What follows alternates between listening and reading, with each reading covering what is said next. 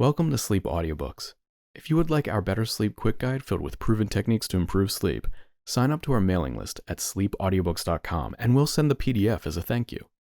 Subscribing and leaving a comment helps this channel more than you know, so please feel free to offer suggestions for future audiobooks or to just say hi. Thank you for listening. We hope you have an excellent night's sleep. This is Sleep Audiobooks.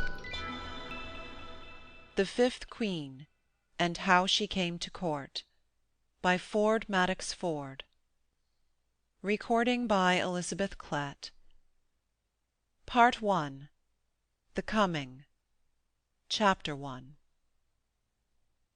Magister Nicholas Udal, the Lady Mary's pedagogue, was very hungry and very cold. He stood undecided in the mud of a lane in the Austin Friars. The quick-set hedges on either side were only waist-high, and did not shelter him. The little houses all round him of white daub with grey corner-beams had been part of the old friars' stables and offices. All that neighbourhood was a maze of dwellings and gardens, with the hedges dry, the orchard trees bare with frost, the arbours wintry and deserted.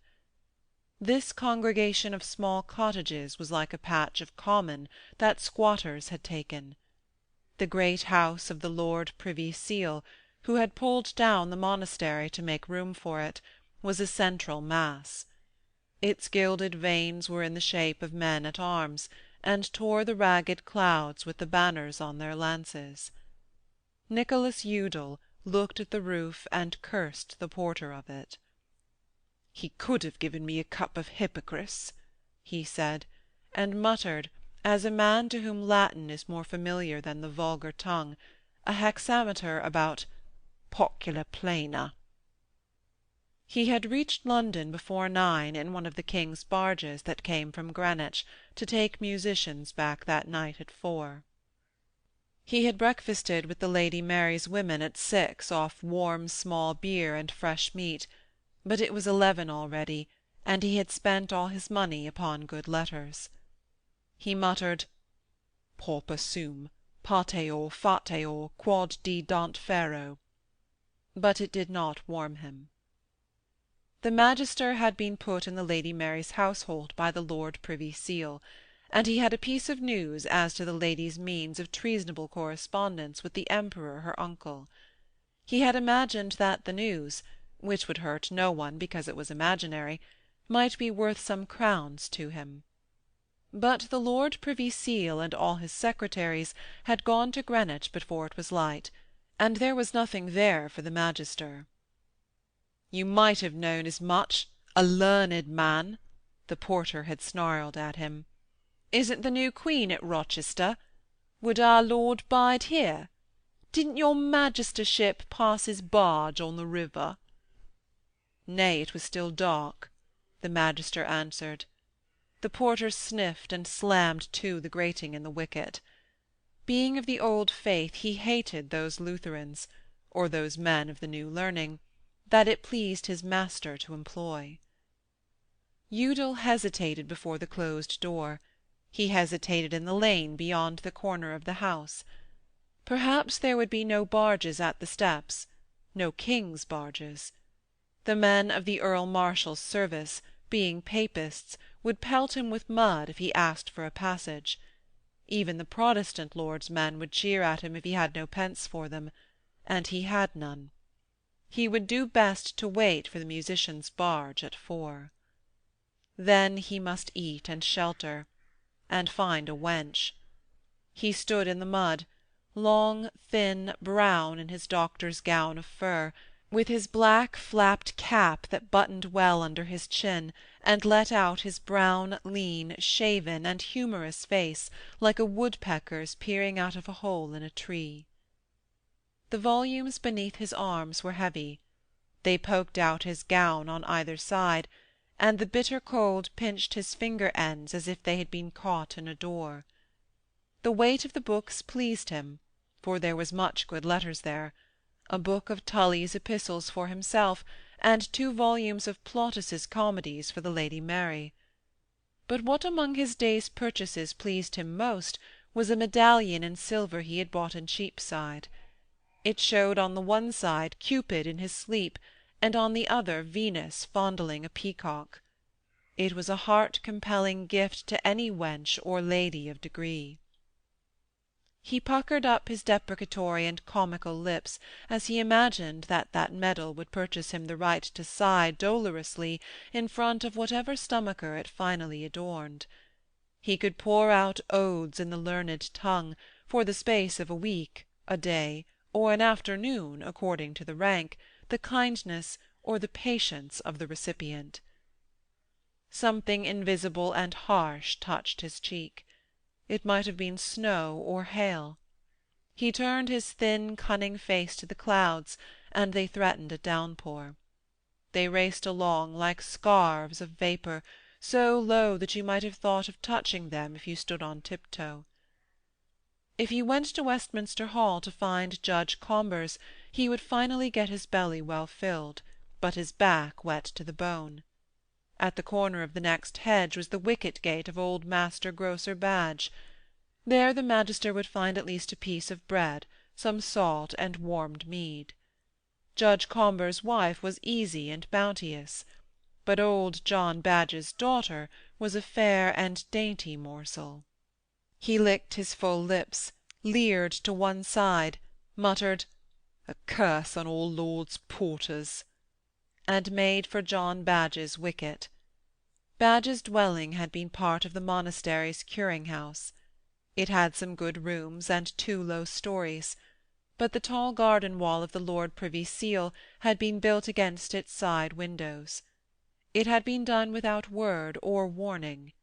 Suddenly workmen had pulled down old Badge's pigeon-house, set it up 20 yards further in, marked out a line and set up this high wall, that pressed so hard against the house-end that there was barely room for a man to squeeze between.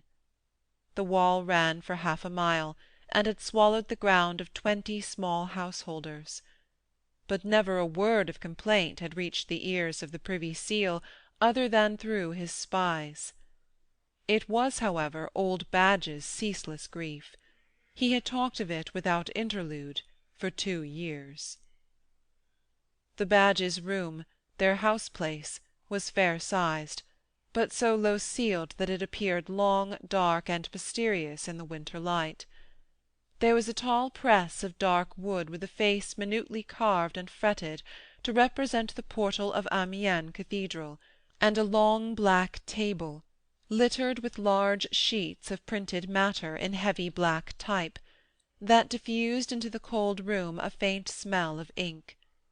The old man sat quavering in the ingle. The light of the low fire glimmered on his silver hair, on his black square cap 2 generations old, and in his old eyes that had seen 3 generations of changes, it twinkled starrily as if they were spinning round.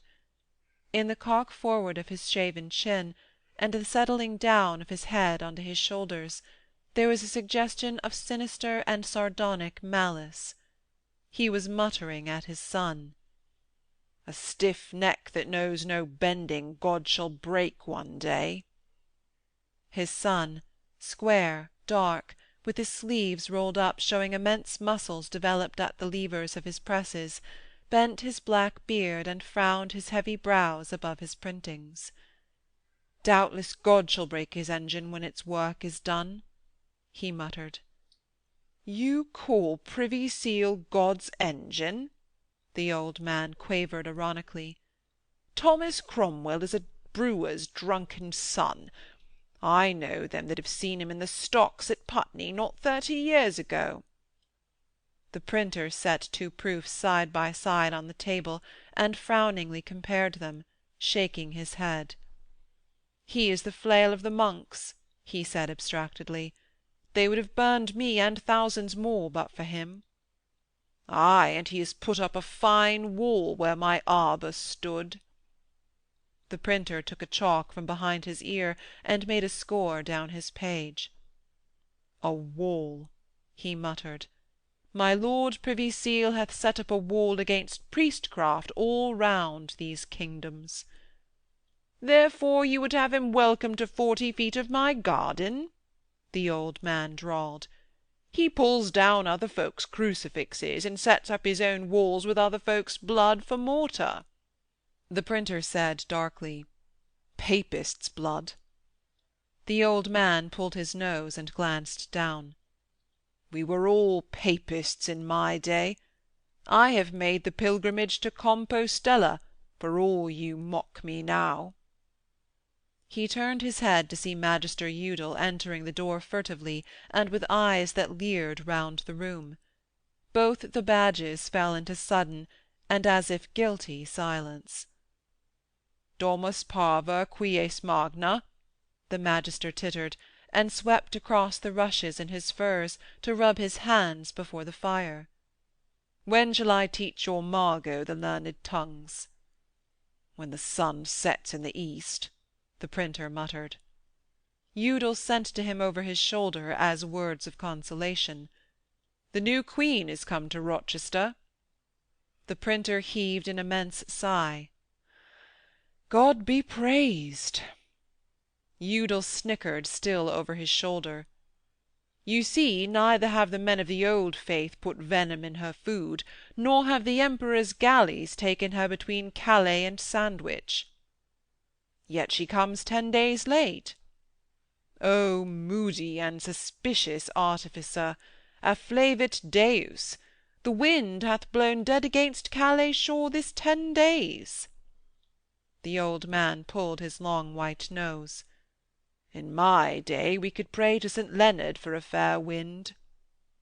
He was too old to care whether the magister reported his words to Thomas Cromwell, the terrible Lord Privy Seal, and too sardonic to keep silence for long about the inferiority of his present day. "When shall I teach the fair Margot the learned tongue?" Udal asked again. "When wolves teach conies how to play on pipes," the master printer snarled from his chest. "The Lord Privy Seal never stood higher," Udal said. "The match with the Cleves lady hath gained him great honour."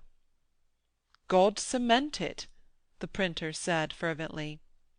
The old man pulled at his nose and gazed at nothing. "I am tired with this chatter of the woman from Cleves," he croaked, like a malevolent raven. "An Anne she is, and a Lutheran. I mind we had an Anne and a Lutheran for queen before. She played the whore and lost her head." "Where's your niece Margot?" Udal asked the printer. "You owe me 9 crowns," the old man said. "I will give your Margot 10 crowns worth of lessons in Latin." "Hold and enough," the printer muttered heavily. "Tags from Seneca in a wench's mouth, or rose garlands on a cow's horns." "The best ladies in the land learn of me," Udal answered. "Ay, but my niece shall keep her virtue intact." "You defame the Lady Mary of England," Udal snickered. The old man said vigorously, "God save her Highness, and send us her for queen. Have you begged her to get me redress in the matter of that wall?" "My Providence was kind to her when it sent her me for her master," said Udal. "I never had apter pupil, saving only one." "Shall Thomas Cromwell redress?" the old man asked. "If good learning can make a good queen, trust me to render her one." Udal avoided the question. "But alas! being declared bastard, for very excellent reasons, she may not—" "You owe me 9 crowns," old Badge threatened him. He picked irritably at the fur on his gown, and gazed at the carved leg of the table. "If you will not induce Privy Seal to pull down his wall, I will set the tipstaves on you." Master Udal laughed. "I will give thy daughter 10 crowns worth of lessons in the learned tongues." "You will receive another broken crown, Magister," the younger John said moodily. "Have you not scars enow by your wenching?" Udal pushed back the furs at his collar.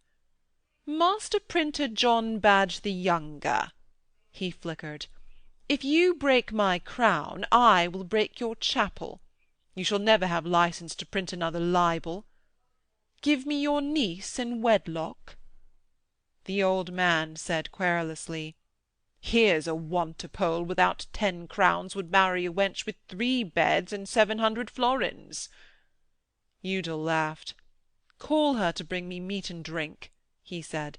'Large words ill fill an empty stomach.' The younger John went negligently to the great Flemish press. He opened the face and revealed on its dark shelves a patty of cold fish and a black-jack. With heavy movements and a solemn face he moved these things, with a knife and napkins, on to the broad black table. The old man pulled his nose again and grinned. "Margot's in her chamber," he chuckled.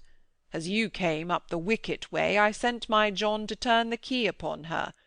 It's there at his girdle." It clinked indeed among rules, T-squares, and calipers at each footstep of the heavy printer between press and table. Magister Udal stretched his thin hands toward it. "I will give you the printing of the Lady Mary's Commentary of Plautus for that key," he said. The printer murmured, "Eat," and set a great pewter salt-cellar, carved like a Flemish pikeman, a foot high, heavily upon the cloth. Udal had the appetite of a wolf. He pulled off his cap the better to let his jaws work. "Here's a letter from the Dr. Wernken of Augsburg," he said. "You may see how the Lutherans fare in Germany." The printer took the letter and read it, standing frowning and heavy. Magister Udal ate. The old man fingered his furs, and, leaning far back in his mended chair, gazed at nothing. "Let me have the maid in wedlock," Udal grunted between 2 bites. "Better women have looked favourably upon me.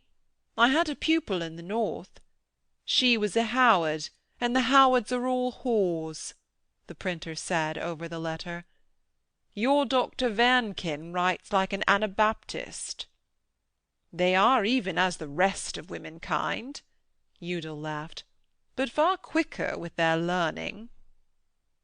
A boy rising 20, in a grey cloak that showed only his bright red stockings and broad-toed red shoes, rattled the back door and slammed it to. He pulled off his cap and shook it. "It snows," he said buoyantly, and then knelt before his grandfather. The old man touched his grandson's cropped fair head. "Benedicite, grandson Hal Poins," he muttered, and relapsed into his gaze at the fire. The young man bent his knee to his uncle and bowed low to the magister. Being about the court, he had for Udal's learning and office a reverence that neither the printer nor his grandfather could share. He unfastened his grey cloak at the neck, and cast it into a corner after his hat.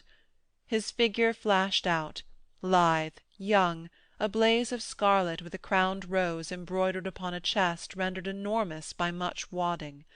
He was serving his apprenticeship as ensign in the gentlemen of the King's Guard, and because his dead father had been beloved by the Duke of Norfolk, it was said that his full ensigncy was near. He begged his grandfather's leave to come near the fire, and stood with his legs apart. "The new Queen's come to Rochester," he said. "I am here with the guard to take the heralds to Greenwich Palace." The printer looked at him unfavourably from the corner of his dark and gloomy eyes. "You come to suck up more money," he said moodily. "There is none in this house." "As Mary is my protectress," the boy laughed, "there is." He stuck his hands into his breeches pocket, and pulled out a big fistful of crowns that he had won overnight at dice, and a long and thin Flemish chain of gold. "I have enow to last me till the thaw," he said. "I came to beg my grandfather's blessing on the first day of the year." "Dicing, wenching," the printer muttered. "If I ask thee for no blessing," the young man said, "it's because, uncle, thou art a Lutheran that can convey none. Where's Margot? This chain's for her." "The fair Margot's locked in her chamber." Udal snickered. "Whysomever, then? Hath she stolen a tart?" "Nay, but I would have her in wedlock." "Thou! You! Your magistership!" The boy laughed incredulously. The printer caught in his tone his courtier's contempt for the artificer's home, and his courtier's reverence for the magister's learning. "Keep thy sister from beneath this fox's tooth," he said. "The likes of him mate not with the like of us." "The like of thee, uncle?" the boy retorted, with good-humoured insolence. "My father was a gentleman." "Who married my sister for her small money, and died leaving thee and thy sister to starve." "Nay, I starve not," the boy said, "and Margot's a plump faggot." "A very Cynthia among willow-trees," the magister said. "Why, your magistership shall have her," the boy said. "I am her lawful guardian." His grandfather laughed as men laugh to see a colt kick up its heels in a meadow. But the printer waved his bare arm furiously at the magister. "Get thee gone out of this decent house!" His eyes rolled, and his clenched fist was as large as a ham. "Here you come not a wenching." "Moody man," the magister said, "your brains are addled with suspicions." The young man swelled his scarlet breast still more consequentially. "This is no house of thine, uncle, but my grandfar's." "Young ass's colt," the printer fulminated. "Wouldst have thy sister undone by this Latin mouth-mincer?" Udal grinned at him, and licked his lips. The printer snarled. "Know'st thou not, young ass, that this man was thrown out of his mastership at Eton for his foul living?" Udal was suddenly on his feet, with the long pastry-knife held back among the furs of his gown. "Ignoble," he began, but he lost his words in his trembling rage. The printer snatched at his long measuring-stick. "Down, knife!" he grunted, for his fury too made his throat catch. "Have a care, nunky!" the young man laughed at the pair of them. "They teach knife-thrusts in his Italian books." "I will have thy printer's licence revoked, ignoble man," the magister said, grinning hideously. "Thou a Lutheran to turn upon me who was undone by papist lies! They said I lived foully, they said I stole the silver cellars." He turned upon the old man, stretching out the hand that held the knife in a passionate gesture. "Your papists said that," he appealed, "but not a one of them believed it, though you dub me Lutheran. See you, do I not govern now the chief papist of you all? Would that be if they believed me filthy in my living? Have I not governed in the house of the Howards, the lord of it being absent? Would that have been if they had believed it of me? And then," he turned again upon the printer, "for the sake of your men, for the sake of the new learning, which God prosper, I was cast down." The printer grunted surlily. "'Tis known no wench is safe from thy amorousness. How many husbands have broken thy pate?" The magister threw the knife onto the table, and rose, frostily rustling in his gown. "I shall bring thee down, ignoble man," he said. "If thou hast the power to do that," the old man asked suddenly, "wherefore canst not get me redress in the matter of my wall?" The magister answered angrily, "Privy Seal hath swallowed thy land, he shall not disgorge. But this man he shall swallow.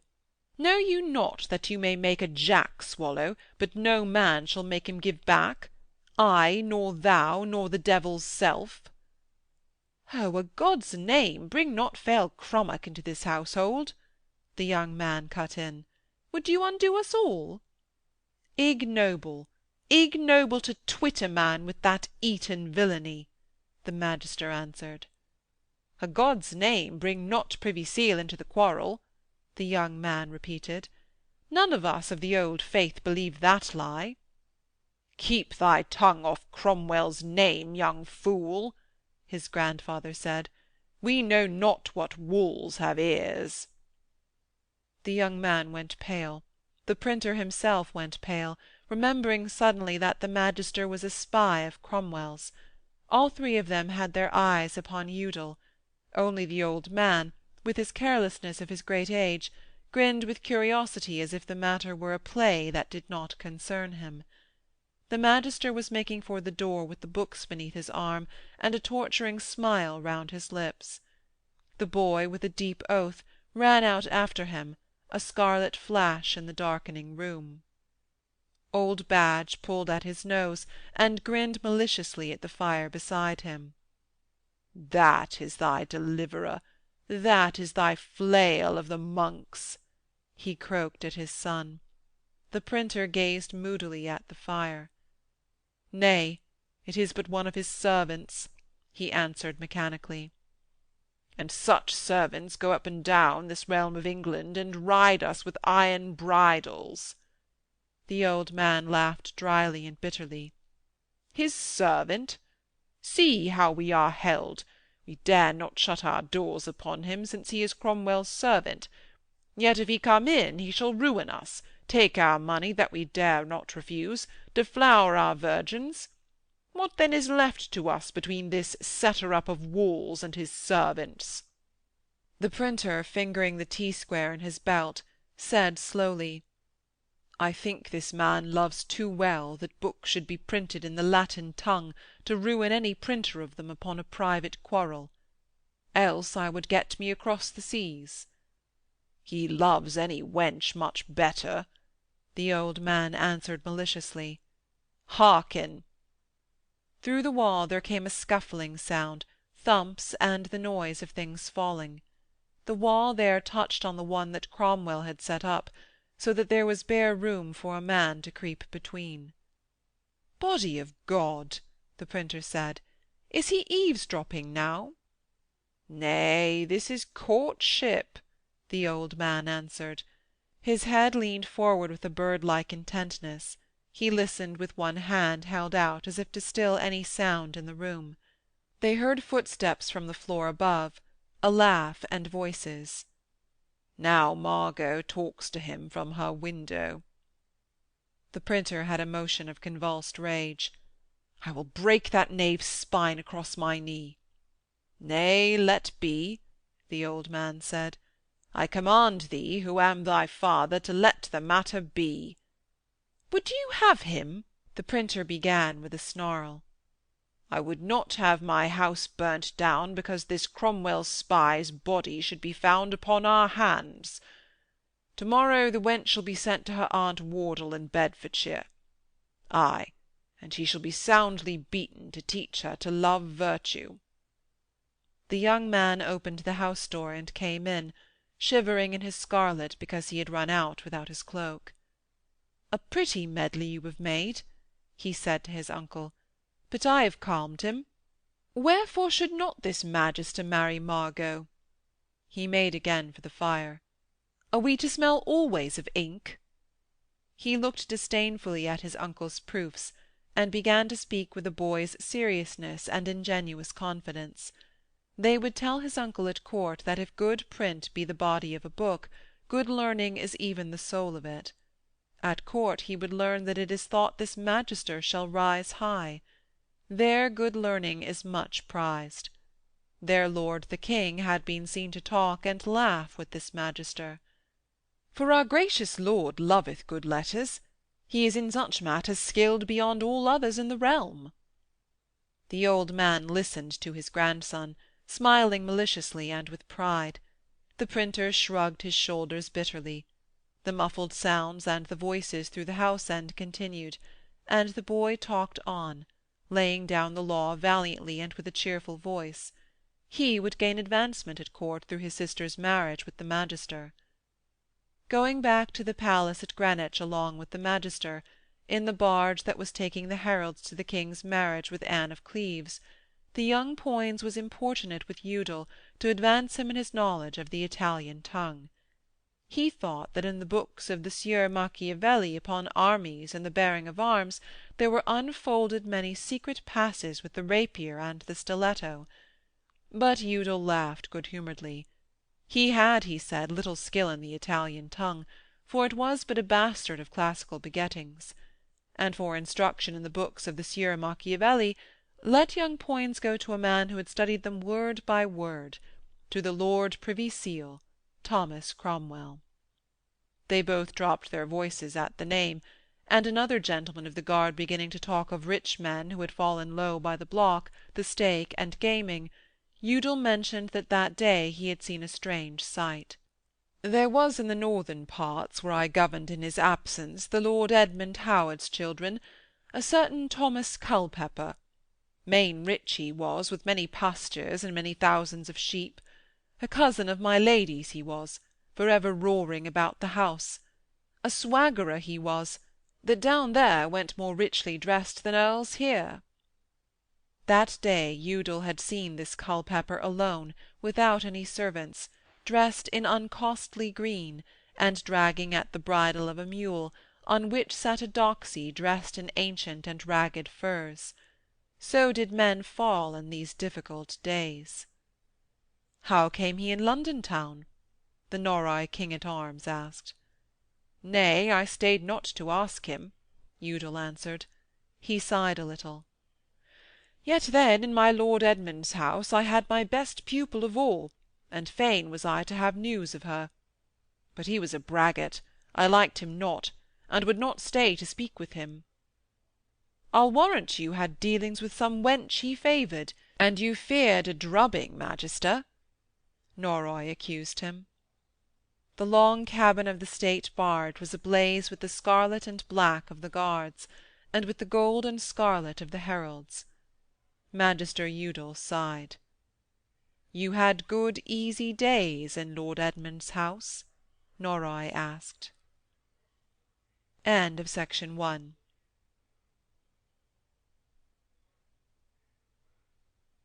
Section 2 of The Fifth Queen, Part 1, Chapter 2.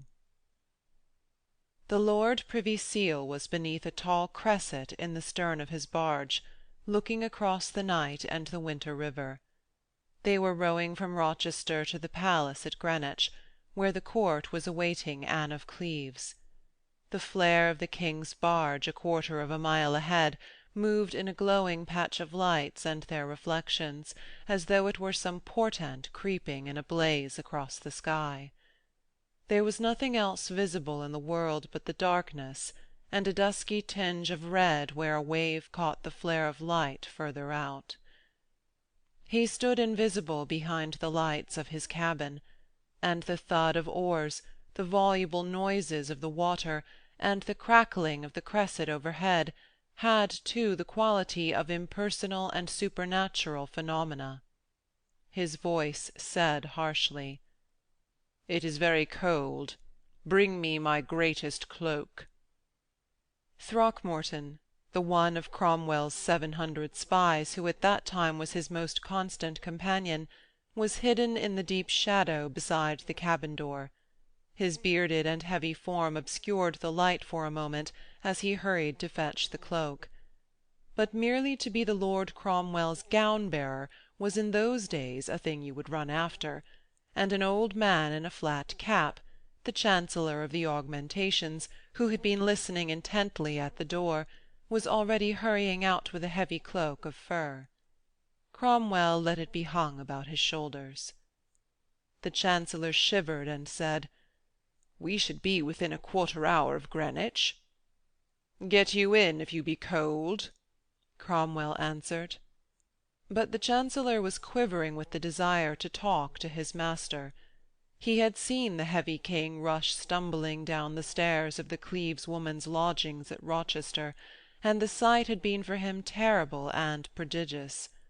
It was Cromwell who had made him Chancellor of the Augmentations, who had even invented the office to deal with the land taken from the abbeys, and he was so much the creature of this Lord Privy Seal that it seemed as if the earth was shivering all the while for the fall of this minister, and that he himself was within an inch of the ruin, execration, and death that would come for them all once Cromwell were down.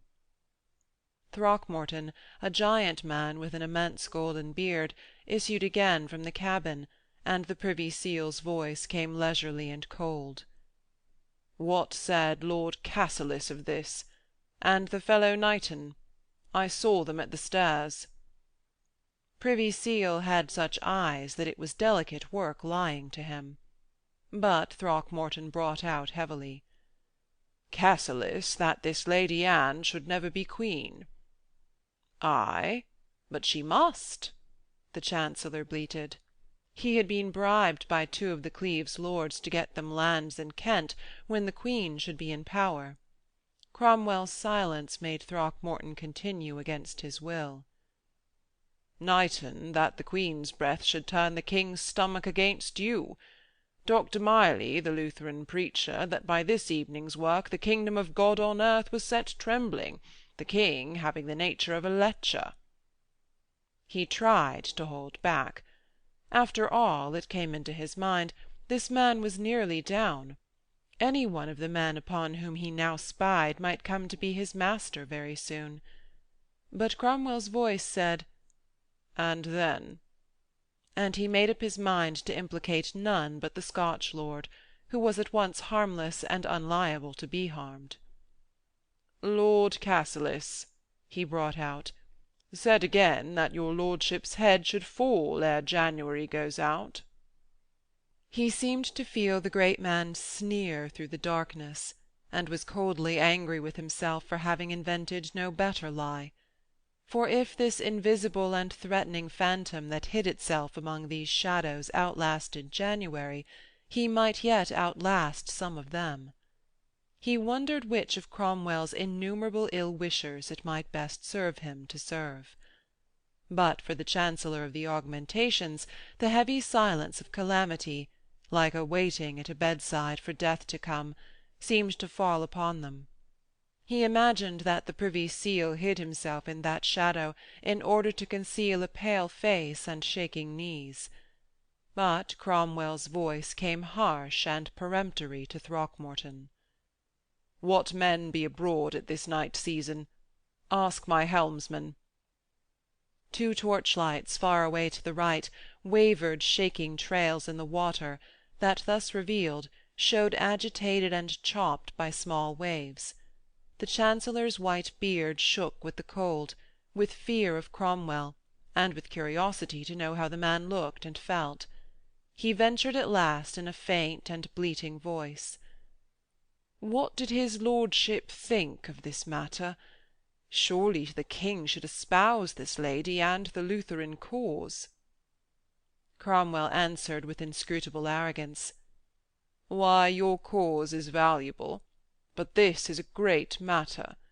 Get you in if you be cold." Throckmorton appeared noiselessly at his elbow, whilst the Chancellor was mumbling, "God forbid I should be called Lutheran."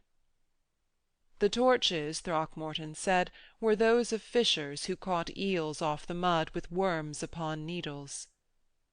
"Such night work favours treason," Cromwell muttered. "Write in my note-book, 'The counsel to prohibit the fishing of eels by night.'" "What a nose he hath for treasons!" the Chancellor whispered to Throckmorton as they rustled together into the cabin. Throckmorton's face was gloomy and pensive. The Privy Seal had chosen none of his information for noting down.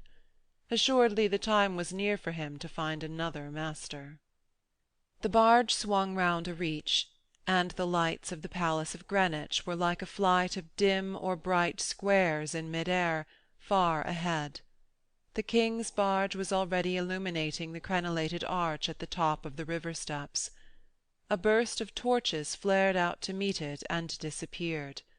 The court was then at Greenwich, nearly all the lords, the bishops, and the several councils lying in the palace to await the coming of Anne of Cleves on the morrow. She had reached Rochester that evening after some days' delay at Calais, for the winter seas. The King had gone that night to inspect her, having been given to believe that she was soberly fair and of bountiful charms. His courteous visit had been in secret and in disguise. Therefore there were no torchmen in the gardens, and darkness lay between the river steps and the great central gateway. But a bonfire, erected by the guards to warm themselves in the courtyard, as it leapt up or subsided before the wind, showed that tall tower pale and high or vanishing into the night, with its carved stone garlands, its stone men-at-arms, its lions, roses, leopards, and naked boys. The living houses ran away from the foot of the tower, till the wings, coming towards the river, vanished continually into shadows. They were low by comparison, gabled with false fronts over each set of rooms, and in the glass of their small paned windows the reflection of the fire gleamed capriciously from unexpected shadows. This palace was called Placentia by the king, because it was pleasant to live in. Cromwell mounted the steps with a slow gait and an arrogant figure. Under the river arch 8 of his gentlemen waited upon him, and in the garden the torches of his men showed black yew-trees cut like peacocks, clipped hedges like walls with archways above the broad and tiled paths, and fountains that gleamed and trickled as if secretly in the heavy and bitter night.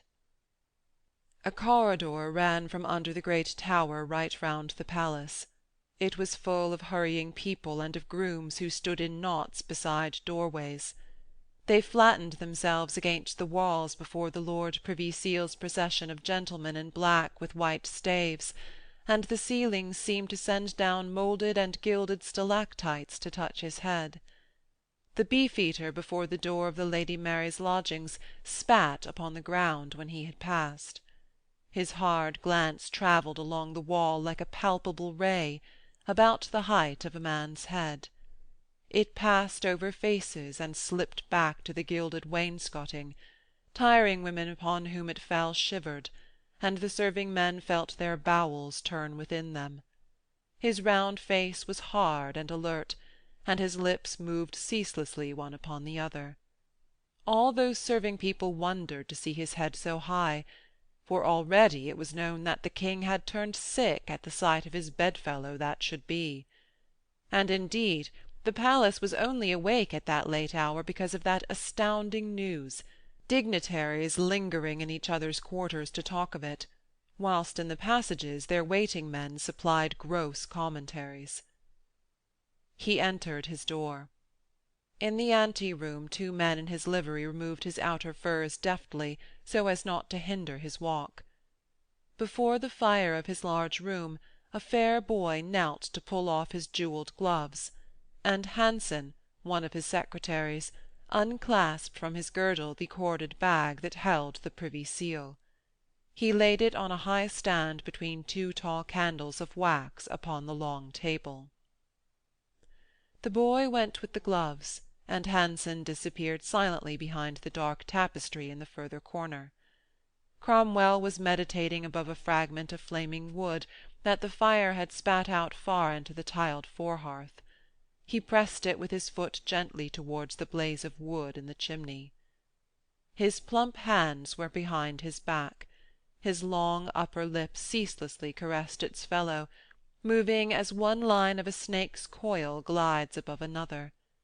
The January wind crept round the shadowy room behind the tapestry, and as it quivered stags seemed to leap over bushes, hounds to spring in pursuit, and a crowned Diana to move her arms, taking an arrow from a quiver behind her shoulder. The tall candles guarded the bag of the Privy Seal.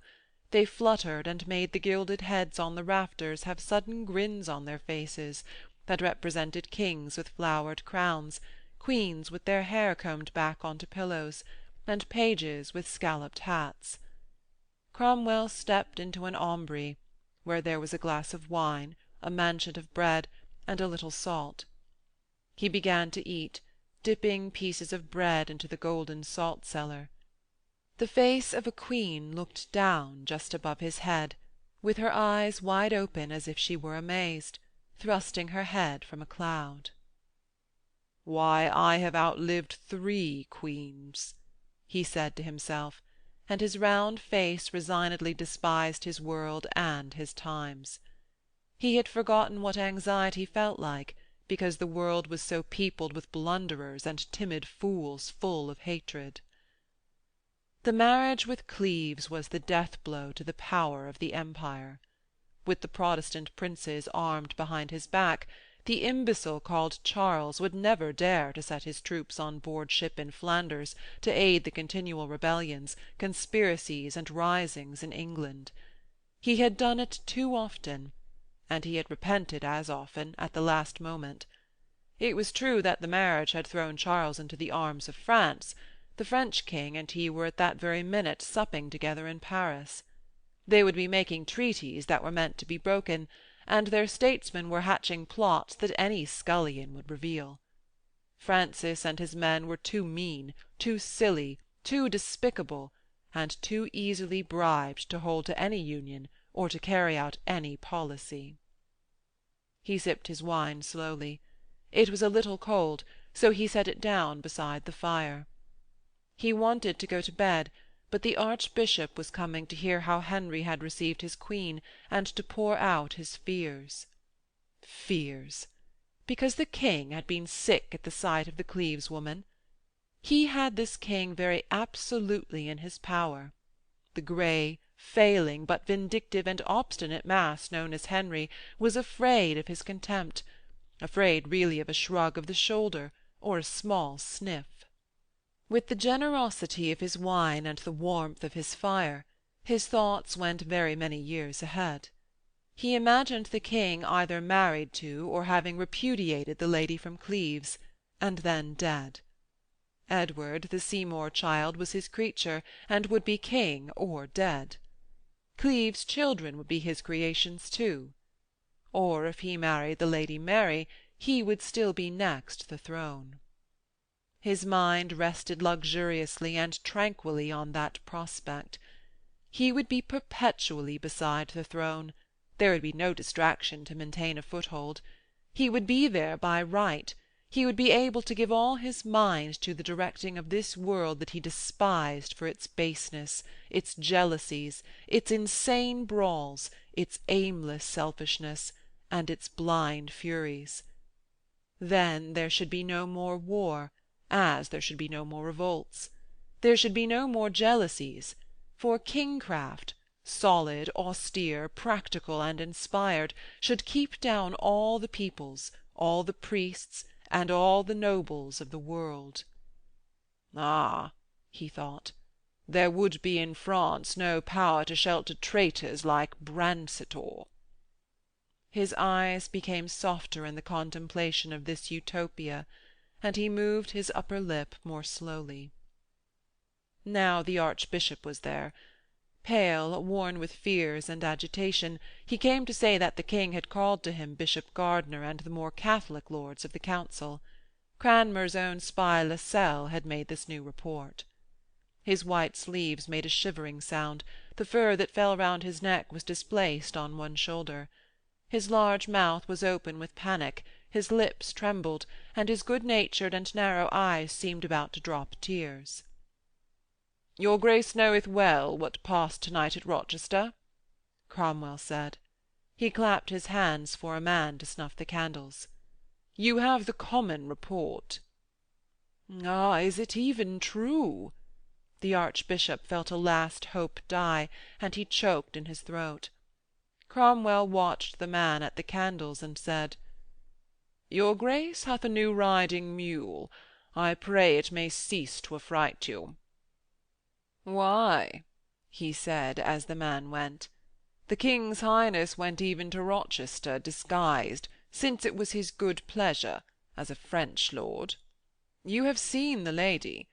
So his Highness was seized with a make of palsy. He cursed to his barge. I know no more than that." "And now they sit in the council." "It seems," Cromwell said. "Oh, dear God, have mercy!" The Archbishop's thin hands wavered before the crucifix on his breast, and made the sign of the cross. The very faces of his enemies seemed visible to him. He saw Gardiner of Winchester, with his snake's eyes under the flat cap, and the Duke of Norfolk with his eyes malignant in a long yellow face. He had a vision of the King, a huge red lump beneath the high dais at the head of the council table, his face suffused with blood, his cheeks quivering. He wrung his hands and wondered if at Smithfield the Lutherans would pray for him, or curse him for having been lukewarm. "Why, goodman gossip," Cromwell said compassionately, "we have been nearer death 10 times." He uttered his inmost thoughts out of pity. All this he had awaited. The King's Highness, by the report of his painters, his ambassadors, his spies, they were all in the pay of Cromwell, had awaited a lady of modest demeanour, a coy habit, and a great and placid fairness. I had warned the Almains at Rochester to attire her against our coming, but she slobbered with ecstasy and slipped sideways, aiming at a courtesy.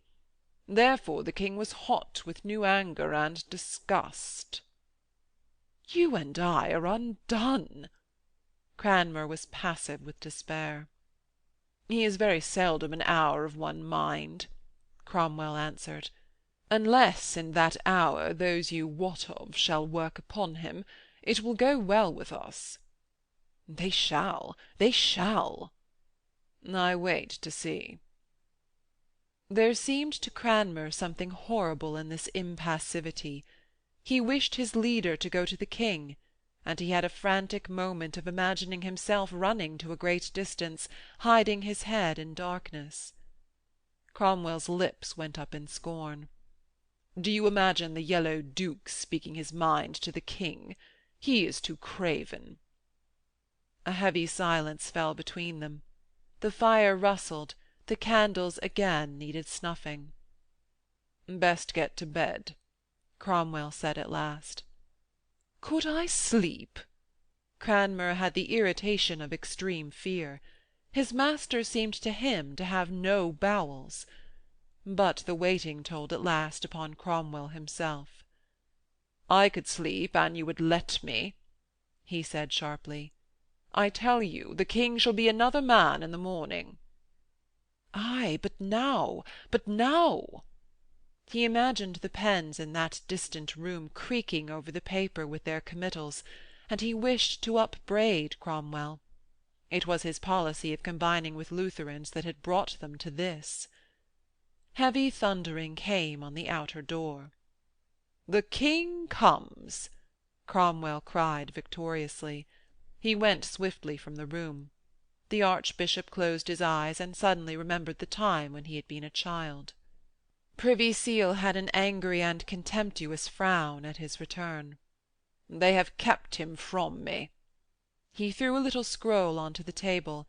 Its white silence made Cranmer shudder. It seemed to have something of the heavy threatening of the King's self. "We may go to bed," Cromwell said. "They have devised their shift." "You say?" "They have temporized. They have delayed. I know them." He quoted contemptuously from the letter. "We would have you send presently to ask of the Almain lords, with the Lady Anne, the papers concerning her pre-contract to the Duke of Lorraine." Cranmer was upon the point of going away in the joy of this respite, but his desire to talk delayed him, and he began to talk about the canon law and pre-contracts of marriage. It was a very valid cause of nullity, all the doctors held. "Think you I have not made very certain the pre-contract was nullified? This is no shift." And Cromwell spoke wearily and angrily.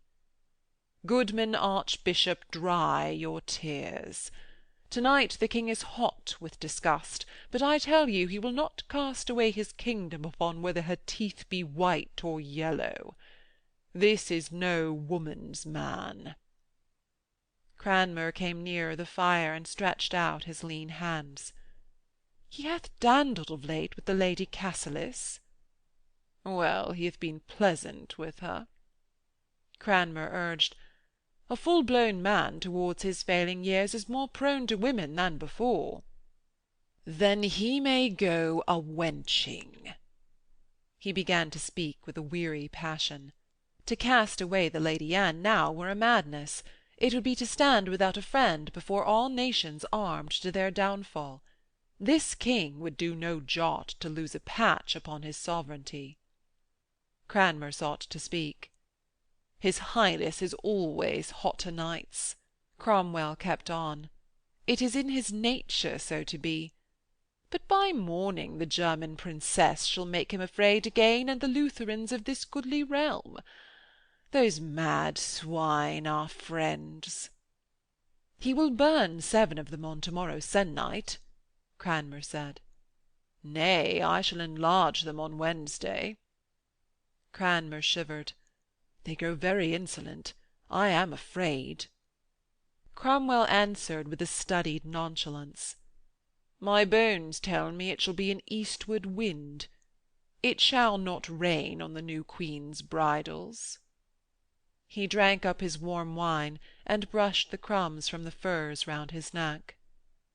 "You are a very certain man," the Archbishop said.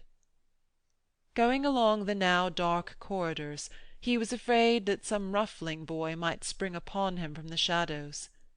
Norfolk, as the Earl Marshal, had placed his lodgings in a very distant part of the palace, to give him long journeys, that, telling upon his asthma, made him arrive breathless and convulsed at the King's rooms when he was sent for.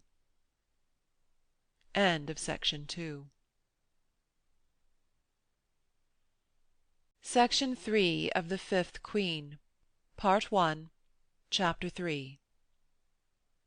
The shadow of the King kept hands from throats in the palace, but grooms were breaking each other's heads in the stables till towards morning.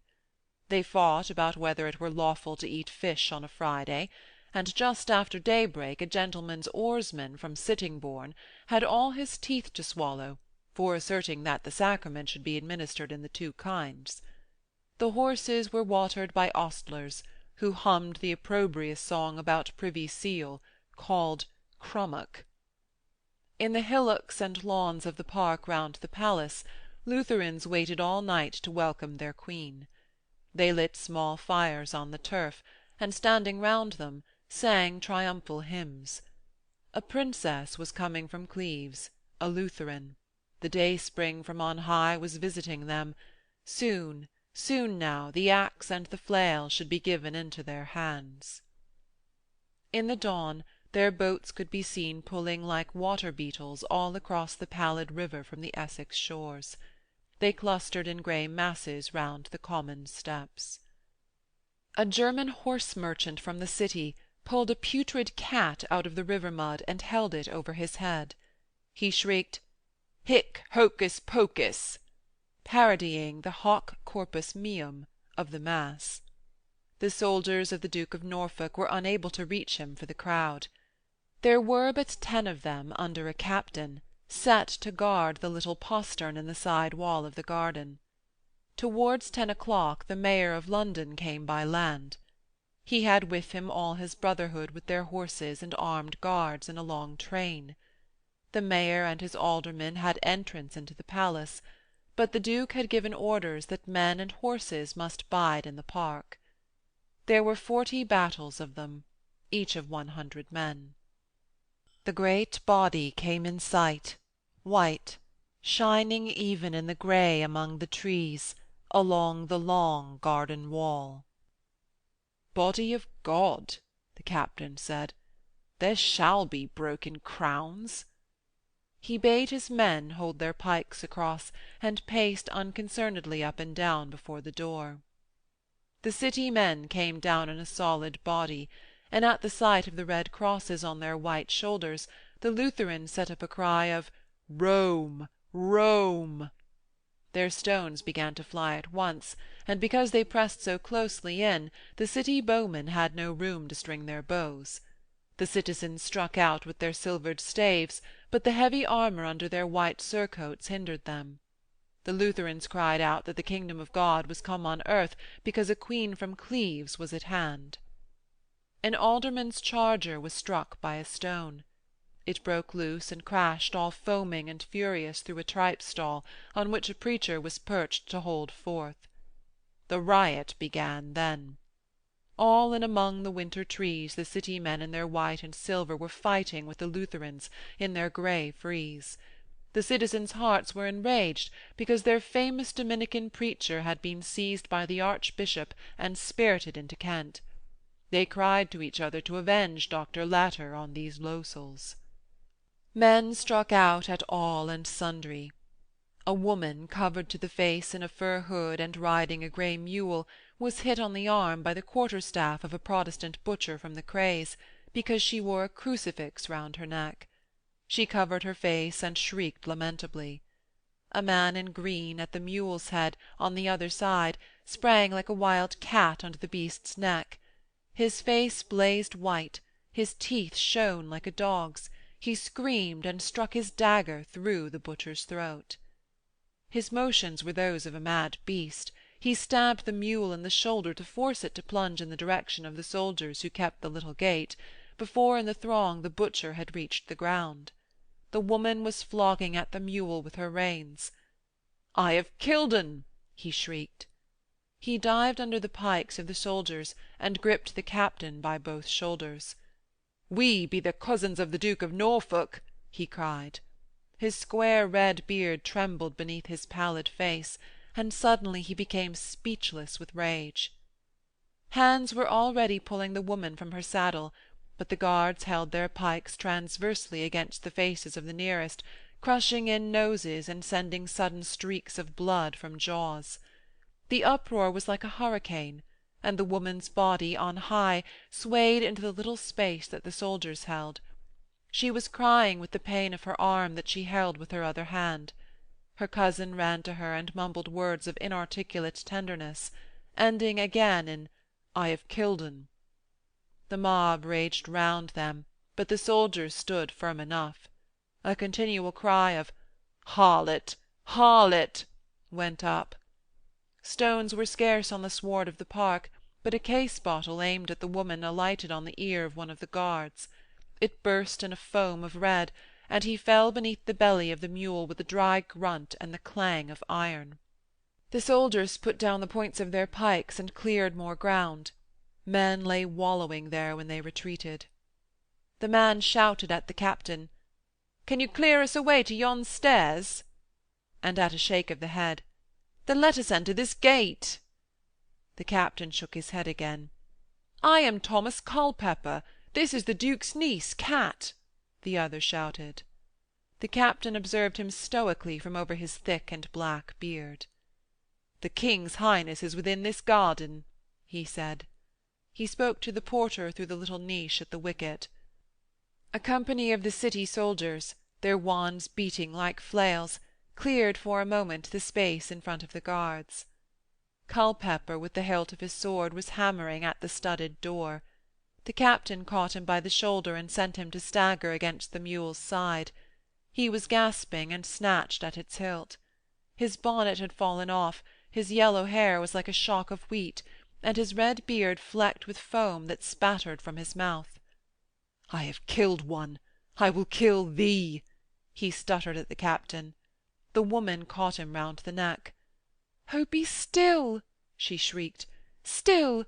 Calm! Ye kill me!" She clutched him so closely that he was half throttled. The captain paced stoically up and down before the gate. "Madam," he said, "I have sent one hastening to his dukeship. Doubtless you shall enter." He began to pull the soldier from beneath the mule's belly by one foot, and, picking up his pike, leaned it against the wall. With his face pressed against his cousin's furred side, Thomas Culpepper swore he would cut the man's throat. "Ay, come back again," he answered. "They call me Sir Christopher Aske." The red jerkins of the King's own guards came in a heavy mass round the end of the wall amid shrieks and curses. Their pike-staves rose rhythmically and fell with dull thuds. With their clumsy gloved hands they caught at throats, and they threw dazed men and women into the space that they had cleared before the wall. Their armourers were ready, with handcuffs and leg-chains hanging like necklaces round their shoulders. The door in the wall opened silently, the porter called through its niche, "These have leave to enter." Thomas Culpepper shouted, "Coney-catcher!" at the captain before he pulled the mule's head round. The beast hung back on his hand, and he struck it on its closed eyes in a tumult of violent rage. It stumbled heavily on the threshold, and then darted forward so swiftly that he did not hear the direction of the porter that they should turn only at the third alley. Tall and frosted trees reached up into the dim skies, the deserted avenues were shrouded in mist, and there was a dead and dripping silence. "7 brawls you've brought me into," the woman's voice came from under her hood. "This weary journey."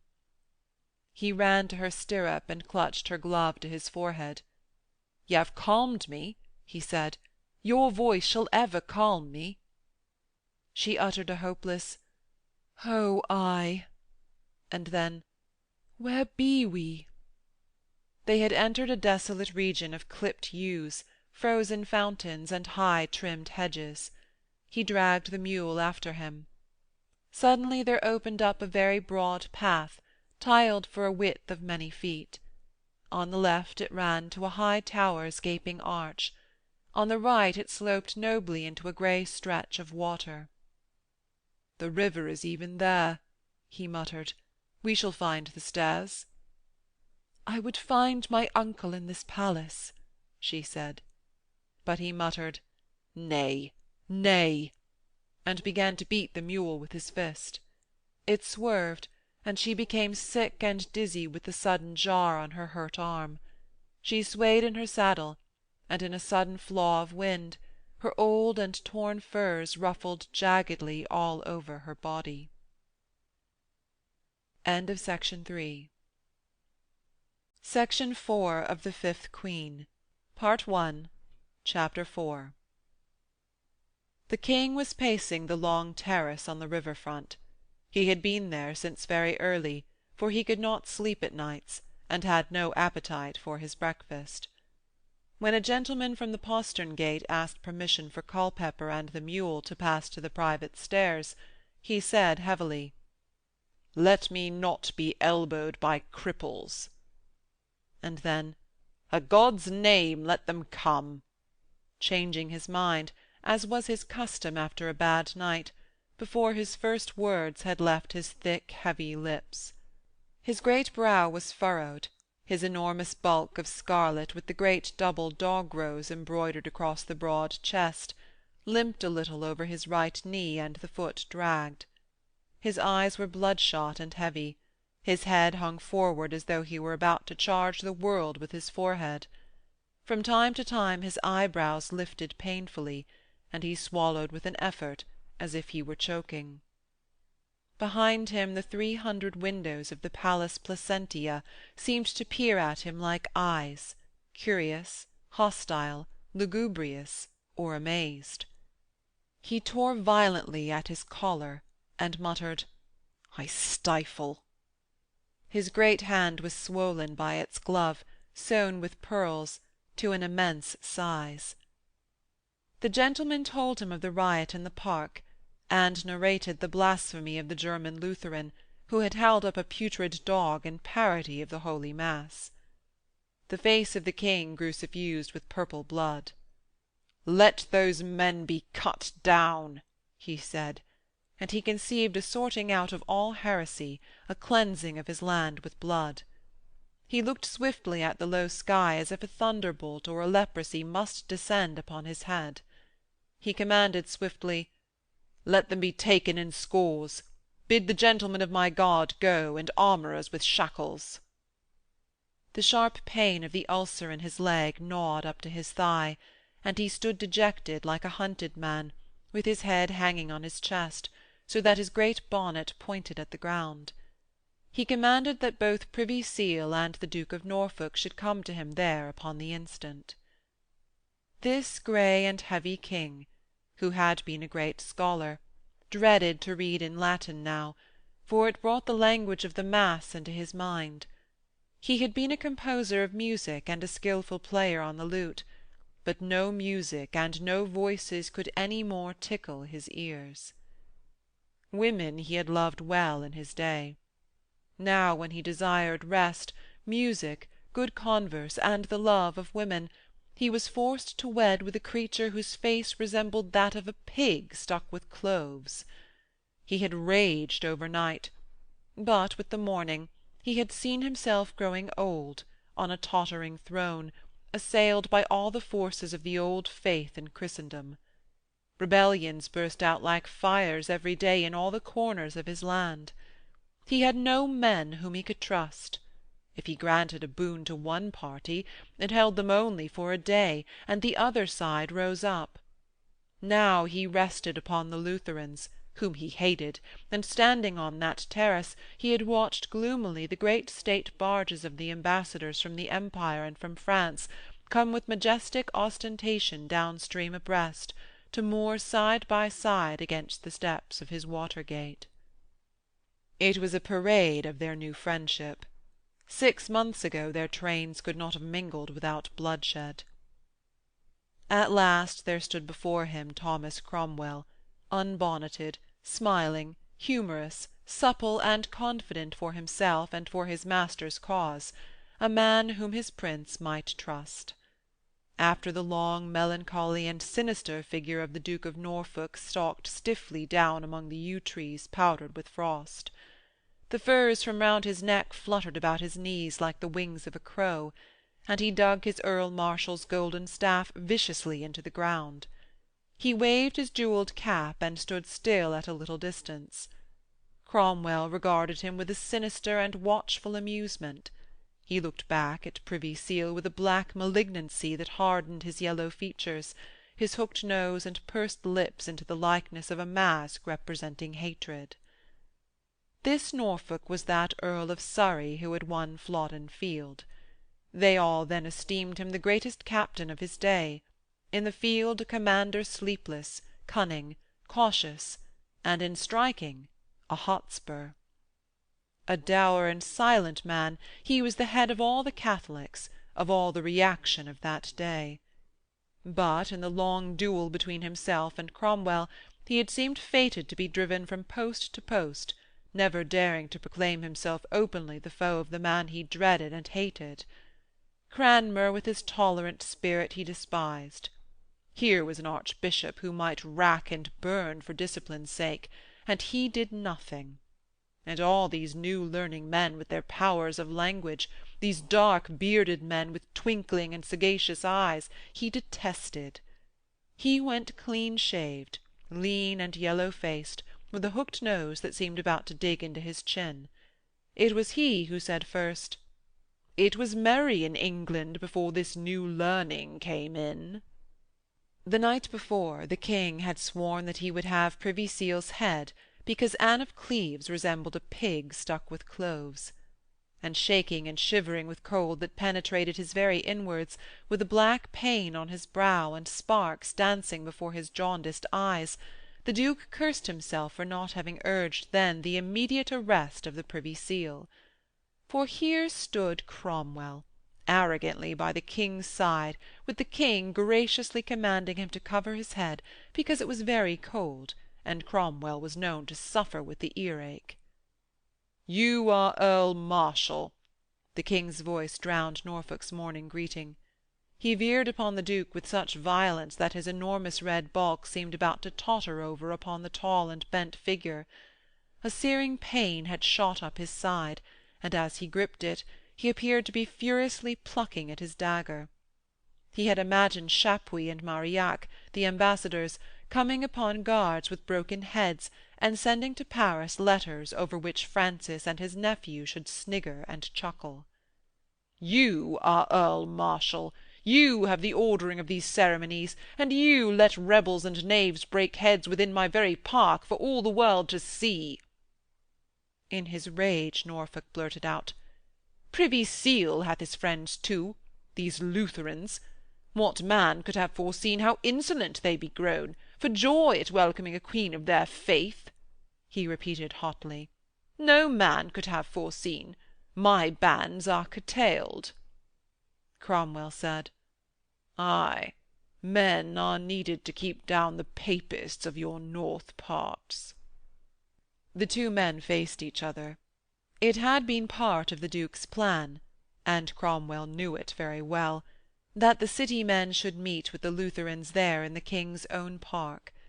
It would show the insolence of the heretics upon whom the Privy Seal relied, and it might prove too the strength of the old faith in the stronghold of the city. Henry rated violently. It put him to shame, he repeated many times. Brawling beneath my face, cries in my ears, and the smells of bloodshed in my nose. Norfolk repeated dully that the Protestants were wondrous insolent. But Cromwell pointed out with a genial amusement, My Lord Duke should have housed the city men within the palace. Cat will fight with dog the world over if you set them together. The Duke answered malignantly, It was fitting the citizens should wait to enter. I would not cumber his Highness' courtyards. We know not yet that this lady cometh to be welcomed Queen. Body of God, the King said with a new violence, do ye prate of these matters? His heavy jaws threatened like a dog's. Hast thou set lousy knaves debating of these? Norfolk answered darkly that it had been treated of in the council last night. My council? My council? The King seemed to bay out the words. There shall some mother's sons rue this. Norfolk muttered that he had spoken of it with no man not a counsellor. The King's Highness's self had moved first in this. Henry suddenly waved both hands at the sky. Take you good order, he said heavily into the lean and yellow face of the Duke. Marshal these ceremonies fitly from henceforth. Let nothing lack. Get you gone. An end must be made of talk and gossip. The rumour of last night's council must appear an idle tale, a falsehood of despairing papists. The Queen cometh, he said. With the droop of the Duke's long arms his hat seemed to brush the stones, his head fell on his chest. It was finished. He had seen so many things go that he loved. And now this old woman with her Germans, her heresies, her children, doubtless, meant the final downfall of the old order in his day. It would return, but he would never see it, and under Cromwell's sardonic gaze his head hung limply, and his eyes filled with hot and blinding drops. His face trembled like that of a very old man. The King had thrust his hand through Cromwell's arm, and with a heavy familiarity as if he would make him forget the council of last night, he was drawing him away towards the water-gate. He turned his head over his shoulder, and repeated balefully, The Queen cometh. As he did so, his eye fell upon a man tugging at the bridle of a mule that had a woman on its back. He passed on with his minister. End of Section 4. Section 5 of The Fifth Queen. Part 1, Chapter 5. In turning, Norfolk came against them at the very end of the path. The man's green coat was spotted with filth. One of his sleeves was torn off and dangled about his heel. The mule's knees were cut, and the woman trembled with her hidden face and shrinking figure. They made him choke with rage and fear. Some other procession might have come against these vagabonds, and the blame would have been his. It disgusted him that they were within a yard of himself. "Are there no side paths?"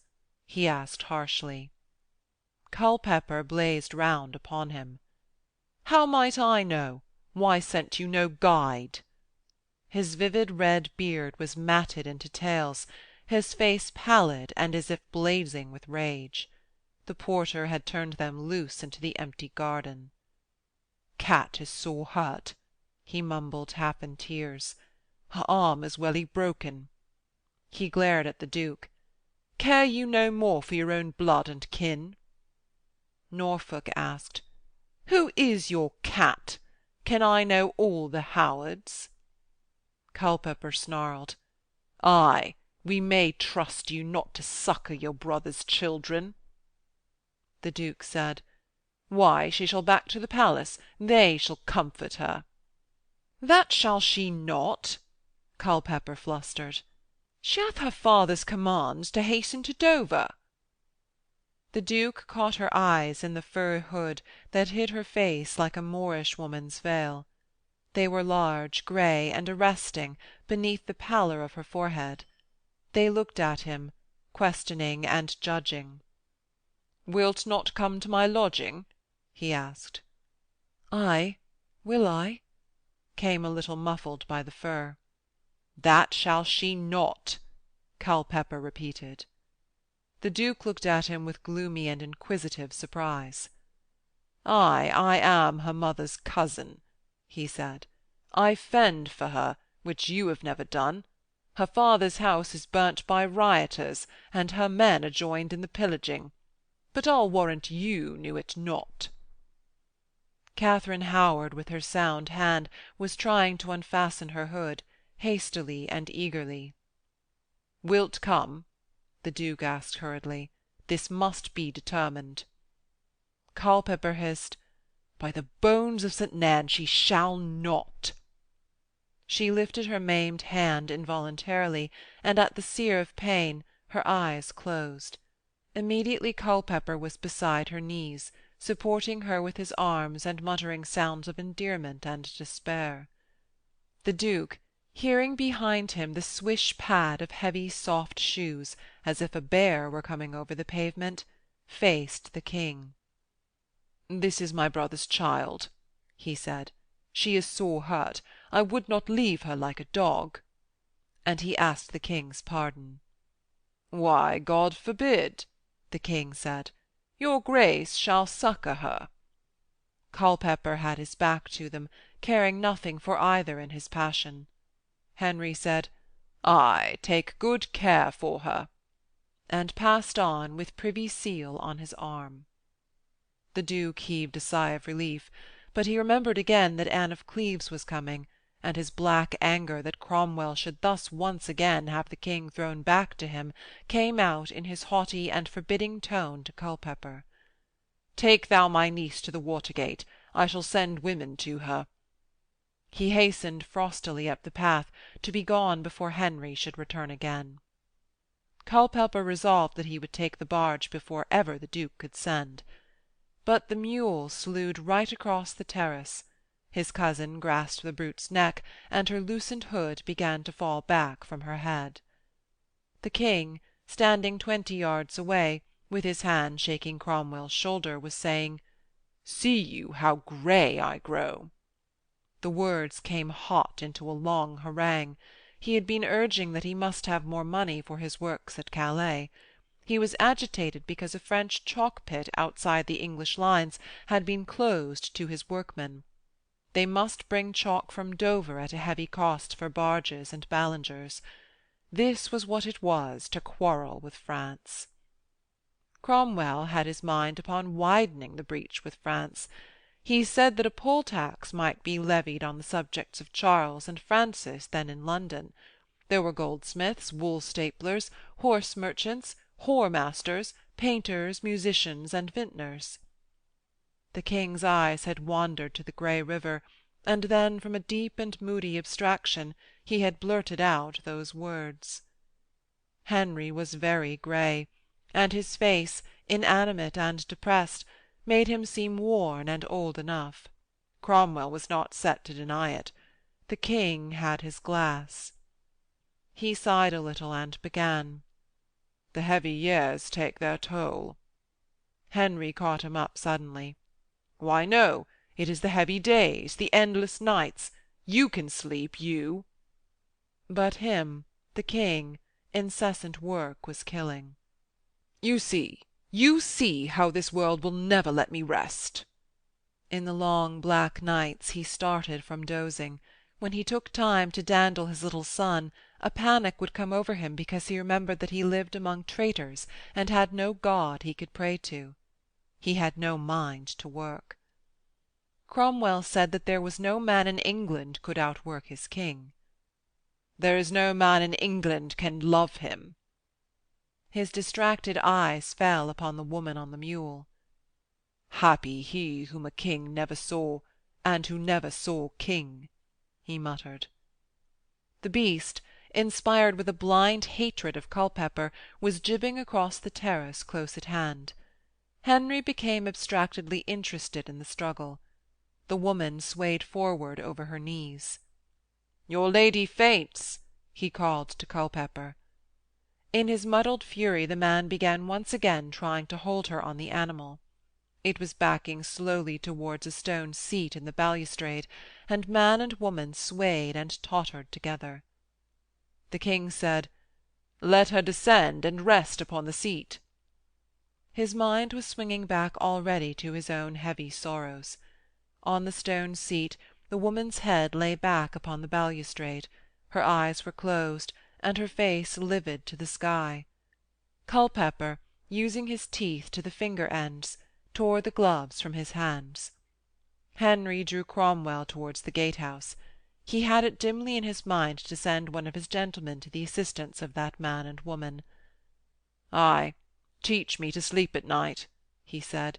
"It is you who make me work." "It is for your Highness's dear sake." "Ay, for my sake," the king said angrily. He burst into a sudden invective. "Thou hast murdered a many men for my sake. Thou hast found out plots that were no plots. Old men hate me, old mothers, wives, maidens, harlots. Why, if I be damned at the end, thou shalt escape, for what thou didst for my sake. Shall it be that?" He breathed heavily. "My sins are thy glory." They reached the long wall of the gatehouse and turned mechanically. A barge at the river steps was disgorging musicians with lutes like half-melons set on staves, horns that opened bell-mouths to the sky, and cymbals that clanged in the rushing of the river. With his eyes upon them, Henry said, "A common man may commonly choose his bedfellow." They had reminded him of the Queen, for whose welcome they had been commanded. Cromwell swept his hand composedly round the half-horizon that held the palace, the grey river, and the inlands. "Your Highness may choose among 10,000," he answered. The sound of a horn blowing faintly to test it within the gatehouse, the tinkle of a lute-string, brought to the king's lips. "Ay, bring me music that shall charm my thoughts. You cannot do it." "A queen is in the nature of a defence, a pledge, a cement, the keystone of a bulwark," Cromwell said. "We know now our friends and our foes. You may rest from this onwards." He spoke earnestly. This was the end of a long struggle. The king should have his rest. They moved back along the terrace. The woman's head still lay back, her chin showed pointed, and her neck long, thin, and supple. Culpepper was bending over her, sprinkling water out of his cap upon her upturned face. The king said to Cromwell, "Who is that wench?" And in the same tone, "Ay, you are a great comforter. We shall see how the cat jumps." And then, answering his own question, "Norfolk's niece?" His body automatically grew upright, the limp disappeared from his gait, and he moved sturdily and gently towards them. Culpepper faced round like a wild cat from a piece of meat, but seeing the great hulk, the intent and friendly eyes, the gold collar over the chest, the heavy hands, and the great feet that appeared to hold down the very stones of the terrace, he stood rigid in a pose of disturbance. "Why do you travel?" the king asked. "This shall be Katharine Howard?" Culpepper's hushed but harsh voice answered that they came out of Lincolnshire on the Norfolk border. This was the Lord Edmund's daughter. "I have never seen her," the king said. "She hath never been in this town." The king laughed. "Why, poor wench!" "She hath been well schooled," Culpepper answered proudly. hath had masters, hath sung, hath danced, hath your Latin and your Greek, hath 10 daughters, her father. The King laughed again. Why, poor man. Poorer than ever now, Culpepper muttered. Katharine Howard stirred uneasily, and his face shot round to her. Rioters have brent his only house, and wasted all his sheep.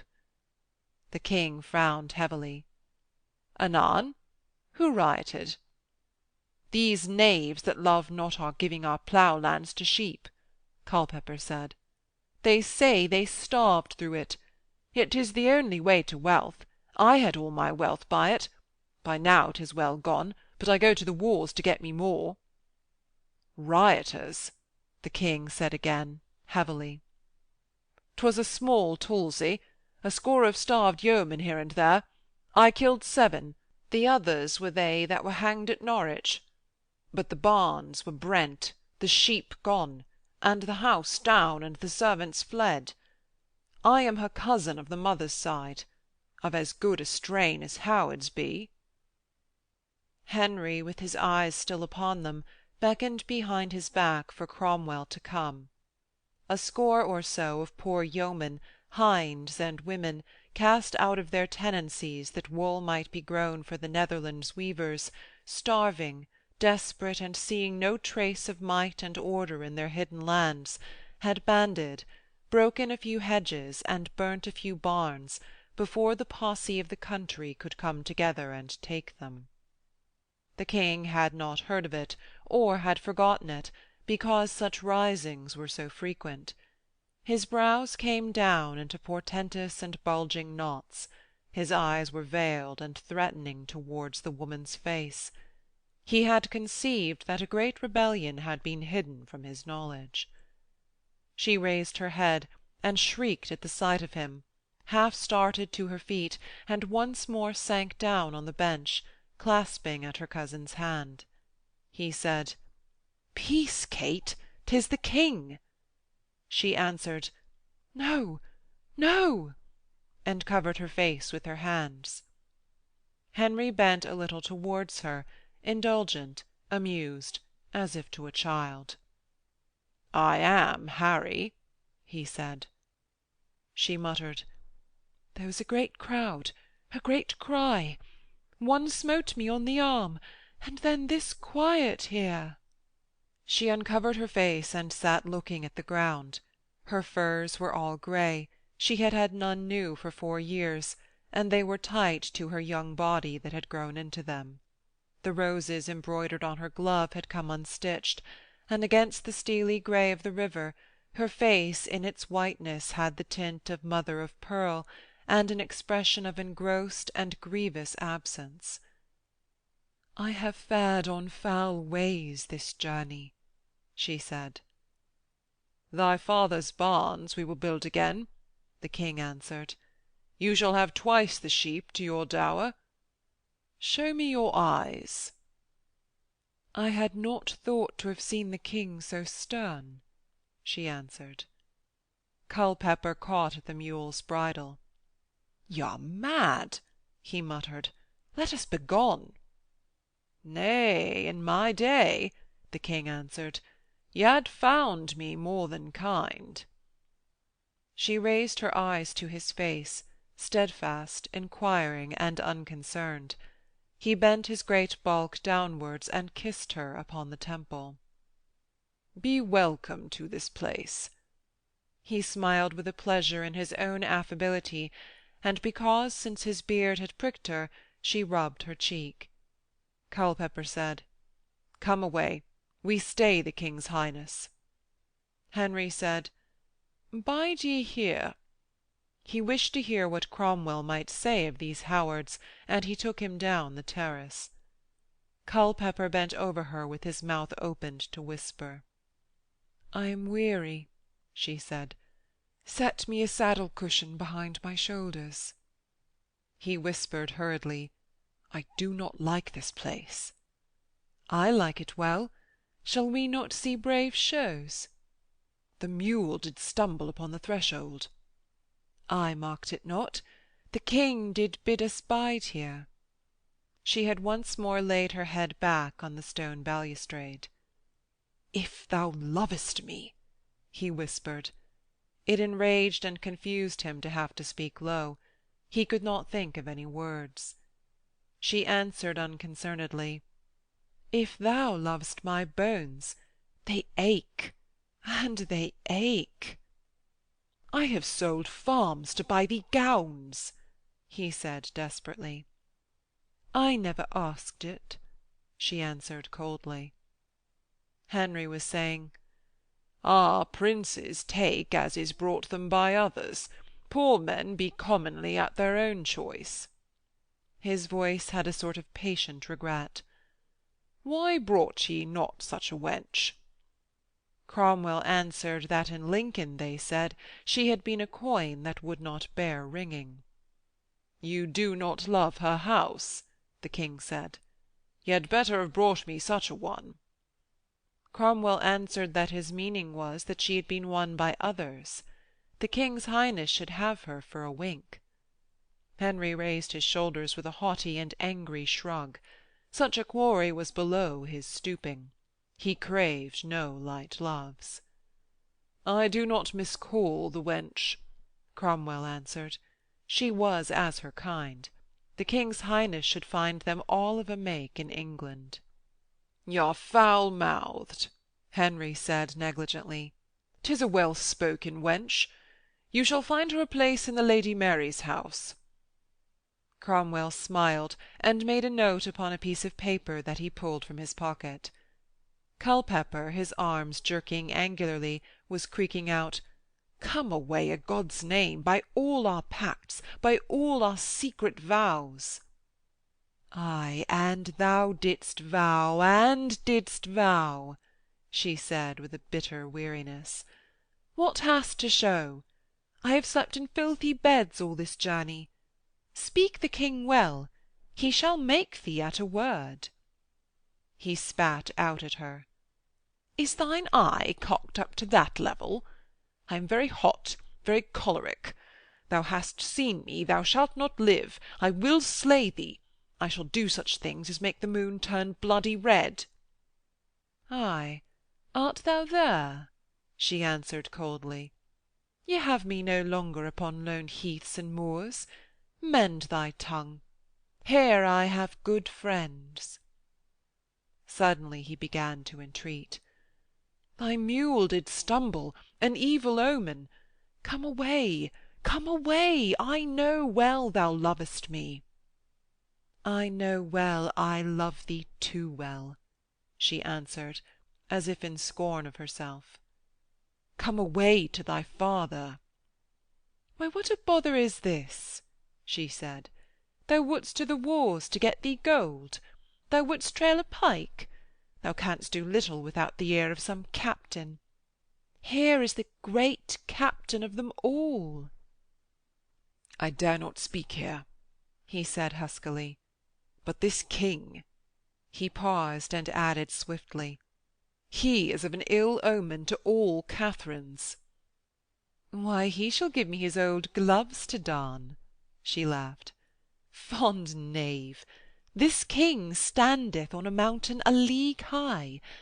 A king shall take notice of one for the duration of a raindrop's fall. Then it is done. One may make oneself ere it reach the ground, or never. Besides, 'tis a well-spoken elder. 'Tis the spit of our grandfather Culpepper." When Henry came hurrying back, engrossed, to send Culpepper and the mule to the gatehouse for a guide, she laughed gently for pleasure.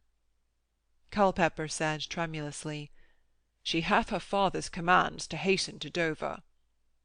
"Her father taketh and giveth commands from me," Henry answered, and his glove flicked once more towards the gate. He had turned his face away before Culpepper's hand grasped convulsively at his dagger, and he had Katharine Howard at his side sweeping back towards Cromwell. She asked confidingly and curiously, "Who is that lord?" And after his answer she mused, "He is no friend to Howard's." "Nay, that man taketh his friends among mine," he answered. He stopped to regard her, his face one heavy and indulgent smile.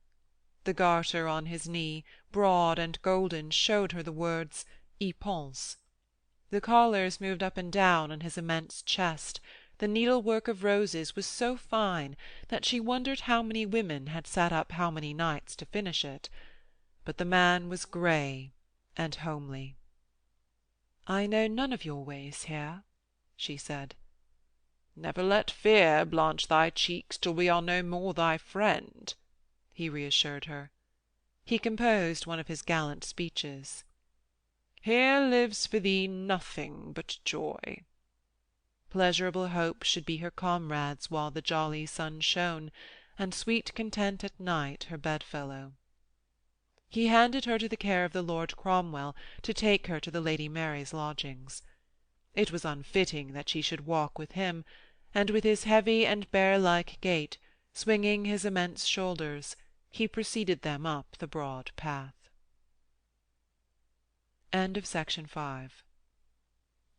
Section 6 of The Fifth Queen, Part 1, Chapter 6. Cromwell watched the King's great back with an attentive smile. He said ironically that he was her ladyship's servant. "I would ye were," she answered. "They say you love not those that I love." "I would have you not heed what men say," he answered grimly.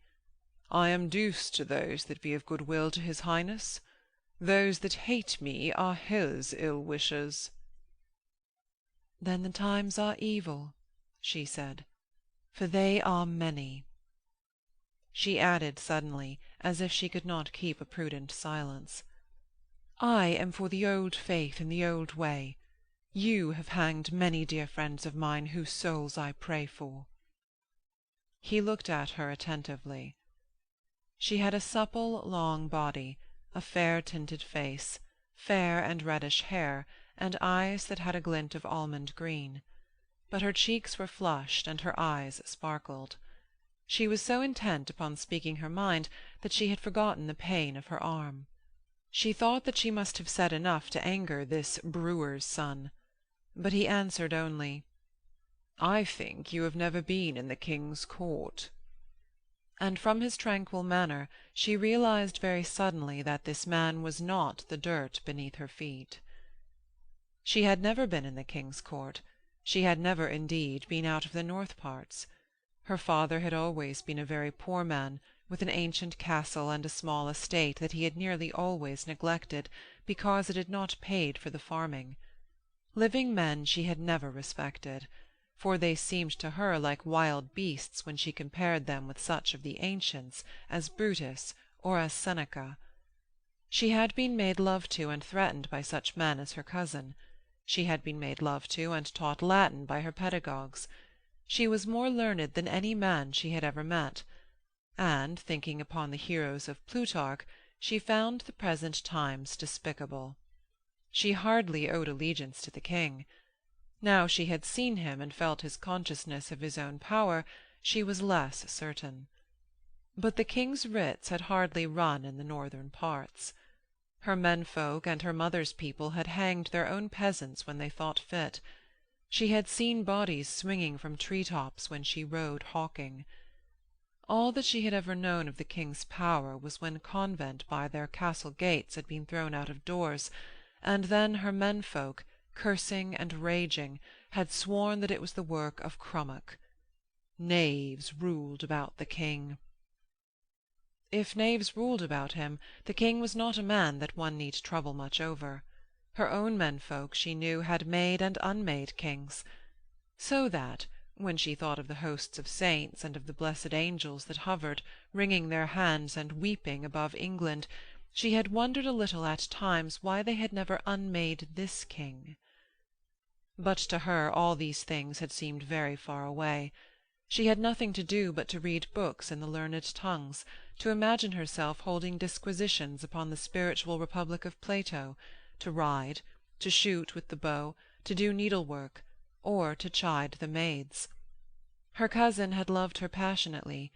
It was true that once, when she had had nothing to her back, he had sold a farm to buy her a gown. But he had menaced her with his knife till she was weary, and the ways of men were troublesome to her. Nevertheless, she submitted to them with a patient wisdom. She submitted to the king. She submitted, though she hated him by repute, to Cromwell's catechism as they followed the king at a decent interval. He walked beside her with his eyes on her face. He spoke of the king's bounty in a voice that implied his own power. She was to be the Lady Mary's woman. He had that lady especially in his good will.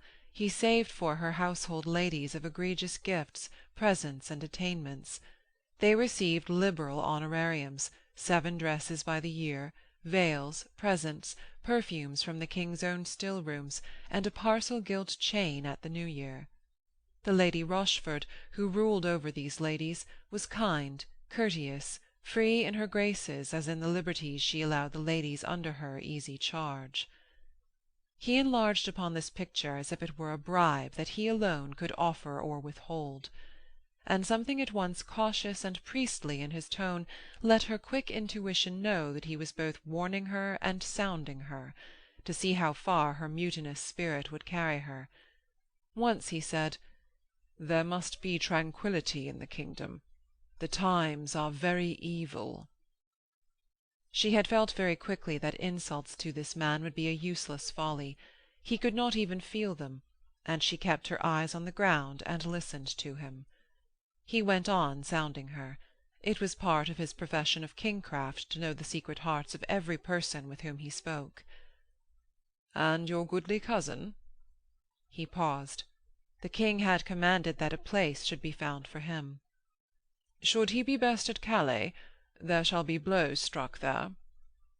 She knew very well that he was trying to discover how much she loved her cousin, and she answered in a low voice, "I would have him stay here. He is the sole friend I have in this place." Cromwell said, with a hidden and encouraging meaning, her cousin was not her only friend there. "Ay, but your lordship is not so old a friend as he." "Not me. Call me your good servant." "There is even then my uncle." "Little good of a friend you will have of Norfolk. 'Tis a bitter apple, and a very rotten plank to lean upon." She could not any longer miss his meaning. The king's scarlet and immense figure was already in the grey shadow of the arch under the tower. In walking they had come near him, and while they waited he stood for a minute, gazing back down the path with boding and pathetic eyes. Then he disappeared. She looked at Cromwell, and thanked him for the warning. "Quia spicula praevisa minus ledunt." "I would have you read it. Gaudia plus laetificant," he answered gravely. A man with a conch-shaped horn upturned was suddenly blowing beneath the archway 7 hollow and reverberating grunts of sound that drowned his voice. A clear answering whistle came from the water-gate. Cromwell stayed, listening attentively. Another stood forward to blow 4 blasts, another 6, another 3. Each time the whistle answered. They were the great officers' signals for their barges that the men blew, and the whistle signified that these lay at readiness in the tideway. A bustle of men running, calling, and making pennons ready, began beyond the archway in the quadrangle. Cromwell's face grew calm and contented. The king was sending to meet Anne of Cleves. "You are well read?" he asked her slowly. "I was brought up in the Latin tongue or ever I had the English," she answered. "I had a good master, one that spoke the learned language always." "Ay, Nicholas Udal," Cromwell said. "You know all men in the land," she said, with fear and surprise. "I had him to master for the Lady Mary, since he is well disposed." "'Tis an arrant knave, though the best of pedagogues," she answered. "He was cast out of his mastership at Eton for being a rogue." "For that the worshipful your father had him to master," he said ironically. "No, for that he was a ruined man and taught for his victuals. We welly starved at home, my sisters and I." he said slowly, "the better need that you should grow beloved here." Standing there, before the bushes where no ears could overhear, he put her to more questions. She had some Greek, more than a little French, she could judge a good song, she could turn a verse in Latin or the vulgar tongue. She professed to be able to ride well, to be conversant with the terms of venery, to shoot with the bow, to have studied the fathers of the Church. "These things are well liked in high places," he said. "His Highness' self speaks 5 tongues, loveth a nimble answer, and is a very noble huntsman." He surveyed her as if she were a horse he were pricing. "But I doubt not you have appraised yourself passing well," he uttered. "I have had some to make me pleasant speeches," she answered, "but too many cannot be had." "See you," he said slowly, "these tuckets that they blow from the gate signify that the new queen cometh with great state." He bit his under lip and looked at her meaningly. "But a great state ensueth a great heaviness to the head of the state. Principis hymen principium gravitatis. 'Tis a small matter to me. You may make it a great one to your ladyship's light fortunes." She knew that he awaited her saying, "I do not take your lordship," and she pulled the hood further over her face because it was cold, and uttered the words with her eyes on the ground. "Why," he said readily, "you are a lady having gifts that are much in favour in these days. Be careful to use those gifts and no others. Meddle in nothing that does not concern you. So you may make a great marriage with some lord in favour, but meddle in naught else." She would find many to set her an evil example. The other ladies amongst whom she was going were a mutinous lot. Let her be careful. If by her good behaviour she earned it, he would put the king in mind to advance her. If by good speeches and good example, since she had a great store of learning, she could turn the hearts of these wicked ladies, if she could report to him evil designs or plots, he would speak to the king in such wise that his Highness should give her a great dower, and any lord would marry her. Or he would advance her cousin, so that he should become marriageable. She said submissively, "Your lordship would have me become a spy upon the ladies who shall be my fellows?" He waved his hand with a large and calming gesture. "I would have you work for the good of the state as you find it," he said gravely. "That, too, is a doctrine of the ancients." He cited the case of Seneca, who supported the government of Nero, and she noted that he twisted to suit his purpose Tacitus' account of the soldiers of that same prince. Nevertheless, she made no comment, for she knew that it is the nature of men calmly to ask hateful sacrifices of women. But her throat ached with rage, and when she followed him along the corridors of the palace, she seemed to feel that each man, each woman that they passed, hated that lord with a hatred born of fear. He walked in front of her arrogantly, as if she were a straw to be drawn along in the wind of his progress. Doors flew open at a flick of his finger.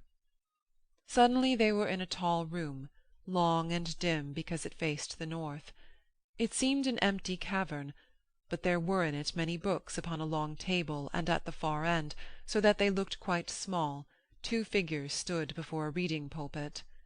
The voice of the serving-man who had thrown open the door made the words, "The Lord Privy Seal of England," echo mournfully along the gilded and dim rafters of the ceiling. Cromwell hastened over the smooth, cold floor. The woman's figure in black, the long tail of her hood falling almost to her feet like a widow's veil, turned from the pulpit. A man remained bent down at his reading. "Annuntio vobis gaudium magnum," Cromwell's voice uttered. The lady stood, rigid and straight, her hands clasped before her. Her face, pale so that not even a touch of red showed above the cheek-bones, and hardly any in the tightly pursed lips, was as if framed in her black hood that fastened beneath the chin. The high, narrow forehead had the hair tightly drawn back so that none was visible, and the coif that showed beneath the hood was white like a nun's. The temples were hollowed so that she looked careworn inexpressibly, and her lips had hard lines around them. Above her head all sounds in that dim room seemed to whisper for a long time among the rafters, as if here dwelt something mysterious, sepulchral, a great grief or a great passion. "I announce to you a master joy," Cromwell was saying. "I bring your la'ship a damsel of great erudition and knowledge of good letters." His voice was playful and full, his back was bent supply, his face lit up with a debonair and pleasant smile. The lady's eyes turned upon the girl, forbidding and suspicious. She remained motionless. Even her lips did not move. Cromwell said that this was a Katharine of the Howards, and one fit to aid her ladyship and Master Udal with their erudite commentary of Plautus his works. The man at the reading-desk looked round and then back at his book. His pen scratched upon the margin of a great volume. Katharine Howard was upon her knees, grasping at the lady's hand to kiss it. But it was snatched roughly away. "This is a folly," the voice came harshly from the pursed lips. "Get up, wench." Katharine remained kneeling. For this was the Lady Mary of England, a martyr for whom she had prayed nightly, since she could pray. "Get up, fool," the voice said above her head. "It is proclaimed treason to kneel to me. This is to risk your neck to act thus before the Privy Seal." The hard words were aimed straight at the face of Cromwell. "Your ladyship knows well I would fain have it otherwise," he answered softly. "I do not ask it," she answered. He maintained a gentle smile of deprecation, beckoning a little with his head and with his eyes, begging her for private conversation. She lifted Katharine roughly to her feet and followed him to a distant window.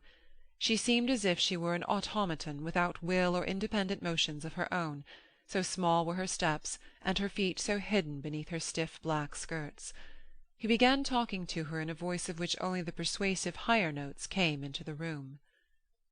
At that time she was still proclaimed bastard, and her name was erased from the list of those it was lawful to pray for in the churches. At times she endured great hardships, even to going short of food, for she suffered from a wasting complaint that made her a great eater. But starvation could not make her submit to the king, her father, or to the Lord Cromwell, who was ruler in the land. Sometimes they gave her a great train, strove to make her dress herself richly, and dragged her to such festivals as this of the marriage with Anne of Cleves. This was done when the Lord Privy Seal dangled her before the eyes of the Emperor of France as a match. Then it was necessary to increase the appearance of her worth in England. But sometimes the king, out of a warm and generous feeling of satisfaction with his young son, was moved to behave bountifully to his daughter, and seeking to dazzle her with his munificence, gave her golden crosses and learned books annotated with his own hand, richly jewelled and with embroidered covers. Or when the emperor, her cousin, interceded that she should be treated more kindly, she was threatened with the block. Of late Cromwell had set himself to gain her heart with his intrigue that he could make so smooth, and with his air that could be so gentle, that the king found so lovable. But nothing moved her to set her hand to a deed countenancing her dead mother's disgrace, to smile upon her father and his minister, who had devised the means for casting down her mother, or to consent to relinquish her right to the throne. So that, at times, when the cloud of the Church abroad, and of the rebellions all over the extremities of the kingdoms, threatened very greatly, the king was driven to agonies of fear and rage, lest his enemies or his subjects should displace him who was excommunicated, and set her, whom all Catholics regarded as undergoing a martyrdom, on his throne. He feared her sometimes so much that it was only Cromwell that saved her from death. Cromwell would spend hours of his busy days in the long window of her workroom, urging her to submission, dilating upon the powers that might be hers, studying her tastes to devise bribes for her. It was with that aim, because her whole days in her solitude were given to the learned writers, that he had sought out for her Magister Udal as a companion and preceptor who might both please her with his erudition and induce her to look kindly upon the new learning and a more lax habit of mind. But she never thanked Cromwell. Whilst he talked she remained frozen and silent. At times, under the spur of a cold rage, she said harsh things of himself and her father, calling upon the memory of her mother and the wrongs her church had suffered, and on his departing, before he had even left the room, she would return, frigidly and without change of face, to the book upon her desk.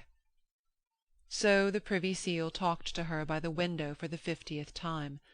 Katharine Howard saw, before the high reading pulpit, the back of a man in the long robes of a Master of Arts. He held a pen in his hand and turned over his shoulder at her a face thin, brown, humorous and deprecatory, as if he were used to bearing chiding with philosophy. "Magister Udal," she uttered. He motioned with his mouth for her to be silent, but pointed with the feather of his quill to a line of a little book that lay upon the pulpit near his elbow. She came closer to read.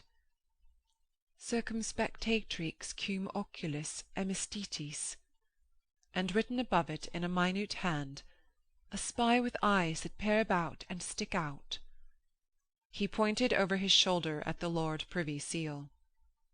"How poor this room is for a king's daughter," she said, without much dropping her voice. He hissed, "Hush, hush!" with an appearance of terror, and whispered, forming the words with his lips rather than uttering them, "How fared you and your house in the nonce?" "I have read in many texts," she answered, "to pass the heavy hours." He spoke then aloud and with an admonitory air. "Never say the heavy hours, for what hours are heavy that can be spent with the ancient writers for companions?" She avoided his reproachful eyes with, "My father's house was burnt last month. My cousin Culpepper is in the courts below. Dear Nick Ardham with his lute is dead an outlaw beyond sea, and Sir Ferris was hanged at Doncaster, both after last year's rising. Pray all good men that God assail them." Udal muttered, "Hush, for God's dear sake! That is treason here. There is a listener behind the hangings." He began to scrawl hastily with the dry pen that he had not time to dip in the well of ink. The shadow of the Lord Cromwell's silent return was cast upon them both, and Katharine shivered. He said harshly to the magister, "I will that you write me an interlude in the vulgar tone in 3 days' time. Such a piece as being spoken by skilful players may make a sad man laugh." Udal said, "Well a day?" "It shall get you an advancement. I am minded the piece shall be given at my house before his Highness and the new Queen in a week." Udal remained silent, dejected, his head resting upon his breast. "For," Cromwell spoke with a raised voice, "it is well that the King be distracted of his griefs." He went on as if he were uttering an admonition that he meant should be heeded and repeated. The times were very evil with risings, mutinies in close fortresses, schism, and the bad hearts of men. Here, therefore, he would that the King should find distraction. Such of them as had gifts should display those talents for his beguiling. Such of them as had beauty should make valuable that beauty. Others whose wealth could provide them with rich garments and pleasant displays should work, each man and each woman, after his sort or hers. And I will that you report my words where either of you have resort. Who loves me shall hear it, who fears me shall take warning." He surveyed both Katharine and the master with a heavy and encouraging glance, having the air of offering great things if they aided him and avoided dealing with his enemies. The Lady Mary was gliding towards them like a cold shadow casting itself upon his warm words. She would have ignored him altogether, knowing that contempt is harder to bear than bitter speeches. But the fascination of hatred made it hard to keep aloof from her father's instrument. He looked negligently over his shoulder and was gone before she could speak. He did not care to hear more bitter words that could make the breach between them only wider, since words once spoken are so hard to wash away, and the bringing of this bitter woman back to obedience to her father was so great a part of his religion of kingcraft. In that, when it came, there should be nothing but concord and oblivion of bitter speeches, silent loyalty, and a throne upheld, revered, and unassailable. Udal groaned lamentably when the door closed upon him. I shall write to make men laugh, in the vulgar tone, I, to gain advancement? The Lady Mary's face hardly relaxed. Others of us take harder usage from my lord, she said. She addressed Katharine. You are named after my mother. I wish you a better fate than your namesake had. Her harsh voice dismayed Katharine, who had been prepared to worship her. She had eaten nothing since dawn, and she had travelled very far, and with this discouragement the pain in her arm came back. She could find no words to say, and the Lady Mary continued bitterly. But if you love that dear name, and would sojourn near me, I would have you hide it. For, though I care little, I would yet have women about me that believe my mother to have been foully murdered. I cannot easily dissemble. Katharine found her tongue. Where I hate, I speak things disparaging. That I attest to of old, Udal commented. But I shall be shamed before all learned doctors if I write in the vulgar tongue. Silence is ever best for me, the Lady Mary answered her deadly. I live in the shadows that I love. That full surely shall be reversed, Katharine said loyally. I do not ask it, Mary said. Wherefore must I write in the vulgar tongue? Udal asked again. O mistress of my actions and my heart, what whim is this? The king is an excellent good Latinist. Too good, the Lady Mary said bitterly. With his learning he hath overset the Church of Christ. She spoke harshly to Katharine. What reversal should give my mother her life again? Wench! Wench! Then she turned upon Udal indifferently. God knows why this man would have you write in the vulgar tongue, but so he wills it. Udal groaned. My dinner hour is here, the Lady Mary said. I am very hungry. Get you to your writing, and take this lady to my women. End of Section 6. Section 7 of the Fifth Queen, Part 1, Chapter 7. The Lady Mary's rooms were 17 in number. They ran the one into the other, but they could each be reached by the public corridor alongside. It was Magister Udal's privilege, his condition being above that of serving-man, to make his way through the rooms if he knew that the Lady Mary was not in one of them. These chambers were tall and gloomy. The light fell into them bluish and dismal. In one a pane was lacking in a window. In another a stool was upset before a fire that had gone out. To traverse this cold wilderness Udal had set on his cap. He stood in front of Katharine Howard in the third room and asked, "You were ever of the same mind towards your Magister?" "I was never of any mind towards you," she answered. Her eyes went round the room to see how princes were housed. The arras pictured the story of the nymph Galatea. The windows bore intertwined in red glass the ciphers H and K that stood for Catherine of Aragon. "Your broken fortunes are mended?" she asked indifferently. He pulled a small book out of his pocket, ferreted among the leaves, and then, setting his eye near the page, pointed out his beloved line. Pauper sum pateor fateor quod didant ferro, which had been translated, I am poor, I confess, I bear it, and what the gods vouchsafe that I take. And on the broad margin of the book had written, Cicero saith, that one cannot sufficiently praise them that be patient having little, and Seneca, the first measure of riches is to have things necessary, and as ensueth therefrom to be therewith content. I will give you a text from Juvenal, she said, to add to these, who writes that no man is poor unless he be worthy of ridicule. He winced a little. Nay, you are hard. The text should be read. Nothing else maketh poverty so hard to bear as that it forceth men to ridiculous shifts. Quam quod ridiculos esse. Ay, Magister, you are more learned even yet than I, she said indifferently. She made a step towards the next door, but he stood in front of her holding up his thin hands. "You were my best pupil," he said, with a hungry humility as if he mocked himself. "Poor I am, but mated to me you should live as do the Hyperboreans, in a calm and voluptuous air." "I, to hang myself of weariness as they do," she answered. He corrected her with the version of Pliny, but she answered only, "I have a great thirst upon me." His eyes were humorous, despairing, and excited. "Why should a lady not love her master?" he asked. "There are examples.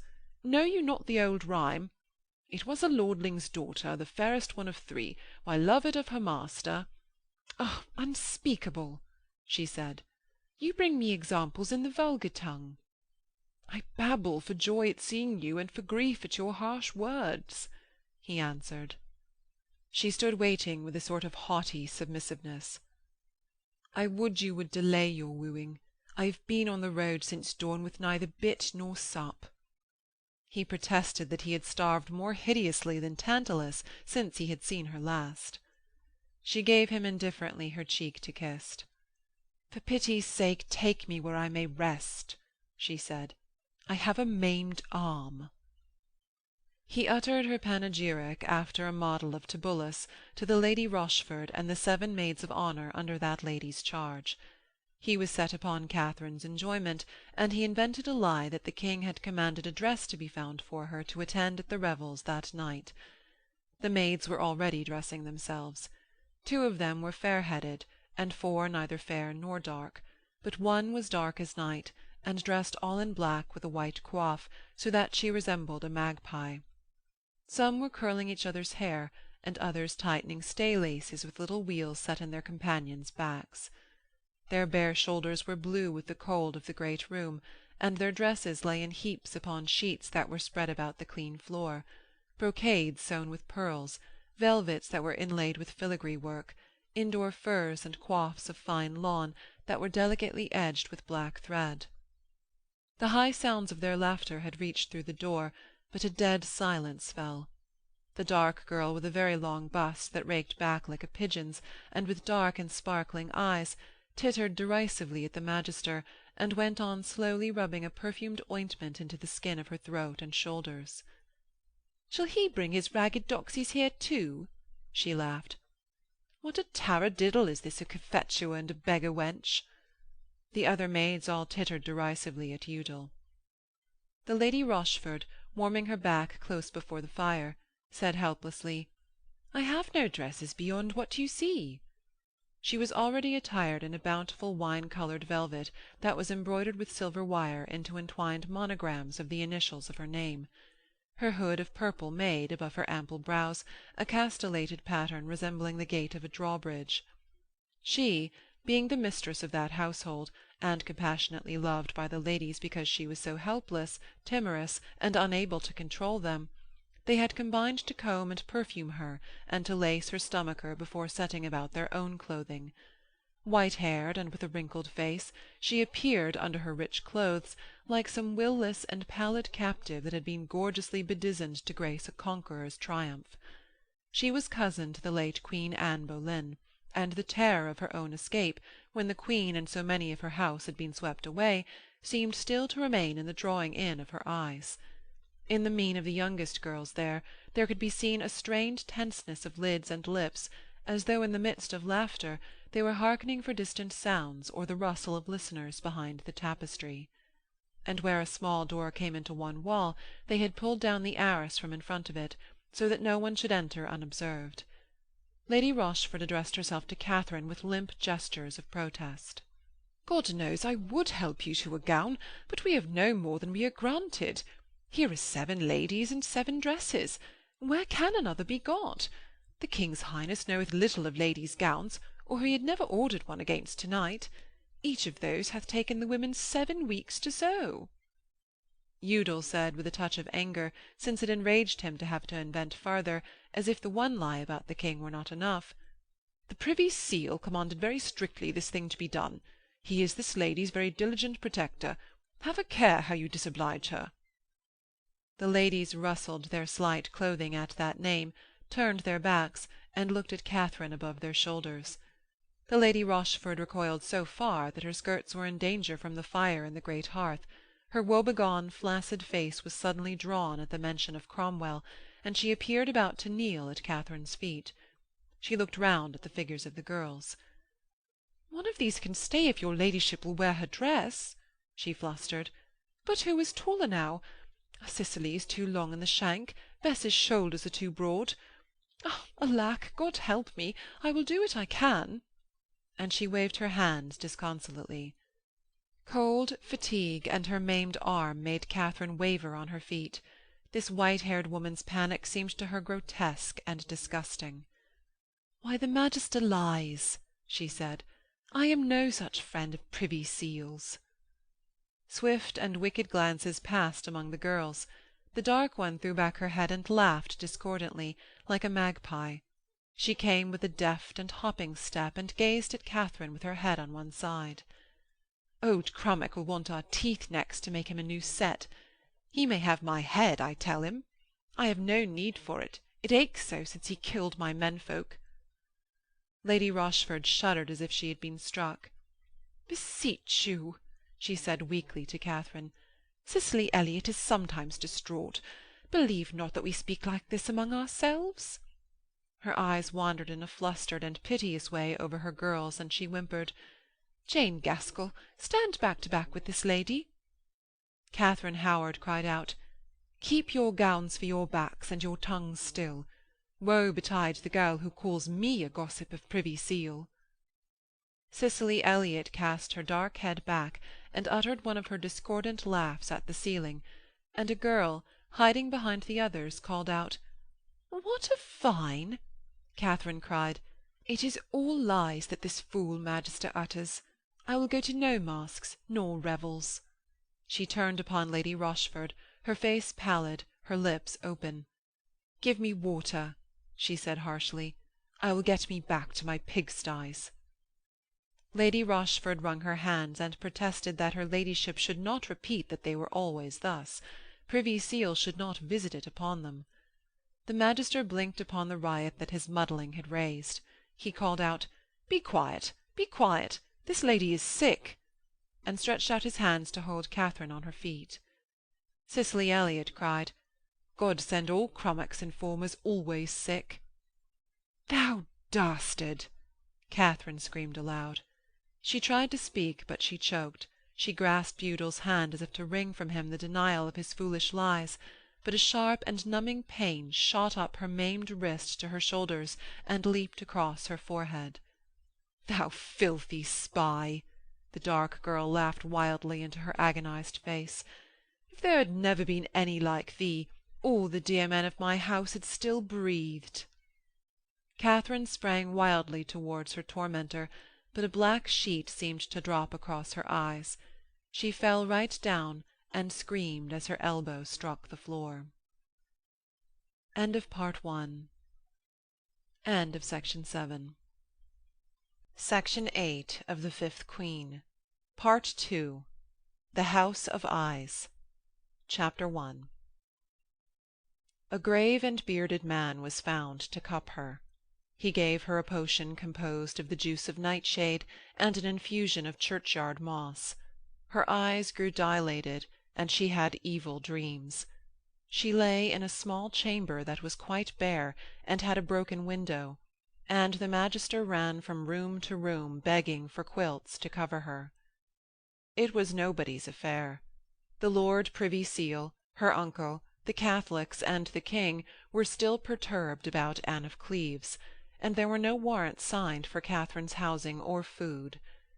All the palace was trembling with confusion, for when the Queen had been upon the point of setting out from Rochester, the King was said to have been overcome by a new spasm of disgust. She was put by again.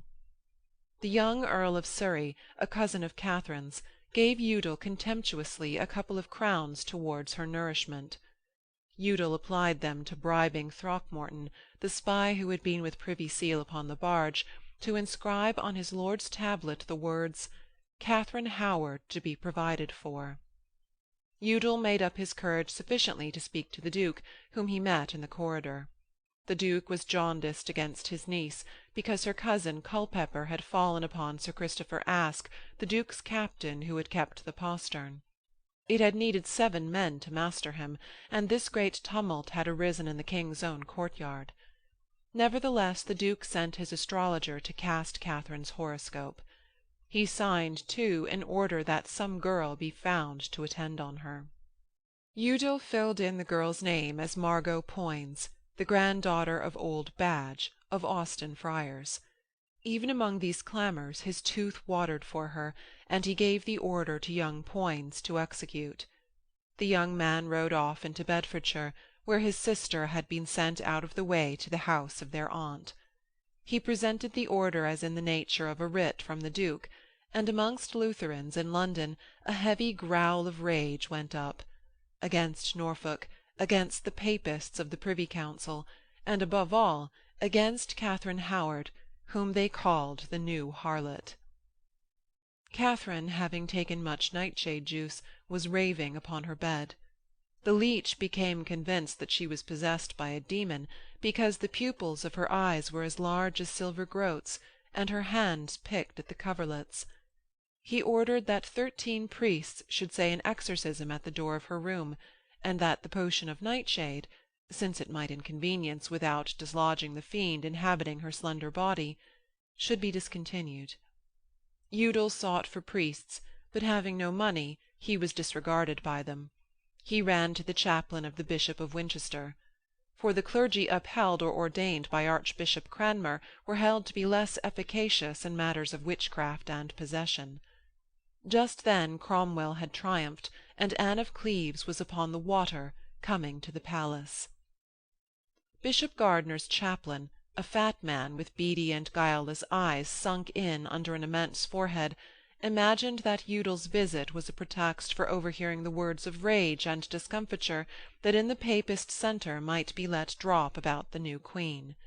For Udal, because Privy Seal had set him with the Lady Mary, passed amongst the Papists for one of Cromwell's informants, and it amused his sardonic and fantastic nature to affect mysterious denials, which made the fiction the more firmly believed and gave to Udal himself a certain hated prestige.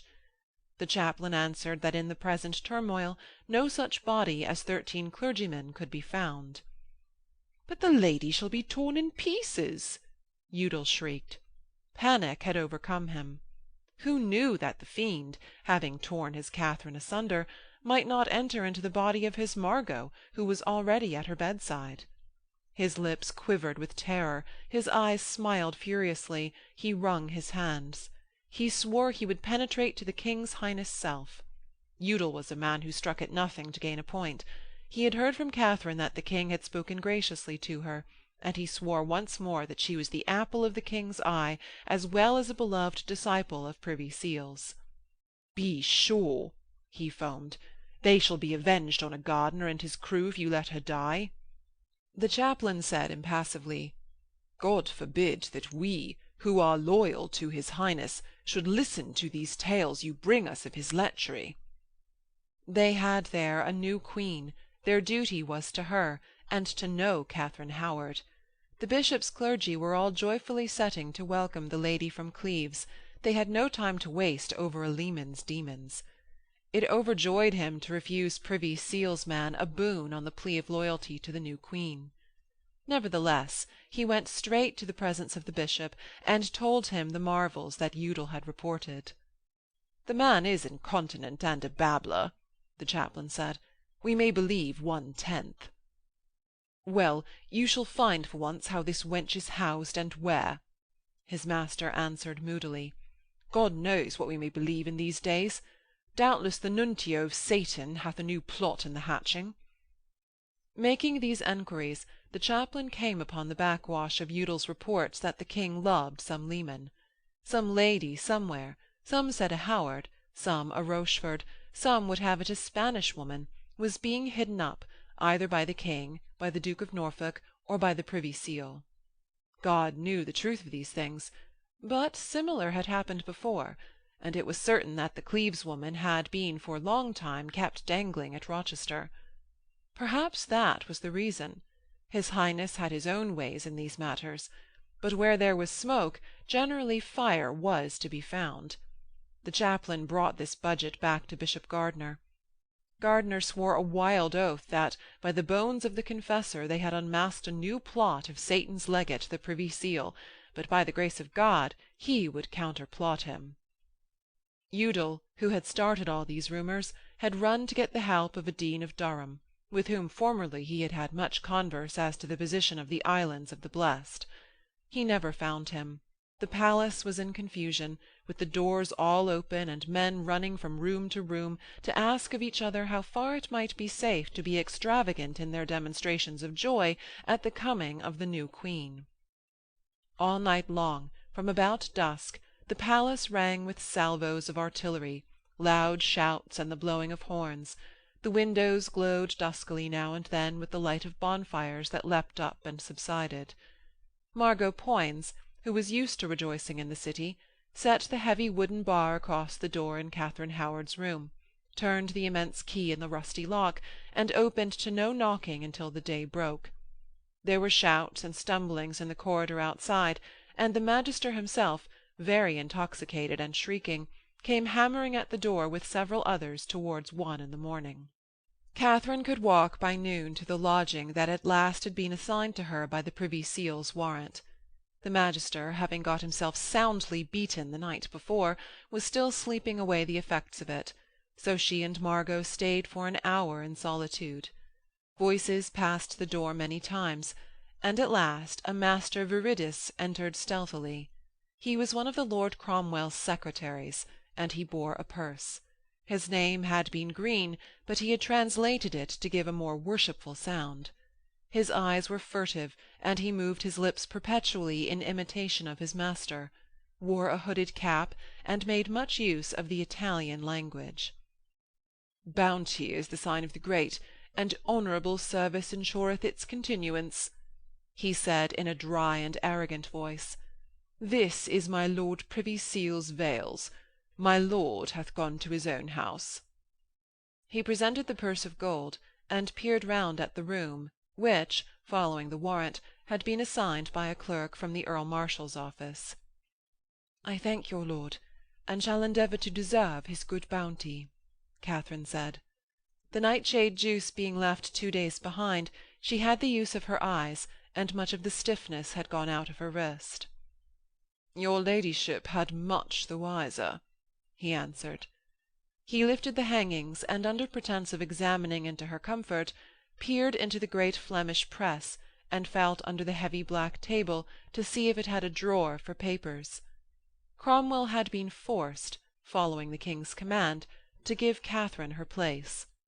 But he had no love for Howards, and already the maids of the Lady Mary were a mutinous knot. Viridis was instructed to keep an attentive eye upon the girl, for they might hang her very easily, since she was outspoken, or having got her neck into a noose, they could work upon her terror and make her spy upon the Lady Mary herself. None of the Lady Mary's women were housed very sumptuously, but in this room there were at least an old tapestry, a large Flemish chair, a feather bed in a niche like an arched cell, over which the hangings could be drawn, and a cord of wood for the fire. He hummed and hawed that workmen must come to bring her better hangings, and a servitor be found to keep her door. A watch was to be set on her. The women who measured her for clothes would try to discover whom she loved and hated, and the serving-man at her door would report her visitors. "My lord hath you very present in his mind," Viridis said.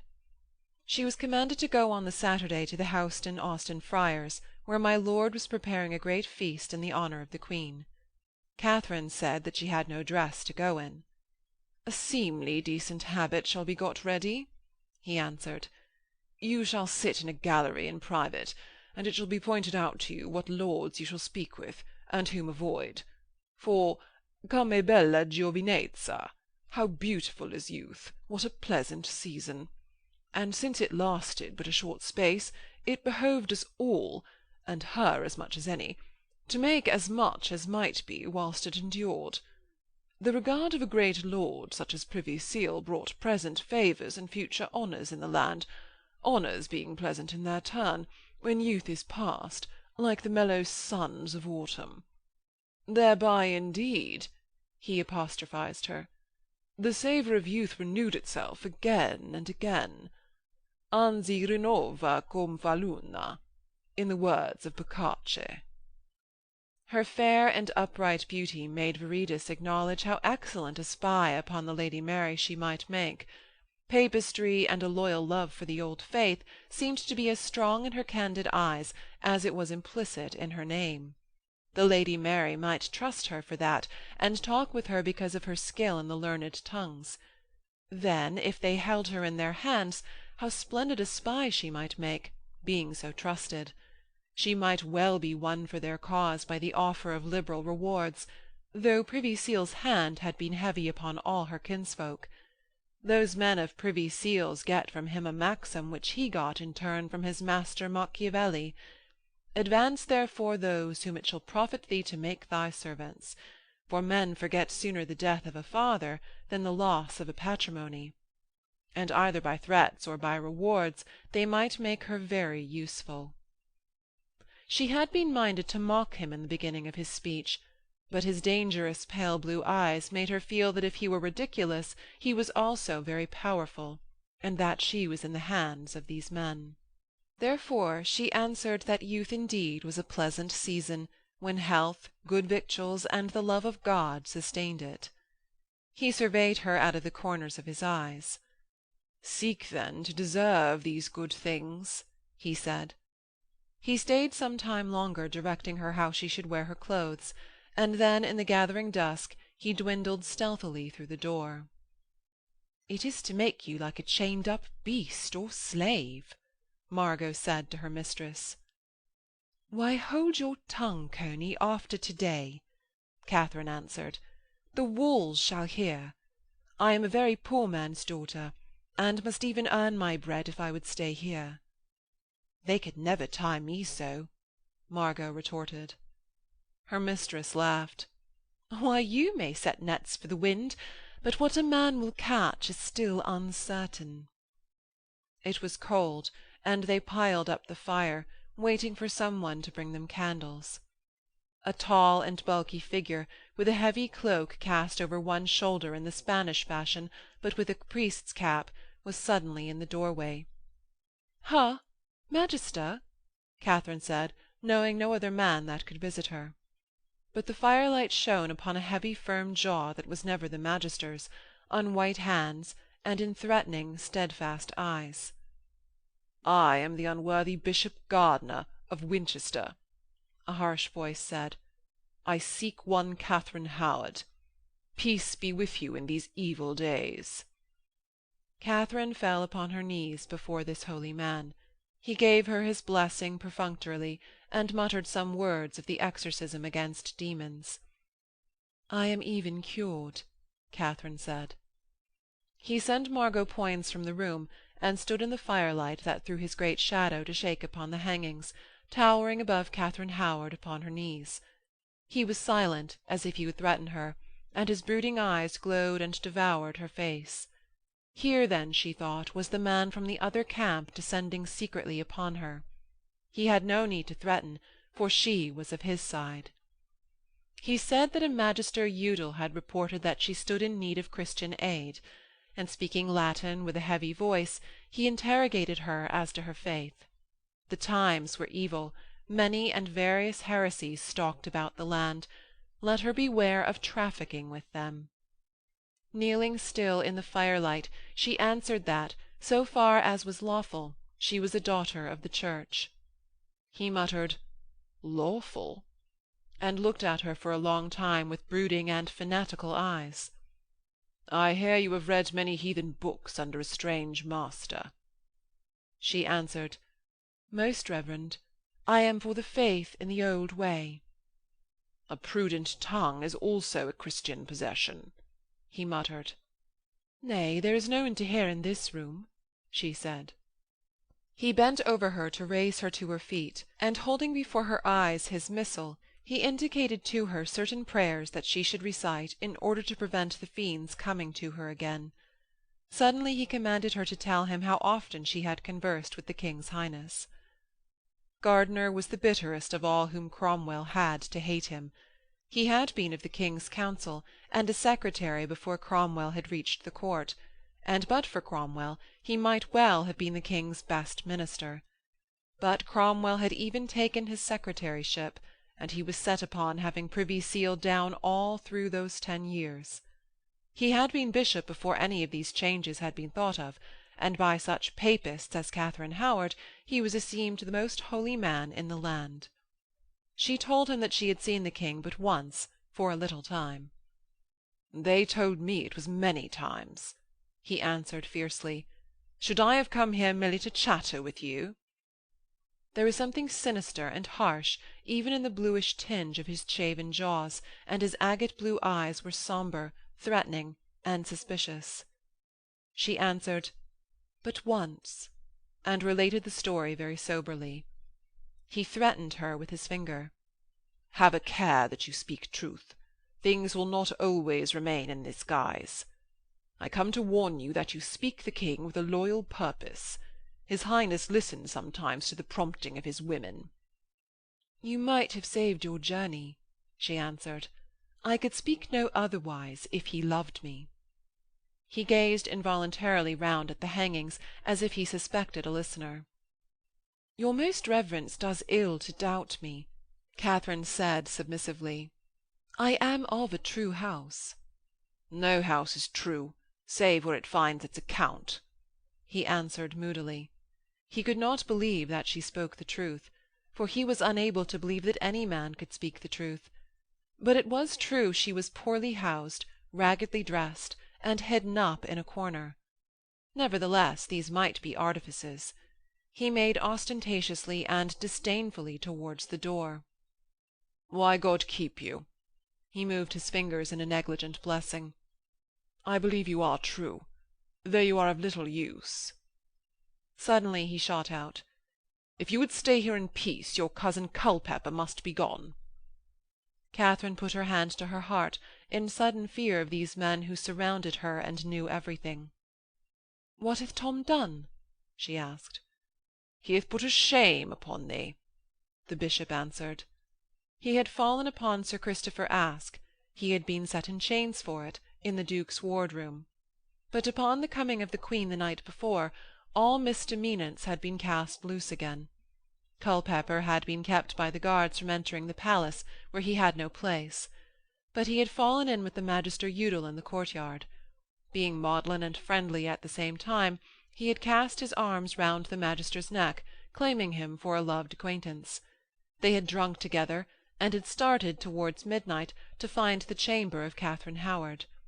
Culpepper seeking his cousin, and the Magister Margot Poins. On the way they had enlisted other jovial souls, and the tumult in the corridor had arisen. "These scandals are best avoided," the bishop finished. "I have known women lose their lives through them when they came to have husbands." "I could have calmed him," Katharine said. "He is always silent at a word from me." Gardiner stood pondering, his head hanging down. His eyes, hard and blue, flashed at her and then down again at the floor. "They told me you were the King's good friend," he said resentfully. "Your gossip Udal told my chaplain, and it hath been repeated." "They will talk where there are a many together," Katharine answered. "The Magister is a notorious babbler, and will have told many lies." "He is a spy of Privy Seal's, and deep in his counsels," Gardiner answered gloomily. A heavy wind that had arisen hurled itself against the dark casement. Little flaws of cold air penetrated the room, and the bishop pulled his cap further down over his ears. "My Lord Privy Seal would send my cousin to Calais, where there is fighting to come," Katharine said. Gardiner raised his head sharply at Cromwell's name. "You speak sense, at the end," he muttered. To him, too, it had occurred that if she was to be the King's peaceably, this madman must be gone. If Cromwell wished this lover of this girl out of the way, the reason was not obscure. "A man of his hath been here this very day," Katharine said. "Privy Seal learned whore-mastering in Italy," Gardiner triumphed. He saw signs that his Highness inclined to you. Have a care for your little soul." "Why, I think Privy Seal had no such vain imagination," Katharine answered submissively. She would have laughed that the magister's insane babbling should have raised such a coil, but Gardiner was a man esteemed very saintly, and she kept her eyes on the floor. "Give thou ear to no doctrines of Privy Seal's," he answered swiftly. "Thy soul should burn, I will curse thee. If the king shall offer thee favours for thy friends, come thou to me for spiritual guidance." She opened amazed and candid eyes upon him. "But this is a folly," she said. "A king may regard one for a minute, then it is past. Privy Seal would not bring me up against the king." He flashed his gloomy blue eyes at her, suspecting her and still threatening. "I know how Privy Seal will plot," he answered passionately. "Having failed with one woman, he will bring another." He clenched his hands angrily and unclenched them. The wind moaned for a moment among the chimney-stacks. "So it is," he cried from deep down in his chest. "If it were not so, how is there all this clamour about his Highness and a woman?" "Most reverend," she said, "there is no end to the inventions of Magister Udal." "There is none to the machinations of the fiend, and Udal is of his counsels," he said. "Be careful, I tell you, for your soul's sake. Cromwell shall come to you offering great bribes. Have a care, I say." She attempted to say that Udal had no voice at all in Privy Seal's counsels, being a garrulous magpie that no sane man would trust. But Gardiner had crossed his arms, and stood immense and shadowy in the firelight. He hissed irritably between his teeth when she spoke, as if she interrupted his meditation. "All the world knows Udal for his spy," he said sombrely. "If Udal hath babbled, God be thanked. I say again, if Privy Seal bring thee to the king, come thou to me. But by the grace of heaven I will forestall Privy Seal with thee and the king." She forbore to contradict him any more. He had this maggot in his head, and was so wild to defeat Privy Seal with his own tool. He muttered, "Think you Privy Seal knoweth not the king's taste? I tell you, he hath seen an inclination in him towards you. This is a plot, but I have sounded it." She let him talk, and asked with a malice too fine for him to discern, "I should not shun the king's presence for my soul's sake?" "God forbid," he answered. "I may use thee to bring down Privy Seal." He picked up a piece of bark from a faggot beside the fire and rolled it between his fingers. She stood looking at him intently, her lips a little parted, tall, graceful, and submissive. "You are more fair-skinned than any his Highness has favoured before," he said in a meditative voice. "Yet Cromwell knows the king's tastes better than any man." He sank down into her tall-backed chair and suddenly tossed the piece of bark into the fire. "I would have you walk across the floor, elevating your arms, as you were the goddess Flora." She tripped towards the door, held her arms above her head, turned her long body to right and left, bent very low in courtesy to him, and let her hands fall restfully into her lap. The firelight shone upon the folds of her dress and in the white lining of her hood. He looked at her, leaning over the arm of the chair, his blue eyes hard with the strenuous rage of his new project. "You could take part in an Italian interlude, a masque." "I have a better memory of the French or Latin," she answered. "You do not turn pale? Your knees knock not together?" "I think I blush most," she said seriously. He answered, "You will be the better of a little colour," and began muffling his face with his cloak. "See you, then," his harsh voice commanded. "You shall see their Highnesses at Privy Seal's house on the Saturday, but they shall see you at mine on the Tuesday. If you are good enough to serve the turn of Privy Seal, you may be good enough to serve mine. The king listens sometimes to the promptings of his women. I will teach you how you may bring this man down, and set me in his place." She reflected for a moment. "I would well serve you," she said, But I do not believe this fable of the king, and I have no memory of Italian. She talked of being the Lady Mary's servant, or that she must get her lady's leave. His brows grew heavy, his eyes threatening and alarming beneath their heavy lids. "Be you faithful to me?" he thundered. Even his thin and delicate hands seemed to menace her. "Retain your obedience to your faith. Your duty is to that, and to no earthly lady before that." Her eyes were cast down, her lips did not move. He said harshly, "It will go ill with you if it become known to Cromwell I have visited you. Keep this matter secret as you love your liberty. I will send you the words you shall say by a private bearer. After, maybe, his Highness shall safeguard you, I admonishing him. But the Lady Mary shall bid you obey me in all things." He opened the door and put his head out cautiously. Suddenly he drew it back and said in Latin, "Here is a spy." He did not flinch, but advanced into the corridor, keeping his back to the servitor whom already Master Viridus had sent to keep her door. Gardiner fumbled in his robes and pulled out his missal. He turned the pages over, and speaking in a feigned and squeaky voice, once more indicated to her prayers against the visitations of fiends. Reading them aloud, he interspersed the Latin of the missal with the phrases, "You may pray to God, he have not seen my face. Be you very silent and secret, or you are undone. I could in no wise save you from Cromwell, unless the king becomes your protector." He finished in the vulgar tongue, "I pray my prayers with you have been availed to give you relief, but a simple priest as myself is of small skill in these visitations. You should have sent to some great churchman, or one of the worshipful bishops." "Good Father Henry, I thank you," she answered, having entered into his artifice. He went away, feigning to limp on his right knee, and keeping his face from the spy. At the corner of the corridor, Margot Poins, an immense blonde and gentle figure in Lutheran grey, stood back in the hangings. The Magister Udal leant over her, supporting himself with one hand against the wall above her head, and one leg crossed beneath his gown. "Come you into my room," Katharine said to the girl, and to the Magister, "Avoid, man of books. I will have no maid of mine undone by thee."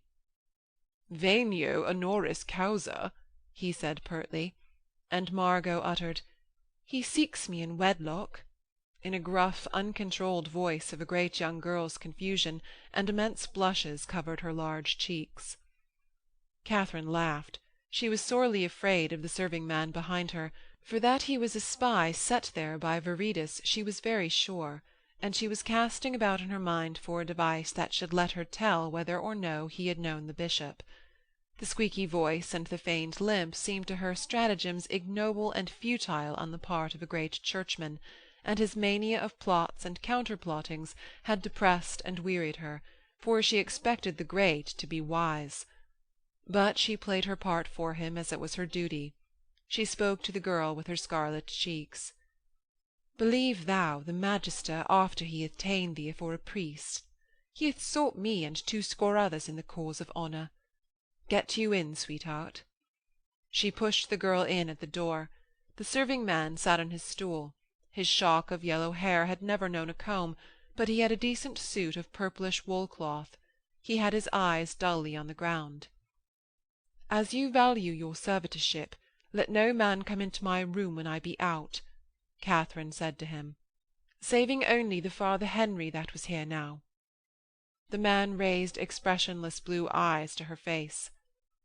"I know not his favours," he said in a peasant's mutter.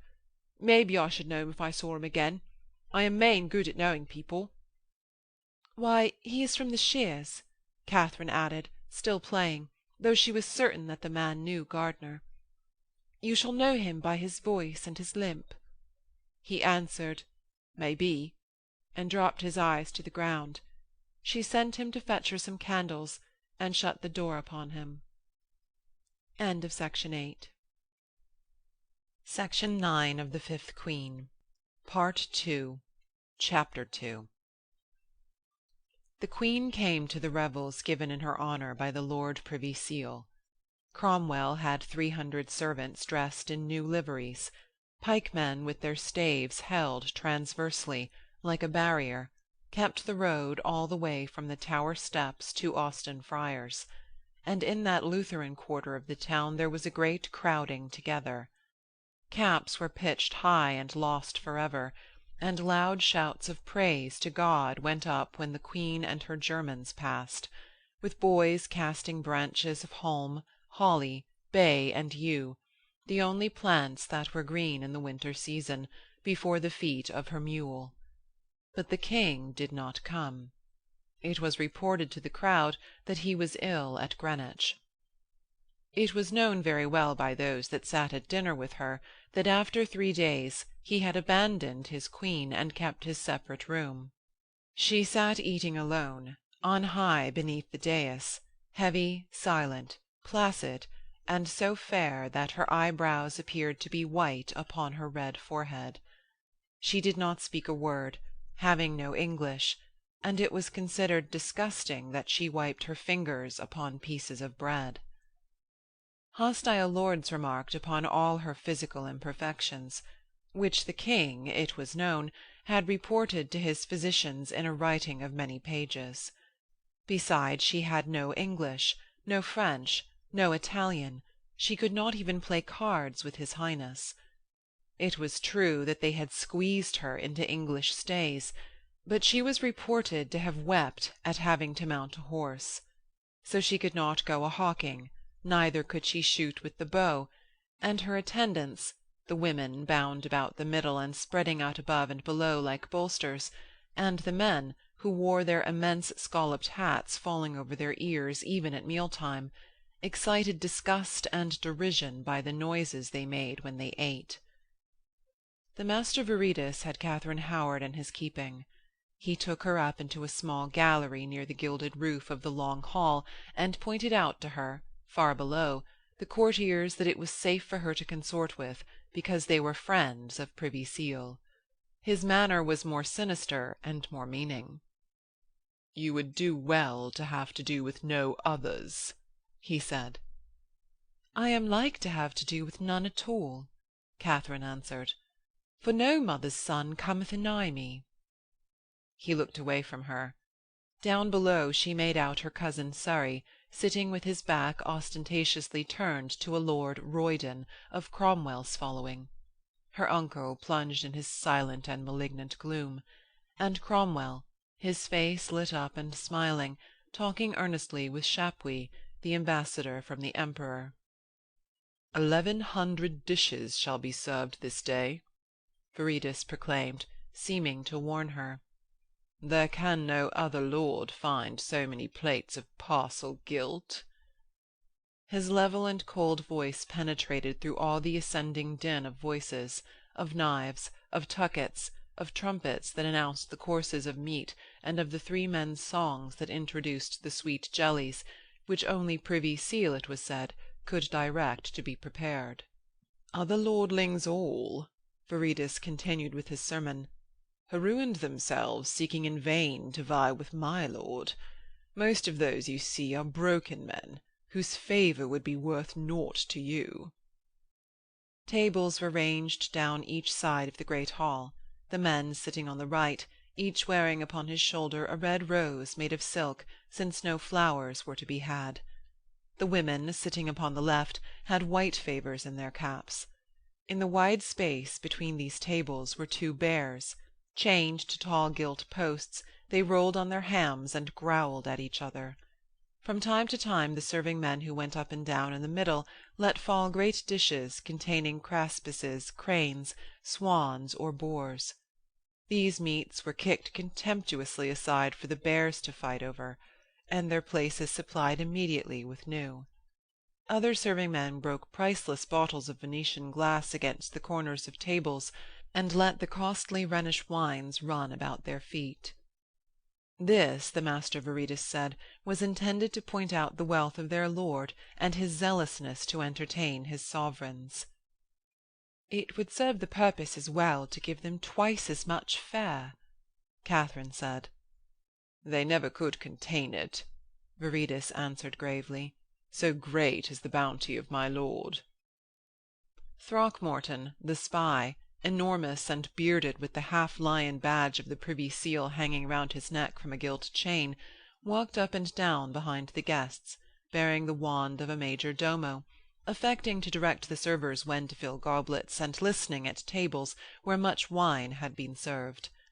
Once he looked up at the gallery, and his scrutinizing and defiant brown eyes remained for a long time upon Katharine's face, as if he too were appraising her beauty. "I would not drink much wine with that man listening at my back. He came from my country, and was such a foul villain that mothers fright their children with his name," Katharine said. Viridus moved his lips quickly upon one another, and suddenly directed her to observe that the new queen's head-dress, broad and stiffened with a wire of gold, upon which large pearls had been sewn. "Many ladies will now get themselves such head-dresses," he said. "That will I never," she answered. It appeared atrocious and Flemish clumsy, spreading out and overshadowing the queen's heavy face. Their English hoods with the tails down made the head sleek and comely, or with the tails folded up and pinned square like flat caps, they could give to the face a gallant or a pensive expression. "Why, I could never get me in at the door of the confessional with such a spreading cloth." Viridus had his chin on the rail of the gallery. He gazed down below with his snaky eyes. She could not tell whether he were old or young. "You would more prudently abandon the confessing," he said, without looking at her. "My lord is minded that ladies who look to him should wear such." "That is to be a bond-slave," Katharine cried indignantly. He looked round. "Here is a great magnificence," he uttered, moving his hand towards the hall. "My lord Privy Seal hath a mighty power." "Not power enow to make me a laughing-stock for the men." "Why, this is a free land," he answered. "You may rot in a ditch if you will, or worse, if treasonable actions be brought home to you." Down below, wild men dressed in the skins of wolves, hares, and stags ran round the tethered bears, bearing torches of sweet wood, and a heavy and languorous smoke, like incense, mounted up to the gallery. Viridus' unveiled threat made the necessity for submission come once more into her mind. Other wild men were leading in a lion, immense and lean as if it were a fawn-coloured ass. It roared and pulled at the golden chains by which the knot of men held it. Many ladies shrieked out, but the men dragged the lion into the open space before the dais, where the queen sat unmoved and stolid. "Would your master have me dip my fingers in the dish and wipe them on bread-manchets as the queen does?" Katharine asked in a serious expostulation. "It were an excellent action," Viridus answered. There was a brazen flare of trumpets, so that the smoke swirled among the rafters. Men with brass helmets and shields of brass were below in the hall. "They are costumed as the ancient Romans," Katharine said, lost in other thoughts. Suddenly she saw that whilst all the other eyes were upon the lion, Throckmorton's glare was again upon her face. He appeared to shake his head and to bow his immense and bearded form. It brought into her mind the dangerous visit of Bishop Gardiner. Suddenly he dropped his eyes. "You see some friends?" Viridus' voice asked beside her. "Nay, I have no friends here," Katharine answered. She could not tell that the bearded spy's eyes were not merely amorous in their intention, for such looks she was used to, and he was a very vile man. "In short," Viridus spoke, "it were an excellent action to act in all things as the Queen does. For fashions are a matter of fashion. It is all one whether you wipe your fingers on bread-manchets or on napkins. But when a fashion becometh general, its strangeness departeth, and it is esteemed fit for a king's court. Thus you may earn your bread. This is your duteous work. Observe the king of the beasts.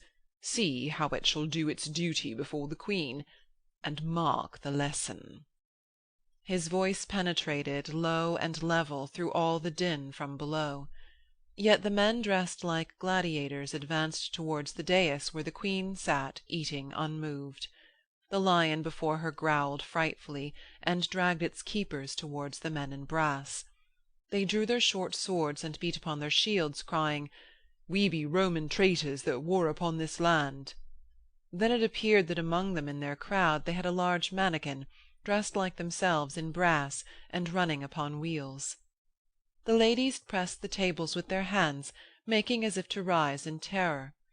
But the mannikin toppling forward fell before the lion with a hollow sound of brass.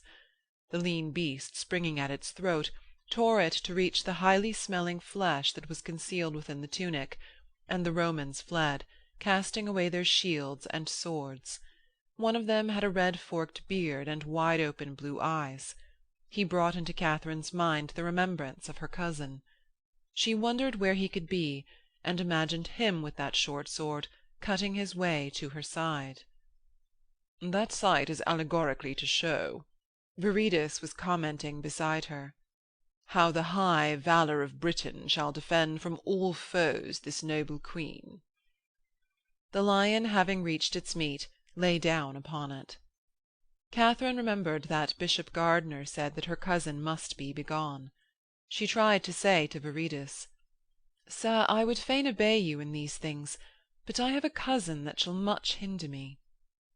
But the applause of the people below drowned her voice, and Viridus continued talking. "Let it be true that the Queen, being alone, showed amongst their English fineries and niceness a gross and repulsive strangeness. But if the ladies put on her manners, she should no longer be alone, and it would appear to the King and to all men that her example was both commended and emulated. It was a matter of kingcraft, and so the Lord Privy Seal was minded and determined." "Then I will even get myself such a hat, and tear my capons apart with my fingers," Katharine said. "You had much the wiser," he answered. The hall was now full of wild men, nymphs in white gowns, men bearing aspergers with which to scatter perfumes, and Merry Andrews, so that the floor could no longer be seen. A party of lords had overset a table in their efforts to get to the nymphs. The Queen was schooled to go out behind the arras, and the ladies, laughing, called to each other and to the men at other tables, and pinning up their hoods, filed out after her. "I shall do my best to please your master and mine," Katharine said, "but he must even help me, or I can be no example to emulate, but one at whom the finger of scorn is likely to be pointed." Viridus paused before he led his charge from the gallery. His pale blue eyes were more placable. "You shall be well seconded. But have a care. Dally with no traitors. Speak fairly of your master's friends." He touched her above the left breast with a claw-like finger. "The Italian writes, 'Whoso mocketh my love, mocketh also mine own self.'" "I mock none," Katharine said. "But I have a cousin to be provided for. Neither you nor I shall mock with much safety if he be sober enough to stand." He listened to her with his hand upon the door of the gallery. His air was attentive and aroused. She related very simply how Culpepper had besieged her door. "He came to London to help me on my way, and seek fortune in some war. I would that a place might be found for him, for here he is like to ruin both himself and me." "We have need of good swordsmen for an errand," he said in an absorbed voice. "There was never a better than Tom," Katharine said. "He hath cut a score of throats. Your lord would have sent him to Calais." He muttered, "Why, there are places other than Calais where a man may make a fortune." Something sinister in his brooding voice made her say, "I would not have him killed. He hath made me many presents." He looked at her expressionlessly. "It is very certain that you cannot serve my lord with such a firebrand to your tail," he said. "I will find him an errand." "But not where he shall be killed," she said again. "Why," he said slowly, "I will send him where he will make a great fortune." "A great fortune would help him little," she answered. I would have him sent where he may fight evenly matched." He laid his hand upon her wrist. "He is in as much danger here as anywhere. This is not Lincolnshire, but an ordered court." A man drew his sword with some peril there, for there were laws against it. If men came brawling in the maids' quarters at night, there were penalties of losing fingers, hands, or even heads, and the maids themselves were liable to be whipped. He shook his head at her. "If your cousin hath so violent an inclination to you, I were your best friend to send him far away." It was in his mind that if they were to breed this girl to be a spy, they must keep her protected from madmen. Something of mystery in his manner penetrated to her quick senses. "God help me, what a dangerous place this is!" she said. "I would I had never spoken to you of my cousin." He eyed her solemnly, and said that if she were minded to wed this roaring boy, they might both, and soon, earn fortunes to buy them land in a distant shire. Section 10 of The Fifth Queen, Part II, Chapter 3. The young Poins, in his scarlet and black, drew his sister into a corner of the hall in which the gentry of the lords that were there had already dined. It was a vast place, used as a rule for hearing suitors to the Lord Privy Seal, and for the audit dinners of his tenantry in London. On its whitened walls there were trophies of arms, and between the wall and the platform at the end of the hall was a small space convenient for private talk. The rest of the people there were playing round games for kissing forfeits, or clustered round a magician who had brought a large ape to tell fortunes by the Sortus Virgilianae. It fumbled about in the pages of a black-letter Aeneid, and scratched its side voluptuously. Taking its own time, it looked at the pages attentively, with a mournful parody of an aged sage, and set its finger upon a line that the fates directed. "Here's a great ado about thee," Poins said, laughing at his sister. "Thy name is up in this town of London." He had come in the bodyguard of the Queen, and had made time to slip round to old Badge's low house behind the wall, in order to beg from his grandfather 10 crowns to pay for a cloak he had lost at cards. "Such a cackle amongst these Lutherans!" he mocked at Margot. "Heard you no hootings as your lady rode here behind us of the guard?" "I heard none, nor she deserveth none," Margot answered, "for I love her most well." "Ay, she hath done a rape on thee," he laughed. "Ay, our good uncle hath printed a very secret libel upon her." He began to whisper. Let it not be known, or a sudden vengeance might fall upon their house. It was no small matter to print unlicensed broadsides. But their moody uncle was out of all fear of consequences, so mad with rage. "He would have broken my back, because I tore thee from this tender keeping." "Sure it was never so tender," Margot said. "When was there a day that he did not beat me?" But he would have married her to his apprentice, a young fellow with a golden tongue, that preached every night to a secret congregation in a Cripplegate cellar. "Why, an thou observest my maxims," the boy said sententiously, "I will have thee a great lady. But uncle hath printed this libel, and tongues are at work in Austin Friars." It was said that this was a new papist plot. Margot was but the first that they should carry off. The Duke and Bishop Gardiner were reported to have signed papers for abducting all the Lutheran virgins in London. They were to be led from the paths of virtue into Catholic lewdness, and all their boys were to be abducted and sent into monasteries across the seas. "Thus the race of Lutherans should die out," he laughed. "Why, they are hiding their maidens in pigeon-houses in Holborn. A boy called Hugh hath gone out and never come home, and it is said that masked men in black stuff gowns were seen to put him into a sack in Moorfields." "Well, here be great marvels," Margot laughed. He shook his red sides, and his blue eyes grew malicious and teasing. "Such a strumpet as thy lady," he uttered, "a papist Howard, that is known to have been loved by 20 men in Lincoln." Margot passed from laughter into hot anger. "It is a marvel God strikes not their tongues with palsy that said that," she said swiftly. "Why do you not kill some of them if you be a man?" "Why, be calmed," he said. "You have heard such tales before now. It is no more than saying that a woman goes not to their churches to pray." A young Martin Pewtress, half page, half familiar to the Earl of Surrey, came towards them calling, "Hal Poins!" He had black down upon his chin and a roving eye. He wore a purple coat like a tabard, and a cap with his master's arms upon a jewelled brooch. "They say there's a Howard wench come to court," he cried from a distance, "and thy sister in her service." "We talk of her," Poins answered. "Here is my sister." The young Pewtress kissed the girl upon the cheek.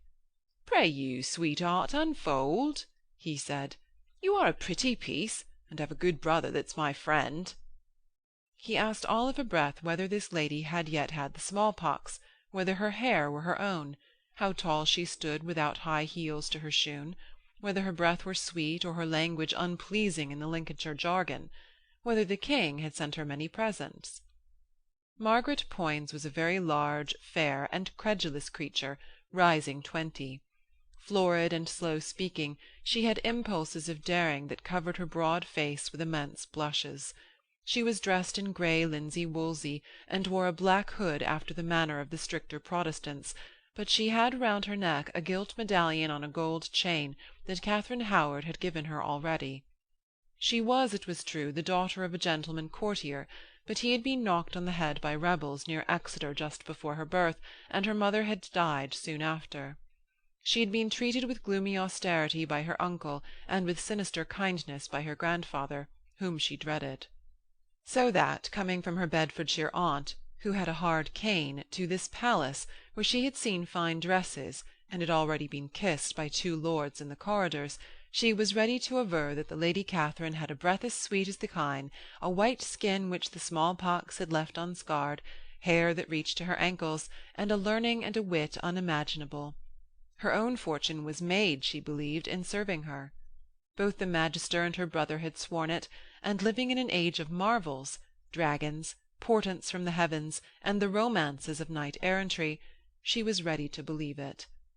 It was true that the lady's room had proved a cell more bare and darker than her own at home, but Catherine's bright and careless laughter, her fair and radiant height, and her ready kisses and pleasant words, made the girl say with hot loyalty, "She is more fair than any in the land, and indeed she is the apple of the king's eye." Her voice was gruff with emotion, but suddenly becoming very aware that she was talking to a strange young gentleman who might scoff, she seemed to choke and put her hand over her mouth.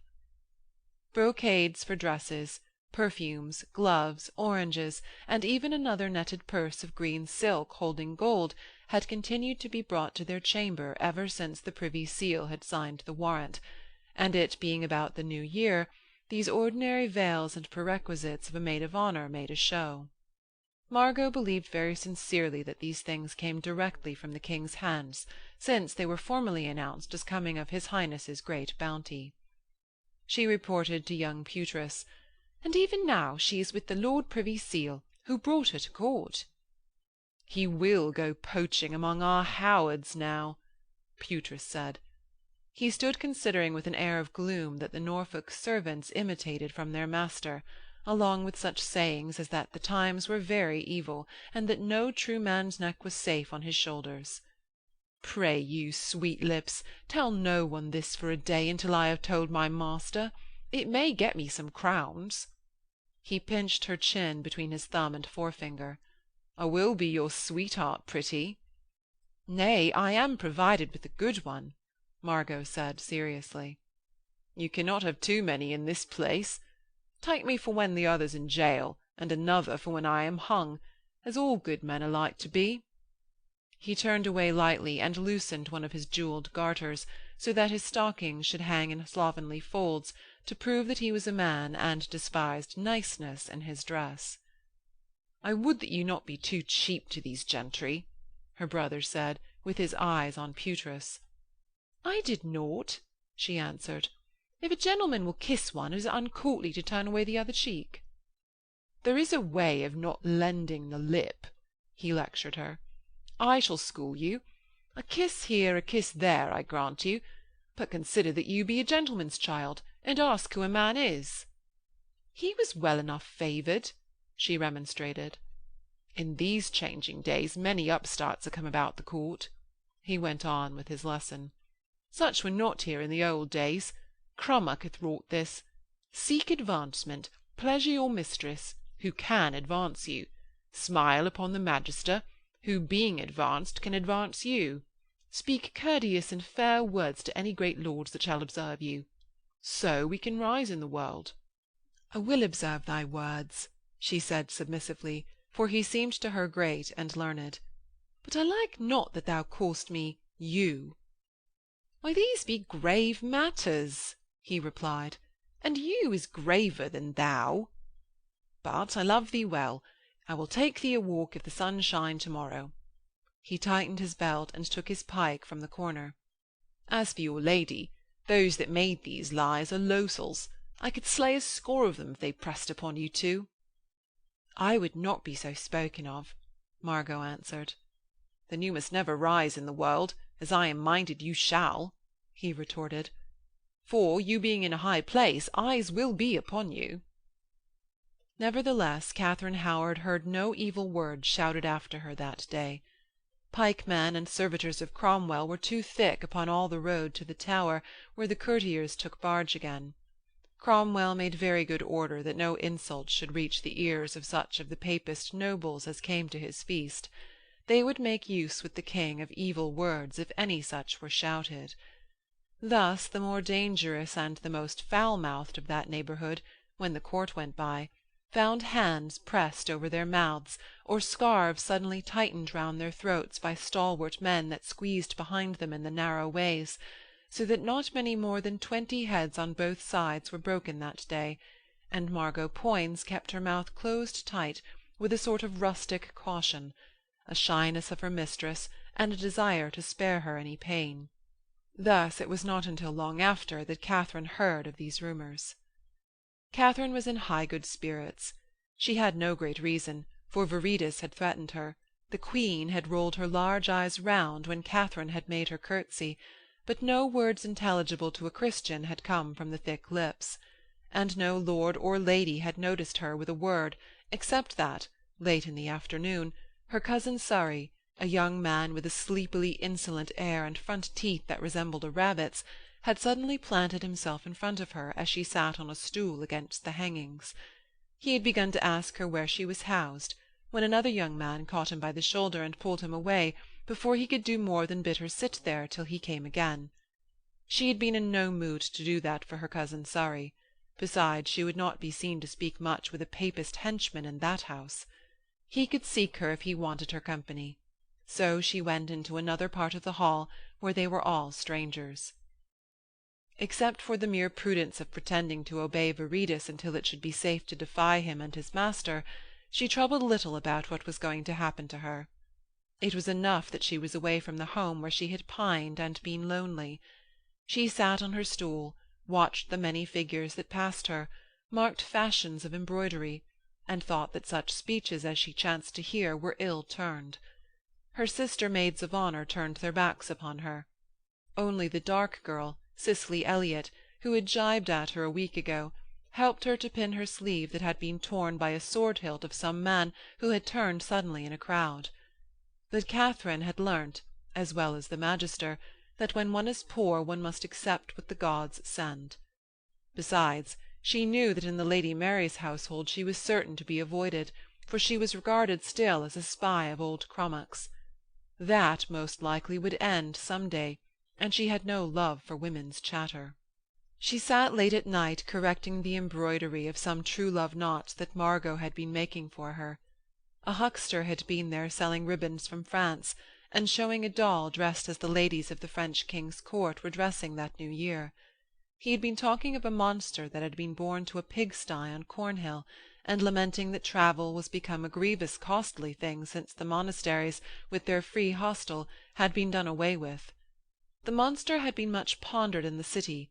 Certainly it portended wars or strange public happenings, since it had the face of a child, greyhound's ears, a sow's forelegs, and a dragon's tail. but the huckster had gone to another room, and Margot was getting her supper with the Lady Mary's serving-maids. "Save us," Katharine said to herself over her embroidery frame. "Here be more drunkards. If I were a queen, I would make a law that any man should be burnt on the tongue that was drunk more than 7 times in the week." But she was already on her feet, making for the door, her frame dropped to the ground. There had been a murmur of voices through the thick oak, and then shouts and objurgations. Thomas Culpepper stood in the doorway, his sword drawn, his left hand clutching the throat of the serving-man who was guarding her room. "God help us!" Katharine said angrily. "Will you ruin me?" "Cut throats," he muttered. "Ay, I can cut a throat with any man in Christendom, or out." He shook the man backwards and forwards to support himself. "Kat, this offal would have kept me from thee." Katharine said, "Hush, it is very late." At the sound of her voice his face began to smile. "Oh, Kat," he stuttered jovially, "what law should keep me from thee? Thou'rt better than my wife. Heathen to keep man and wife apart, I say, I." "Be still, it is very late. You will shame me," she answered. "Why, I would not have thee shamed, Kat, o' the world," he said. He shook the man again and threw him good-humouredly against the wall. "Bide thou there till I come out," he muttered, and sought to replace his sword in the scabbard. He missed the hole and scratched his left wrist with the point.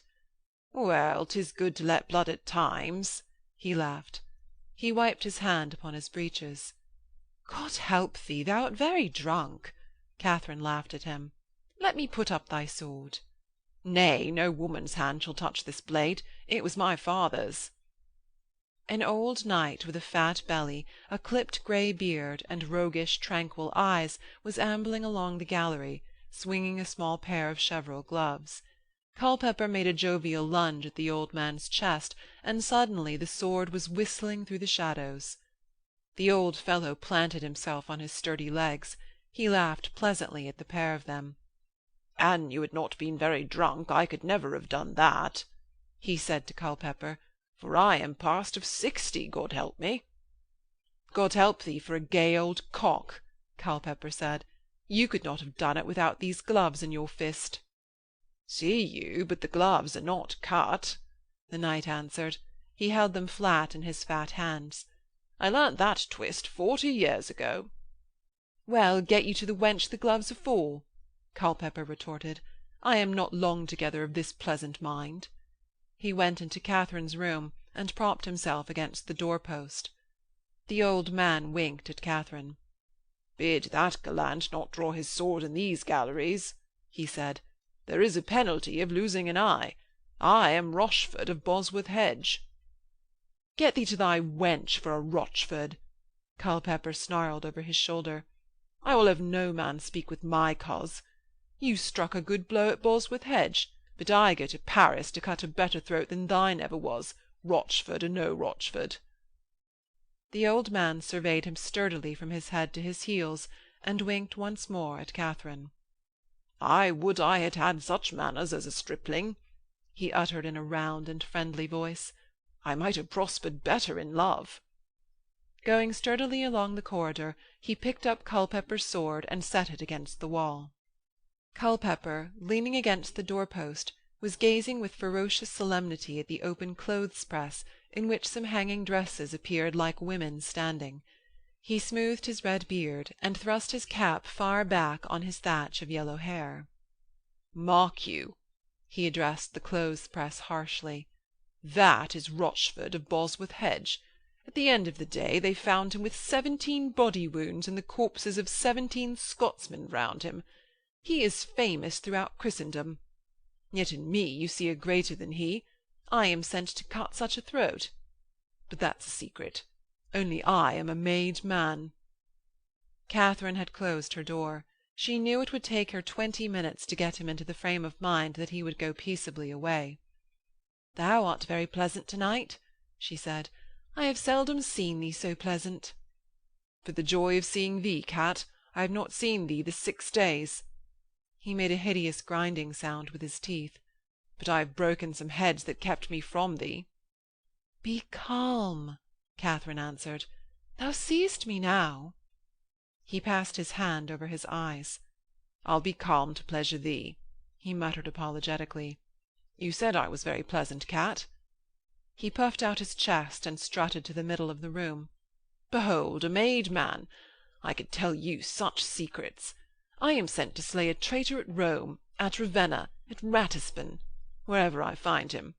But he's in Paris, I'll tell thee that." Katharine's knees trembled. She sank down into her tall chair. "Whom shalt thou slay?" "Ay, and that's a secret. It's all secrets. I have sworn upon the hilt of my knife. But I am bidden to go by an old young man, a make of no man at all, with lips that minced and mowed. It was he bade the guards pass me to thee this night." "I would know whom thou shalt slay," she asked harshly. "Nay, I tell no secrets. My soul would burn. But I am sent to slay this traitor, a great enemy to the King's Highness from the Bishop of Rome. Thus I shall slay him as he comes from a mass." He squatted about the room, stabbing at shadows. "It is a man with a red hat," he grunted. "Filthy for an Englishman to wear a red hat these days." "Put up your knife," Katharine cried. "I have seen too much of it."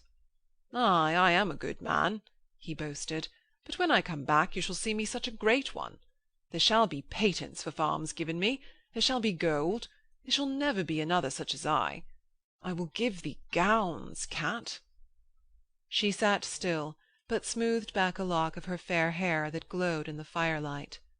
"When I am a great man," he babbled on, "I will not wed thee, for who art thou to wed with a great man? Thou art more cheaply won. But I will give thee—" "Thou fool!" she shrieked suddenly at him. "These men shall slay thee. Get thee to Paris to murder as thou wilt. Thou shalt never come back, and I shall be well rid of thee." He gave her a snarling laugh. "Toy thou with no man when I am gone," he said with sudden ferocity, so that his blue eyes appeared to start from his head. "Poor fool, thou shalt never come back," she answered. He had an air of cunning and triumph. "I have settled all this with that man that's no man, Viridus. Thou art here as in a cloister amongst the maids of the court. No man shall see thee. Thou shalt speak with none that wears not a petticoat. I have so contracted with that man." "I tell thee, they have contrived this to be rid of thee," she said. His tone became patronizing. "Wherefore should they?" he asked. When there came no answer from her, he boasted, "Ay, thou wouldst not have me go because thou lovest me too well." "Stay here," she said. "I will give thee money." He stood gazing at her with his jaw fallen. "Thou art a drunkard and a foul tongue," she said. "But if thou goest to Paris to murder a cardinal, thou shalt never come out of that town alive. Be sure thou shalt be rendered up to death." He staggered towards her and caught one of her hands. "Why, it is but cutting of a man's throat," he said. "I have cut many throats and have taken no harm. Be not sad. This man is a cardinal, but 'tis all one. It shall make me a great man." She muttered, "Poor fool." "I have sworn to go," he said. "I am to have great farms, and a great man shall watch over thee to keep thee virtuous. They have promised it, or I had not gone." "Do you believe their promises?" she asked derisively. "Why, 'tis a good knave, yon Viridus. He promised or ever I asked it." He was on his knees before her as she sat, with his arms about her waist. "Shalt not cry, dear dove," he mumbled. "Shalt go with me to Paris?" She sighed. "No, no, bide here," and passed her hand through his ruffled hair. "I would slay thee an thou wert false to me," he whispered over her hand. "Get thee with me." She cried, "No, no," again in a stifled voice. He cried urgently, "Come, come, by all our pacts, by all our secret vows." She shook her head, sobbing, "Poor fool, poor fool, I am very lonely." He clutched her tightly and whispered in a hoarse voice, "It were merrier at home now. Thou didst vow, at home now, of a summer's night." She whispered, "Peace, peace." "At home now, in June, thou didst," she said urgently. "Be still. Wouldst thou woo me again to the grunting of hogs?" "Ay, would I," he answered. "Thou didst." She moved convulsively in her chair. He grasped her more tightly. "Thou yield'st, I know thee," he cried triumphantly. He staggered to his feet, still holding her hand. "Thou shalt come to Paris, shalt be lodged like a princess, shalt see great sights." She sprang up, tearing herself from him. "Get thee gone from here," she shivered. "I am done with starving with thee. I know thy apple-orchard wooings. Get thee gone from here. It is late. I shall be shamed if a man be seen to leave my room so late." "Why, I would not have thee shamed, Kat," he muttered, her strenuous tone making him docile as a child. "Get thee gone," she answered, panting. "I will not starve." "Wilt not come with me?" he asked ruefully. "Thou didst yield in my arms." "I do bid thee begone," she answered imperiously.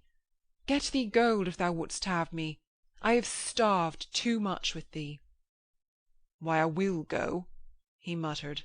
"Buss me, for I depart towards Dover to-night, else this springled cardinal will be gone from Paris ere I come." Section 11 of the Fifth Queen. Part II. Chapter 4. "Men shall make us cry in the end, steel our hearts how we will," she said to Margot Poins, who found her weeping with her head down upon the table above a piece of paper. "I would weep for no man," Margot answered. Large, florid, fair, and slow-speaking, she gave way to one of her impulses of daring that covered her afterwards with immense blushes and left her buried in speechless confusion. "I could never weep for such an oaf as your cousin. He beats good men." "Once he sold a farm to buy me a gown," Katharine said, "and he goes to a sure death if I may not stay him." "It is even the province of men to die," Margot answered. Her voice, gruff with emotion, astonished herself. She covered her mouth with the back of her great white hand, as if she wished to wipe the word away. "Beseech you, spoil not your eyes with sitting to write at this hour for the sake of this roaring boy." Katharine sat to the table. A gentle knocking came at the door. "Let no one come. I have told the serving knave as much." She sank into a pondering over the wording of her letter to Bishop Gardiner.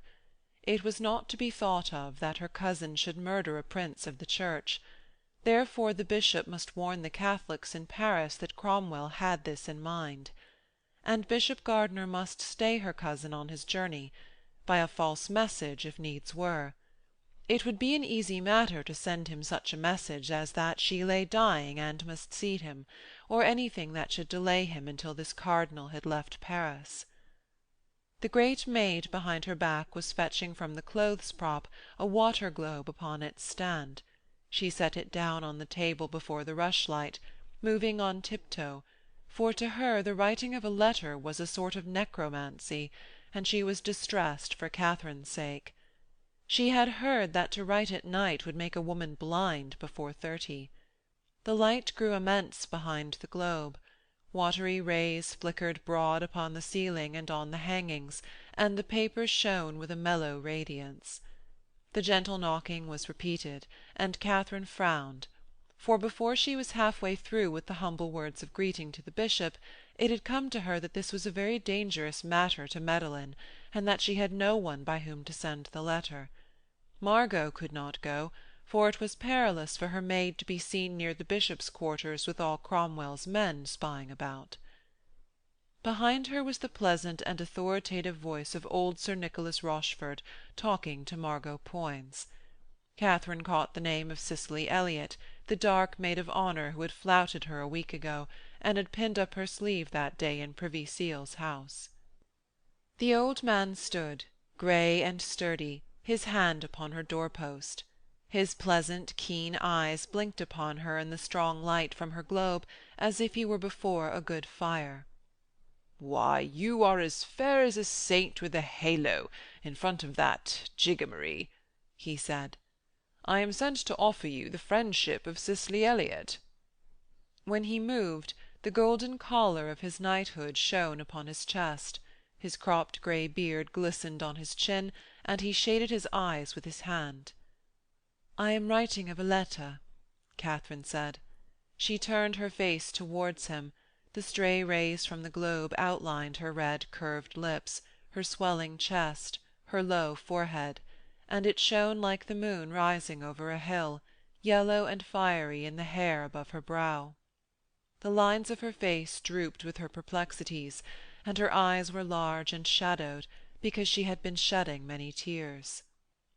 "Cicely Elliot shall make you a good friend," he said, with a modest pride of his property. "She shall marry me, therefore I do her such services." "You are old for her," Katharine said. He laughed. "Since I have neither chick nor child, and am main rich for a subject."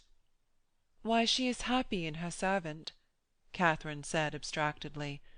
"You are a very famous knight." "There are ballads of me," he answered complacently. "I pray to die in a good tulzie yet." "If Cicely Elliot have her scarf in your helmet," Katharine said, "I may not give you mine." She was considering of her messenger to the bishop. "Will you do me a service?" "Why?" he answered with a gentle mockery. "You have one tricksy swordsman to bear your goodly colours." Katharine turned clean about to him, and looked at him with attention, to make out whether he might be such a man as would carry her letter for her. He returned her gaze directly, for he was proud of himself and of his fame.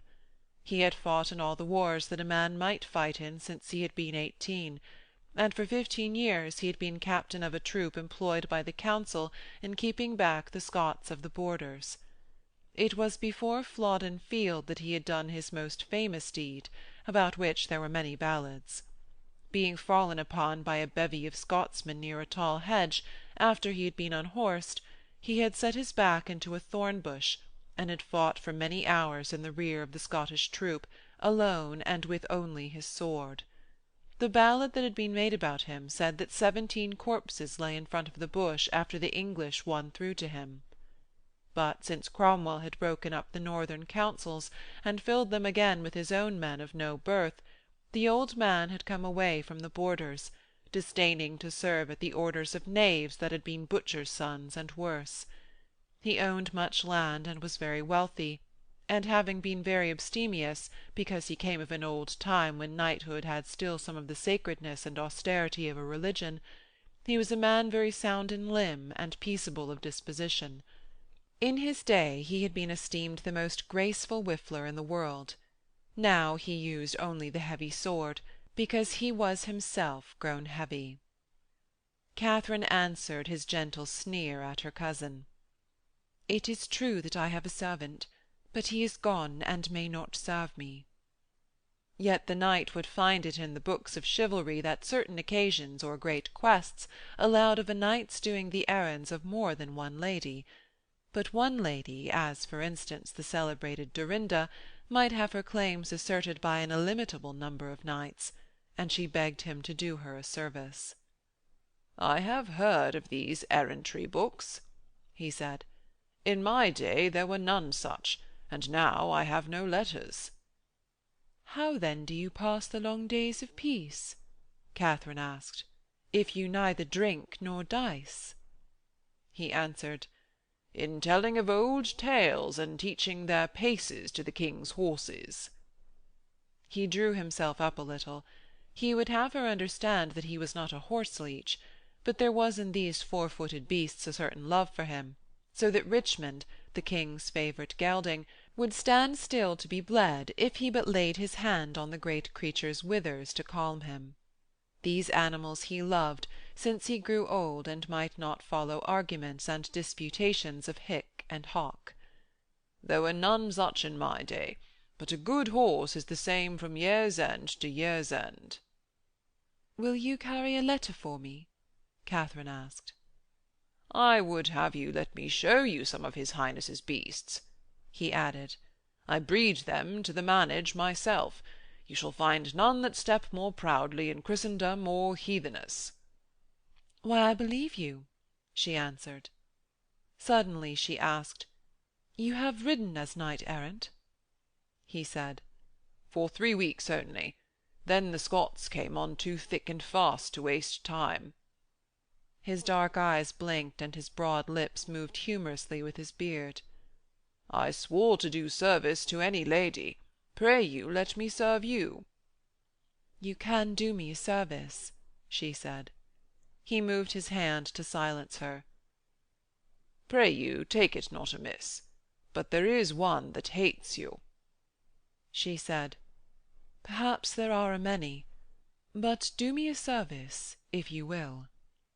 "Look you," he said, "these times are no times of mine, but I know it is prudent to have servitors that love one. I saw yours shake a fist at your door." Katharine said, "A man?" She looked at Margot, who, big, silent, and flushed, was devouring the celebrated hero of ballads with adoring eyes. He laughed. "That maid would kiss your feet, but in these days it is well to make friends with them that keep doors. The fellow at yours would spit upon you if he dared." Katharine said carelessly, "Let him even spit in his imagination, and I shall whip him." The old knight looked out of the door. He left it wide open, so that no man might listen. "Why, he is still gone," he said. He cleared his throat. "See you," he began, "so I should have said in the old days. These fellows then we could slush open to bathe our feet in their warm blood when we came tired-foot from hunting. Now it is otherwise. Such a loon may be a spy set upon one." He turned stiffly and majestically to move back her new hangings that only that day, in her absence at Privy Seal's, had been set in place. He tapped spots in the wall with his broad and gentle fingers, talking all the time with his broad back to her. "See you, you have had here workmen to hang you a new arras. There be tricks of boring ear-holes through walls and hanging these things, so that if you have a cousin who shall catch a scullion by the throat—" Katharine said hastily, "He hath heard little to harm me." "It is what a man swears he hath heard that shall harm one," the old knight answered. "I meddle in no matters of statecraft, but I am sent to you by certain ladies. One shall wed me, and I am her servant. One bears my name, and wedded a good cousin of mine, now dead for his treasons." Katharine said, "I am beholden to Cicely Elliot and the Lady Rochford." He silenced her with one of his small gestures of old-fashioned dignity and distinction. "I meddle in none of these matters," he said again. "But these ladies know that you hate one they hate." He said suddenly, "Ah!" a little grunt of satisfaction. His fingers tapping gently made what seemed a stone of the wall quiver and let drop small flakes of plaster.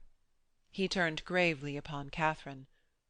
"I do not ask what you spoke of with that worshipful swordsman," he said, "but your servitor is gone to tell upon you. A stone is gone from here, and there is his ear-hole, like a drum of canvas."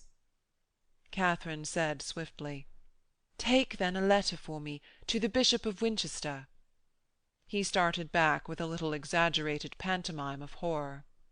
"Must I go into your plots?"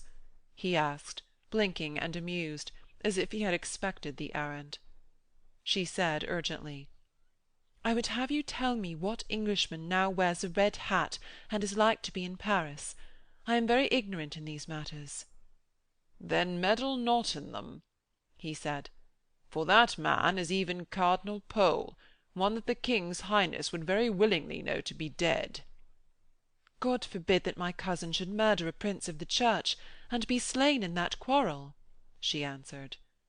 He started back and held his hands over his head. "Why, God help you, child! Is that your errand?"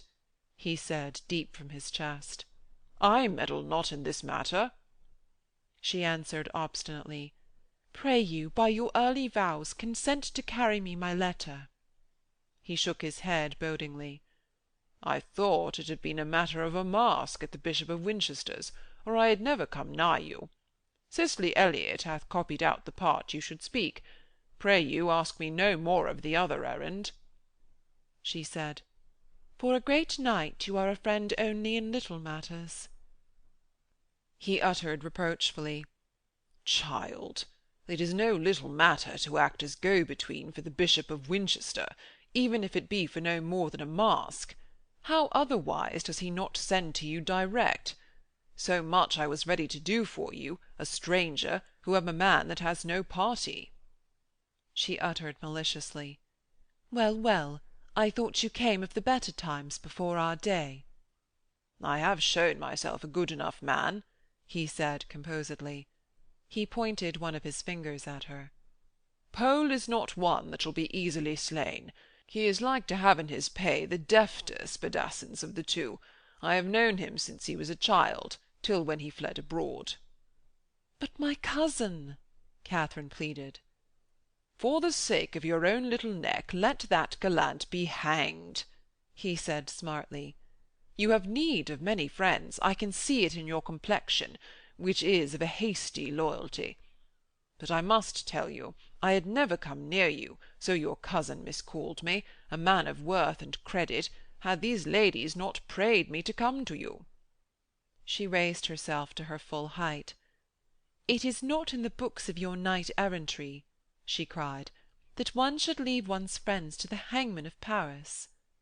The large figure of Margot Poins thrust itself upon them. "A God's name," said her gruff voice of great emotion, "hear the words of this valiant soldier. Your cousin shall ruin you. It is true that he will drive from you all your good friends." She faltered, and her impulse carried her no further. Rochford tapped her flushed cheek gently with his glove, but a light and hushing step in the corridor made them all silent. The Magister Udal stood before the door, blinking his eyes at the light. Katharine addressed him imperiously. "You will carry a letter for me to save my cousin from death." He started, and leered at Margot, who was ready to sink into the ground. "Why, I had rather carry a bull to the temperature of Jupiter, as Macrobius has it," he said.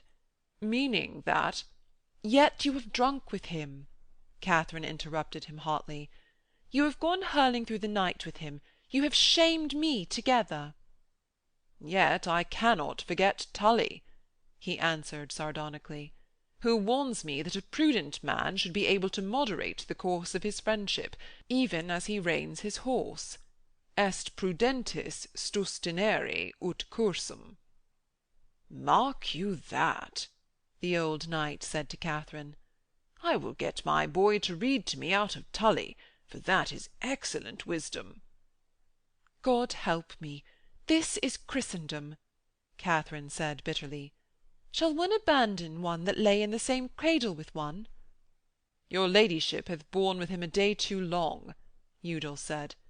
"He beat me like a dog 5 days since. Have you heard of the city called Ponceropolis, founded by the King Philip? Your good cousin should be ruler of that city, for the great king peopled it with all the brawlers, cutthroats, and roaring boys of his dominions, to be rid of them." She became aware that he was very angry, for his whisper shook like the neigh of a horse. The old knight winked at Margot. "Why, this is a monstrous wise man," he said, "who yet speaks some sense." "In short," the magister said, "if you will stick to this man, you shall lose me, for I have taken beatings and borne no malice, as in the case of men with whose loves or wives I have prospered better than themselves.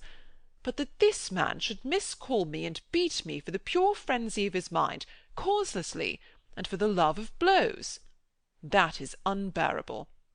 To-night I walk for the first time after 5 days since he did beat me, and I ask you, whom you shall here find the better servant?" His thin figure was suddenly shaking with rage. "Why, this is conspiracy!" Katharine cried. "A conspiracy?" Udal's voice rose up into a shriek. "If your ladyship were a queen, I would not be a queen's cousin's whipping-post." His arms jerked with the spasms of his rage like those of a marionette. "A shame that learned men should be so beaten," Margot's gruff voice uttered. Katharine turned upon her. "This is what made you speak e'en now. You have been with this flibberty-gibbet."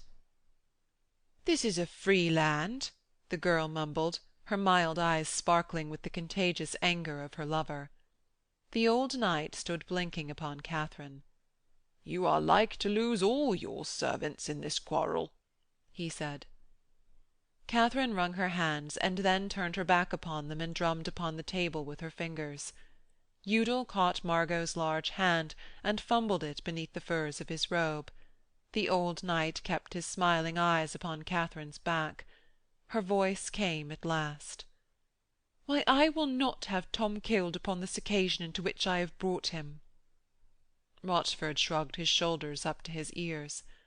"Oh, marvellous infatuation!" he said. Katharine spoke, still with her back turned and her shoulders heaving. "A marvellous infatuation?" she said, her voice coming softly and deeply in her chest. "Why, after his fashion this man loved me. God help us, what other men have I seen here that would strike a straight blow? Here it is moving in the dark, listening at pierced walls, swearing of false treasons." She swept round upon the old man. Her face moved, her eyes tender and angry. She stretched out her hand, and her voice was pitiful and urgent. "Sir, sir, what counsel do you give me who are a knight of honour? Would you let a man who lay in the cradle with you go to a shameful death in an errand you had made for him?" She leaned back upon the table, with her eyes upon his face. "No, you would not. How then could you give me such counsel?" He said, "Well, well, you are in the right." "Nearly I went with him to another place," she answered, "but half an hour ago. Would to God I had! For here it is all treacheries." "Write your letter, child," he answered. "You shall give it to Cicely Elliot to-morrow in the morning. I will have it conveyed, but I will not be seen to handle it, for I am too young to be hanged." "My God help you, knight," Udal whispered urgently from the doorway. "Carry no letter in this affair. If you escape, assuredly this mad pupil of mine shall die. For the king—" Suddenly he raised his voice to a high nasal drawl that rang out like a jackdaw's. "That is very true, and in this matter of death you may read in Socrates' Apology. Nevertheless, we may believe that if death be a transmigration from one place into another, there is certainly amendment in going whither so many great men have already passed, and to be subtracted from the way of so many judges to be iniquitous and corrupt." "Why, what a plague—" Katharine began. He interrupted her quickly. "Here is your serving-man back at last, if you would rate him for leaving your door unkept." The man stood in the doorway, his lantern dangling in his hand, his cudgel stuck through his belt, his shock of hair rough like an old thatch, and his eyes upon the ground. He mumbled, feeling at his throat. "A man must eat. I was gone to my supper." "You are like to have the nightmare, friend," the old knight said pleasantly. "It is ill to eat when most of the world sleeps." End of Section 11. Section 12 of The Fifth Queen, Part 2, Chapter 5. Cicely Elliot had indeed sent her old knight to Katharine with those overtures of friendship. Careless, dark, and a madcap, she had flown at Katharine because she had believed her a creature of Cromwell's, set to spy upon the Lady Mary's maids. They formed, the 7 of them, a little mutinous babbling circle. Their lady's cause they adored, for it was that of an old faith, such as women will not let die. The Lady Mary treated them with a hard indifference. It was all one to her whether they loved her or not. So they babbled, and told evil tales of the other side. The Lady Rochford could do little to hold them, for having come very near death when the Queen Anne fell, she had been timid ever since, and Cicely Elliot was their ringleader. Thus it was to her that one of Gardiner's priests had come, begging her to deliver to Katharine a copy of the words she was to speak in the masque, and from the priest Cicely had learnt that Katharine loved the old faith and hated Privy Seal as much as any of them. She had been struck with a quick remorse, and had suddenly seen Katharine as one that must be helped and made amends to. Thus she had pinned up her sleeve at Privy Seal's. There, however, it had not been safe to speak with her.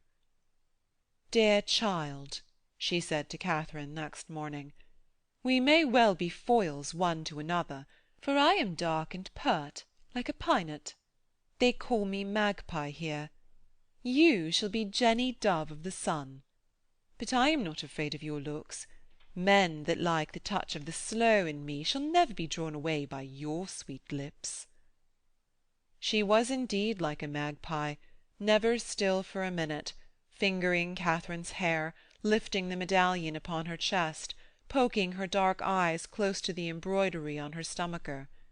She had a trick of standing with her side face to you, so that her body seemed very long to her hips, and her dark eyes looked at you askance and roguish, whilst her lips puckered to a smile, a little on one side.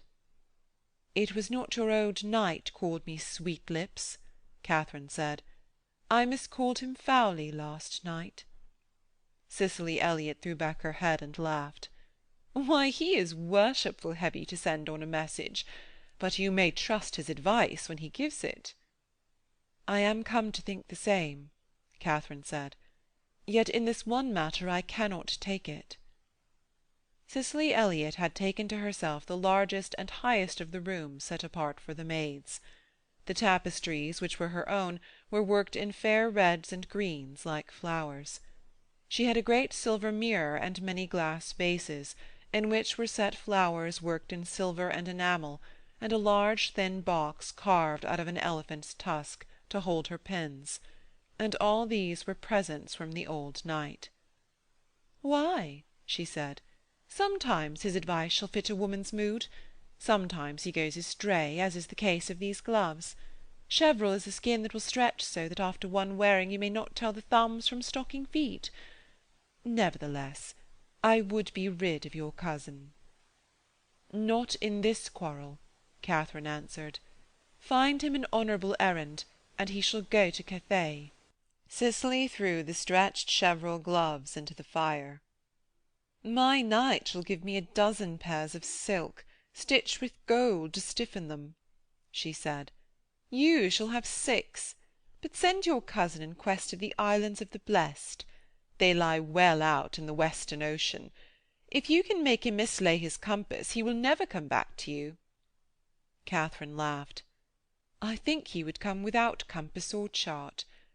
Nevertheless, I will send me my letter by means of your knight to the Bishop Gardiner." Cicely Elliot hung her head on her chest. "I do not ask its contents, but you may give it me." Katharine brought it out from the bosom of her dress, and the dark girl passed it up her sleeve. "This shall no doubt ruin you," she said, "but get you to our mistress. I will carry your letter." Katharine started back. "You?" she said. "It was Sir Nicholas should have it conveyed." "That poor silly old man shall not be hanged in this matter," Cicely answered. "It is all one to me. If Crummock would have had my head, he could have shortened me by that much a year ago." Katharine's eyes dilated proudly. "Give me my letter," she said. "I will have no woman in trouble for me." The dark girl laughed at her. "Your letter is in my sleeve. No hand shall touch it before mine deliver it to him it is written to. Get you to our mistress. I thank you for an errand I may laugh over. Laughter here is not over-mirthful." She stood side-face to Katharine, her mouth puckered up into her smile, her eyes roguish, her hands clasped behind her back. "Why, you see Cicely Elliot," she said, "whose folk all died after the Marquis of Exeter's rising, who has neither kith nor kin, nor house nor home. I had a man loved me passing well. He is dead with the rest. So I pass my time in pranks, because the hours are heavy. To-day the prank is on thy side. Take it as a gift the gods send, for to-morrow I may play thee one, since thou art soft and fair and tender. That is why they call me here the magpie.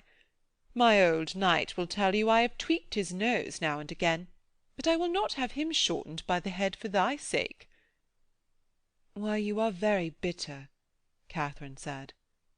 The girl answered, If your head ached as mine does now and again when I remember my men who are dead, if your head ached as mine does— She stopped and gave a peal of laughter.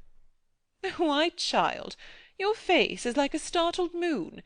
You have not stayed days enough here to have met many like me.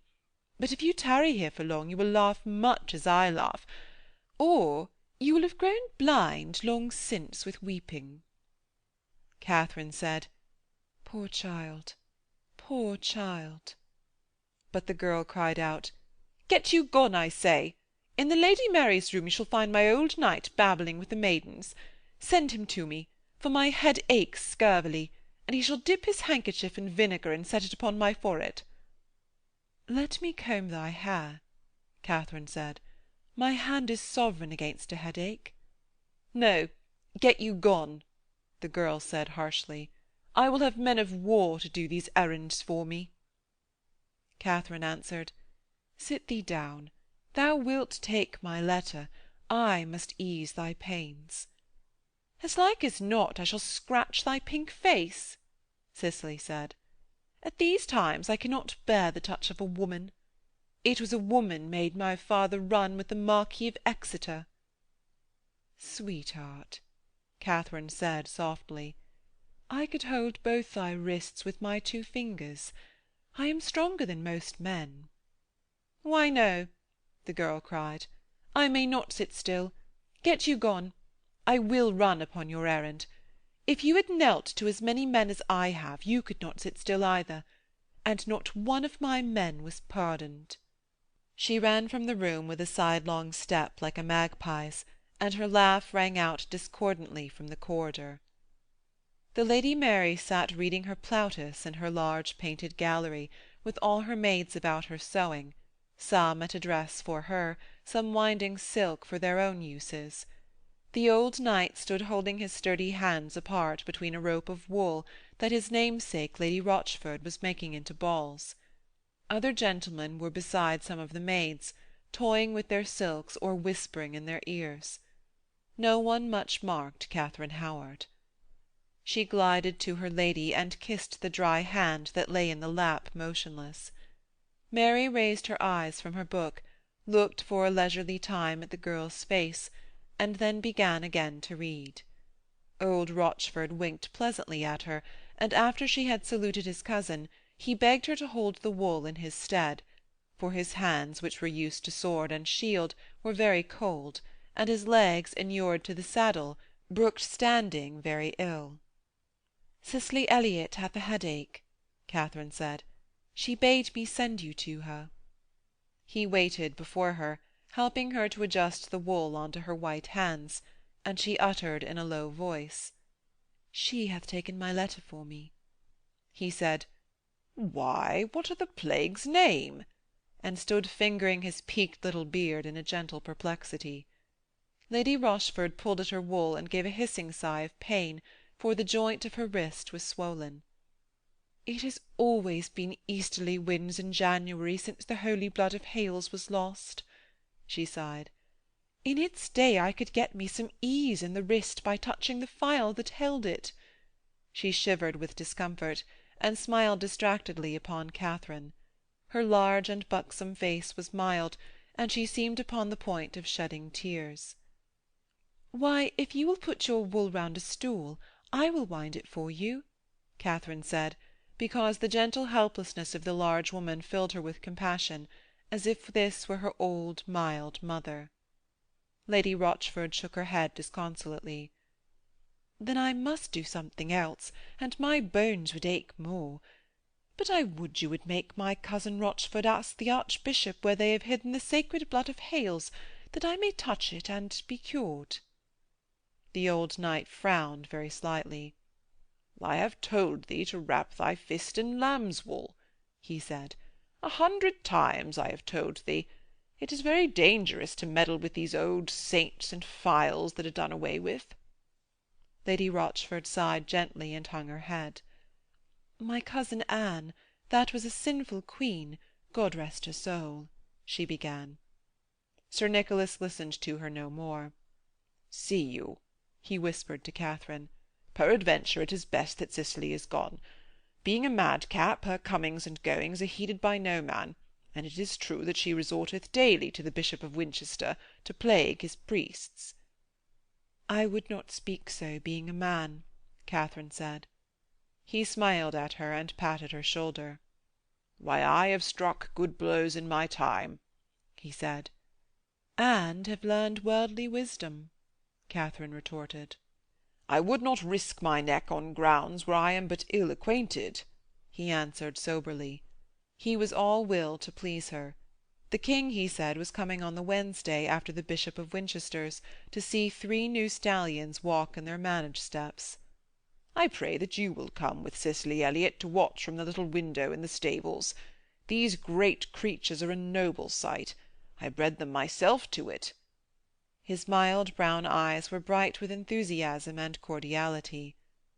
Suddenly there was a great silence in the room, and the Lady Mary raised her head. The burly figure of Throckmorton, the spy, was in the doorway. Katharine shuddered at the sight of him, for in her Lincolnshire house, where he was accounted more hateful than Judas who had betrayed the Lord, she had seen him beat the nuns when the convents had been turned out of doors, and he had brought to death his own brother, who had had a small estate near her father's house. The smile upon his face made her feel sick. He stroked his long golden-brown beard, glanced swiftly round the room, and advanced to the mistress's chair, swinging his great shoulders. He made a leg and pulled off his cap, and at that there was a rustle of astonishment, for it had been held treasonable to cap the Lady Mary. Her eyes regarded him fixedly, with a granite cold and hardness, and he seemed to have at once a grin of power and a shrinking motion of currying favour. He said that Privy Seal begged her leave that her maid Katharine Howard might go to him soon after 1 o'clock. The Lady Mary neither spoke nor moved, but the old knight shrank away from Katharine, and affected to be talking in the ear of Lady Rochford, who went on winding her wool. Throckmorton turned on his heels and swung away, his eyes on the floor, but with a grin on his evil face. He left a sudden whisper behind him, and then the silence fell once more. Katharine stood, a tall figure, holding out the hands on which the wool was, as if she were praying to some invisible deity or welcoming some invisible lover. Some heads were raised to look at her, but they fell again. The old knight shuffled nearer to her, to whisper hoarsely from his mustachioed lips, "Your serving man hath reported. Pray God we come safe out of this." Then he went out of the room. Lady Rochford sighed deeply, for no apparent reason. After a time the Lady Mary raised her head and made a minute, cold beckoning to Katharine. Her dry finger pointed to a word in her book of Plautus. "Tell me what you know of this," she commanded.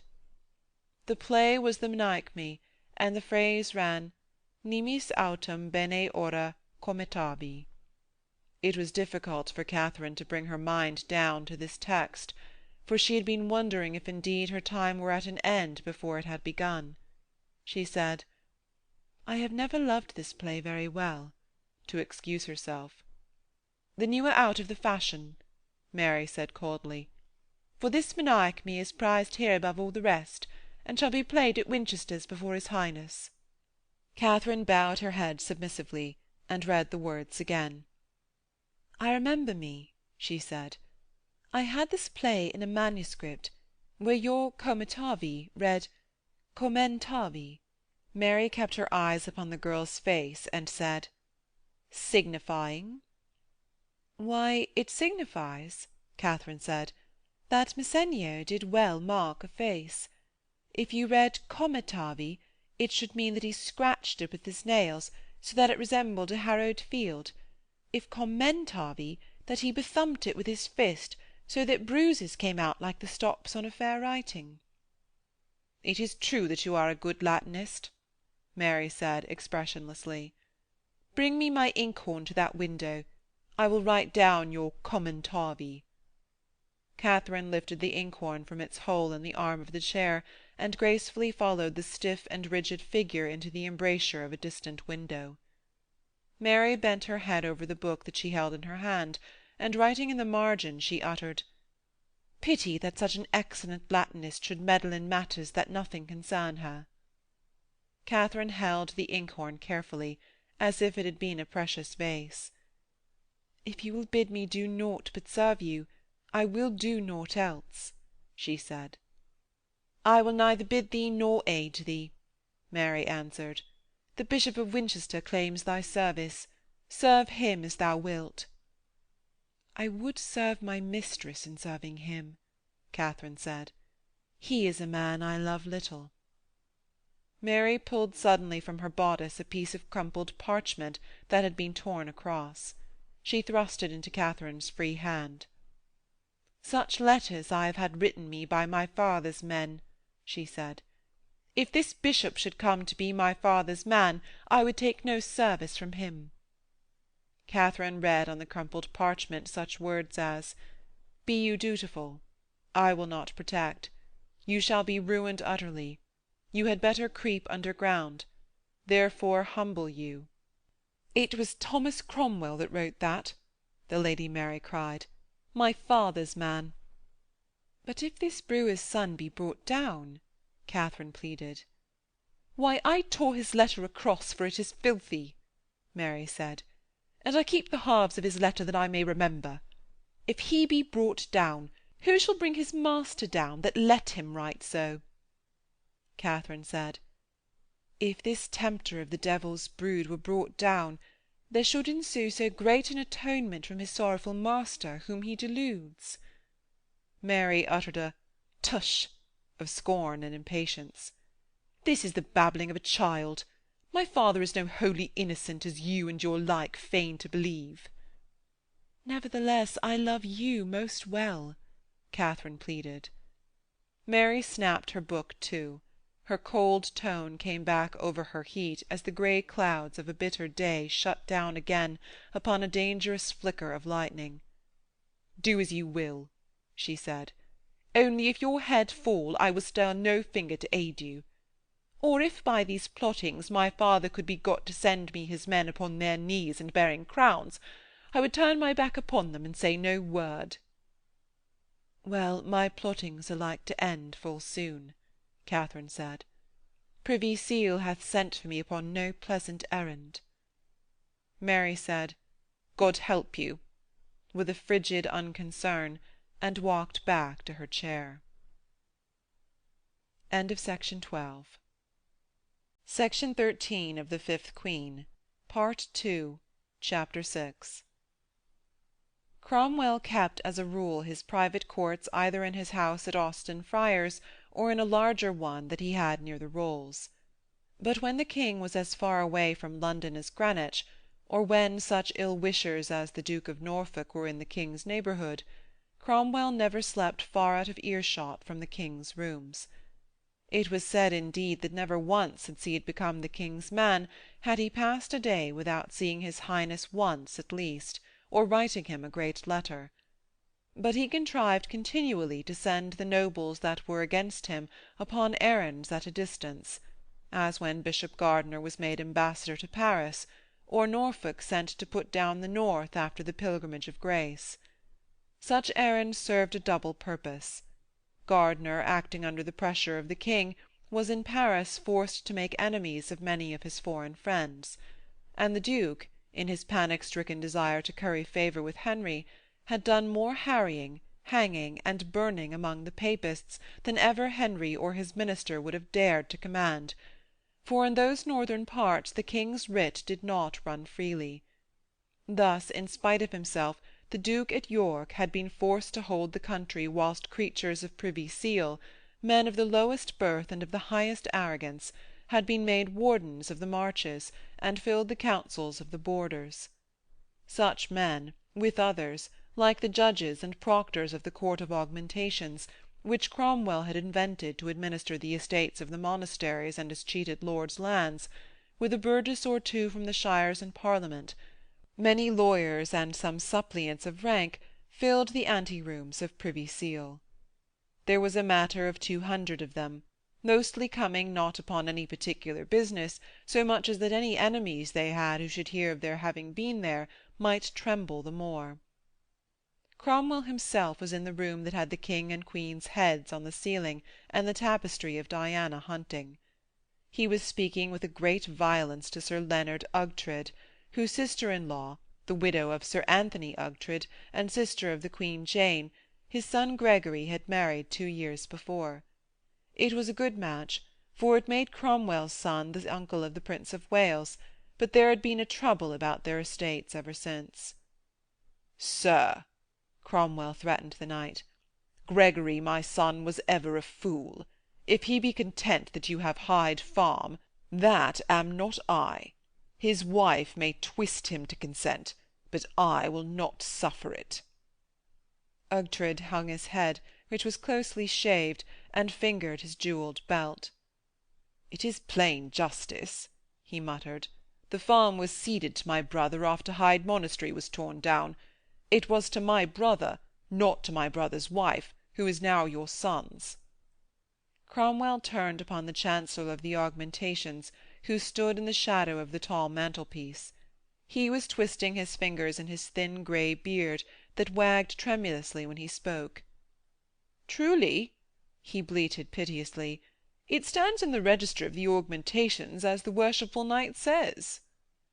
Cromwell cried out in a studied rage, "I made thee, and I made thy office. I will unmake the one and the other, if it and thou know no better law." "God help me!" the Chancellor gasped. He shrank again into the shadow of the chimney, and his blinking eyes fell upon Cromwell's back with a look of dread and the hatred of a beast that is threatened at the end of its hole. "Sir," Cromwell frowned darkly upon Ughtred, "the law stands thus if the Augmentation people know it not. This farm and others were given to your late brother upon his marriage, that the sister of the Queen might have a proper state. The statute of uses hath here no say. Understand me. It was the King's to give, it is the King's still." He opened his mouth so wide that he appeared to bellow. "That farm falleth to the survivor of those two, who is now my son's wife. What judge shall gainsay that?" He swayed his body round on his motionless and sturdily planted legs, veering upon the Chancellor and the knight in turn, as if he challenged them to gainsay him who had been an attorney for 10 years after he had been a wool merchant. Ughtred shrugged his shoulders heavily, and the Chancellor hastened to bleat, "No judge shall gainsay your lordship. Your lordship hath an excellent knowledge of the law." "Why hast thou not as good a one?" Cromwell rated him. "I made thee since I thought thou hadst." The Chancellor choked in his throat and waved his hands. "Thus the law is," Cromwell said to Ughtred, "and if it were not so, Parliament should pass an Act to make it. For it is a scandal that a Queen's sister, an aunt of the Prince that shall be King, should lose her lands upon the death of her husband. It savours of treason that you should ask it. I have known men go to the Tower upon less occasion." "Well, I am a broken man," Sir Leonard muttered. "Why, God help you," Cromwell said. "Get you gone. The law takes no account of whether a man be broken, but seeketh to do honour to the King's Highness and to render justice." Viridus and Sadler, who was another of Cromwell's secretaries, had come in whilst Privy Seal had been speaking, and Cromwell turned upon them, laughing as the knight went out, his head hanging. "Here is another broken man," he said, and they all laughed together. "Well, he is another very notable swordsman," Viridus said. "We might well post him at Milan, lest Pole flee back to Rome that way." Cromwell turned upon the Chancellor with a bitter contempt. Find thou for this knight some monk's lands in Kent. He shall to Milan with them for a price. Viridus laughed. Now we shall soon have those broken swordsmen in every town of Italy between France and Rome. Such a net Pole shall not easily break through. It were well he were done with soon, Cromwell said. The king shall love us much the more, and it is time. Why, there will be in 2 days such a clamour of assassins in Paris that he shall soon boat from there towards Rome, Viridus answered. It will go hard if he escape all our Italy men. I hold it for certain that Winchester shall have reported to him in Paris that this Culpepper is on the road. Will you speak with this Howard wench? Cromwell knitted his brows in uncertainty. It was her cousin that should clamour about this murder in Paris, Viridus reminded him. Is she without? Cromwell asked. Have you it for certain that she hath reported to my Lord of Winchester? Winchester's priest of the bedchamber hath shown me a copy of the letter she wrote. I would have your lordship send some reward to that Father Michael. He hath served us in many other matters. Cromwell motioned with his hand that Sadler should note down this Father Michael's name. Are there many men in my antechambers? He asked Viridus, and hearing that there were more than 150. Why, let this wench stay there half an hour. It humbles a woman to be alone among so many men, and she shall come here without a sound clout to her back for the crush of them. He began talking with Sadler about 2 globes of the world that he had ordered his agent to buy in Antwerp, one for himself, and the other for a present to the king. Sadler answered that the price was very high, 1,000 crowns or so, he had forgotten just how many. They had been 12 years in the making, but the agent had been afraid of the greatness of the expense. Cromwell said, Tush! I must have the best of these Flemish furnishings. He signed to Viridus to send for Katharine Howard, and went on talking with Sadler about the furnishing of his house in the Austin Friars. He had his agents all over Flanders watching the noted masters of the crafts to see what notable pieces they might turn out. For he loved fine carvings, noble hangings, great worked chests, and other signs of wealth, and the money was never thrown away, for the wood and the stuffs and the gold thread remained so long as you kept the moth and the woodlouse from them. To the king, too, he gave presents every day. Katharine entered by a door from a corridor at which he had not expected her. She wore a great head-dress of net like the queen's, and her dress was in no disarray, neither were her cheeks flushed by anything more than apprehension. She said that she had been shown that way by a large gentleman with a great beard. She would not bring herself to mention the name of Throckmorton, so much she detested him. Cromwell answered with a benevolent smile, Ay, Throckmorton ever had an eye for beauty. Otherwise you had come scurvily out of that wash. He twisted his mouth up as if he were mocking her, and asked her suddenly how the Lady Mary corresponded with her cousin the Emperor, for it was certain she had a means of writing to him. Katharine flushed all over her face with relief, and her heart stilled itself a little. Here at least there was no talk of the Tower at once for her, because she had written a letter to Bishop Gardiner. She answered that that day for the first time she had been in the Lady Mary's service. He smiled benevolently still, and holding out a hand in a little warning gesture, and with an air of pleasant reasonableness, said that she must earn her bread like other folks in his Highness's service. "Why," she answered, "I have been marvellous ill, but I shall be more diligent in serving my mistress." He marked a distinction, pointing a fat finger at her heart-place. In the serving of her mistress she should not do enough work to pay for bodkins nor for sewing silk, since the Lady Mary asked nothing of her maids, neither their attendance, their converse, nor yet their needlework. Such a place asked nothing of one so fortunate as to fill it. To atone for it, the service of the king demanded her labours. "Why," she said again, "if I must spy in those parts, it is a great pity that I ever came there as your woman, for who there shall open their hearts to me?" He laughed at her comfortably still. "You may put it about that you hate me," he said. "You may mix with them that love me not. In the end you may worm yourself into their secrets." Again a heavy flush covered Katharine's face from the chin to the brow.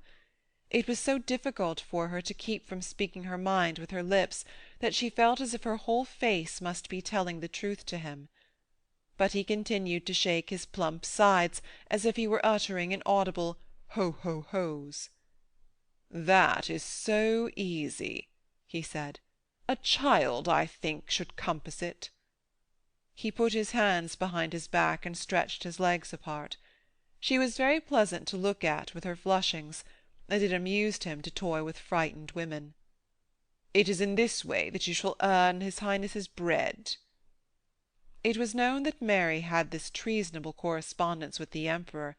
In the devilish malignancy of her heart she desired that her sacred father should be cast down and slain, and continually she implored her cousin to invade her father's dominions, she sending him maps, plans of the new castles in building, and the names of such as were malevolent within the realm. "Therefore," he finished, "if you could discover her channels, and those channels could then be stopped up, you would indeed both earn your bread and enter into high favour." He began again good-humouredly to give her careful directions as to how she should act, as, for instance, by offering to make for the printers a fair copy of the Lady Mary's commentary upon Plautus.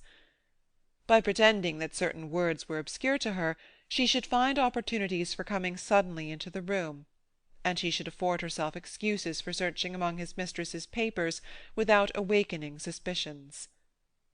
"Why, my face is too ingenuous," Katharine said. "I am not made for playing the spy." He laughed at her. "That is so much the better," he said. "The best spies are those that have open countenances. It needs but a little schooling." "I should get me a hang-dog look very soon," she answered. She paused for a minute, and then spoke earnestly, holding out her hands. "I would you would set me a nobler task. Very surely it is shameful that a daughter should so hate the father that begat her, and I know the angels weep to see her desire that the great and noble prince should be cast down and slain by his enemies. But, sir, it were the better task to seek to soften her mind. Such knowledge as I have of goodly writers should aid me rather to persuade her heart towards her father, for I know no text that should make me skilful as a spy, but I can give you a dozen from Plautus alone that do inculcate a sweet and dutiful love from daughter to sire." He leered at her pleasantly. "Why, you speak sweetly, by the book. If the Lady Mary were a man, now—" The hitherto silent men laid back their heads to laugh, and the Chancellor of the Augmentation suddenly rubbed his palms together, hissing like an ostler. But seeing her look became angry and abashed, Cromwell stopped his sentence and once more held out a finger. "Why, indeed," he said gravely. "If you could do that, you might be the first lady in the land, for neither the king nor I, nor yet all nor many, have availed there." Katharine said, "Surely there is a way to touch the heart of this noble lady, and by long seeking I may find." "Well, you have spoken many words," Cromwell said. "This is a great matter. If you shall achieve it, it shall be accounted to you both here and in heaven. But the other task I enjoin upon you." She was making sorrowfully to the door, and he called to her. "I have found your cousin employment." The sudden mention made her stop as if she had been struck in the face, and she held her hand to her side. Her face was distorted with fear as she turned to answer. "Ay, I know. He hath told me. But I cannot thank you. I would not that my cousin should murder a prince of the Church." She knew, from the feeling in her heart and the cruel sound of his voice, that he had that knowledge already. If he wished to imprison her, it could serve no turn defence about that matter, and she steadied herself by catching hold of the tapestry with one hand behind her back. The faces of Cromwell's 3 assistants were upon her, hard, sardonic, and grinning. Viridus said with an air of parade, "I had told your lordship that this lady had flaws in her loyalty." And the Chancellor was raising his hands in horror, after the fashion of a Greek chorus. Cromwell, however, still grinned at her. "When the Queen Katharine died," he said slowly, "it was a great relief to this realm. When the late arch-devil, Pope Clement, died, the King and I were mad with joy. But if all popes and all hostile queens and princes could be stricken with devils and dead to-morrow, his Highness would rather it were Reginald Pole." Catherine understood very well that he was setting before her the enormity of her offence. She stood still with her lips parted. He went on rehearsing the crimes of the cardinal, how he had been educated by the king's high bounty, how the king had offered him the archbishopric of York, how he had rather fled to the Bishop of Rome, how he had written a book accusing the king of such crimes and heresies that all Christendom had cried out upon his Highness. Even then this Pole was in Paris with a bull from the Bishop of Rome calling upon the Emperor and the King of France to fall together upon their lord.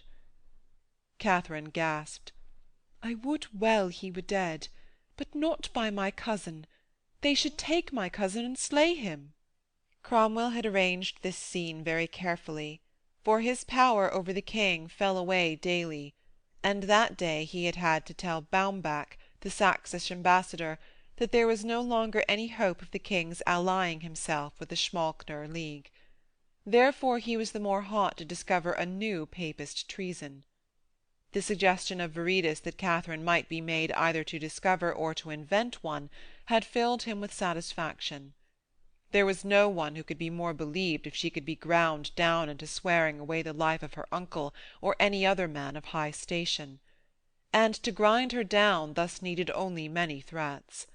He infused gradually more terror into his narrow eyes, and spoke more gravely. "Neither do I desire the death of this traitor so hotly as doth his Highness. For there be these foul lies, and have you not heard the ancient fool's prophecy that was made over 30 years ago, that one with a red cap brought up from low degree should rule all the land under the king? I trow ye know who that was. And that after much mixing the land should by another red cap be reconciled or else brought to utter ruin?" "I am new to this place," Catherine said. "I never heard that saying.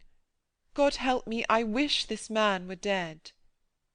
His voice grew the more deep as he saw that she was the more daunted. "Ay, and whether the land be reconciled to the Bishop of Rome, or be brought to utter ruin, the one and the other signify the downfall of his Highness." The Chancellor interrupted piously. "God save us! Whither should we all flee then?"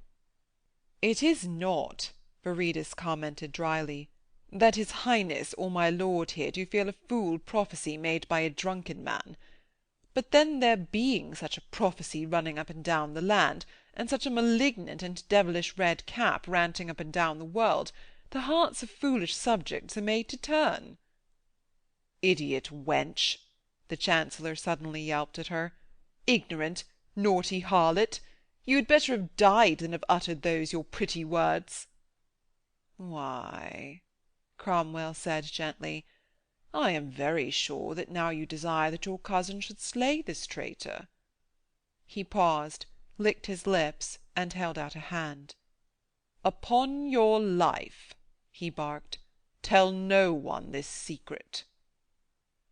The faces of all 4 men were again upon her, sardonic, leering, and amused, and suddenly she felt that this was not the end of the matter. There was something untrue in this parade of threats. Cromwell was acting. They were all acting parts. Their speeches were all too long, too dryly spoken. They had been rehearsed. This was not the end of the matter, and neither her cousin nor Cardinal Pole here were the main point. She wondered for a wild moment if Cromwell, too, like Gardiner, thought that she had a voice with the king. but Cromwell knew as well as she that the king had seen her but once for a minute, and he was not a fool like Gardiner to run his nose into a mare's nest. "There is no power upon earth could save you from your doom, if through you this matter miscarried," he said softly. "Therefore, be you very careful. Act as I would have you act. Seek out that secret that I would know." It came irresistibly into Catharine's head. These men know already very well that I have written to Bishop Gardiner. This is to hold a halter continuously above my head. Then at least they did not mean to do away with her instantly. She dropped her eyes upon the ground, and stood submissively, whilst Privy Seal's voice came cruel and level. "You are a very fair wench, made for love and such stuff. You are an indifferent good Latinist who might offer good counsel. But be you very careful that you come not against me. You should not escape, but may burrow underground sooner than that. Your Aristotle should not help you, nor Lucretius, nor Lucan, nor Silius Italicus. Diodorus Siculus hath no maxim that should help you against me. But, like Diodorus the dialectician, you should die of shame. Seneca shall help you if you but dally with that fool Thought who saith, Quieris quo jaciis post obitum loco, quo non nata jacent. Ay, thou shalt die and lie in an unknown grave as thou hadst never been born. She went, her knees trembling half with fear and half with rage, for it was impossible to imagine anything more threatening or more arrogant than his soft, cruel voice, that seemed to sound for long after in her ears, saying, "I have you at my mercy. See you do all as I have bidden you." Watching the door that closed upon her, Viridus said with a negligent amusement, "That fool Udal hath set it all about that your lordship designed her for the recreation of his highness." "Why?" Cromwell answered, with his motionless smile of contempt for his fellow-men. "It is well to offer bribes to fools and threats to knaves." The Chancellor bleated with amazed adulation. "Marvel that your lordship should give so much care to such a worthless rag." "An I had never put my heart into trifles, I had never stood here," Cromwell snarled at him. "Would that my knaves ever would come to learn that." He spoke again to Viridus. "See that this wench come never near his highness. I like not her complexion." "Well, we may clap her up at any moment," his man answered.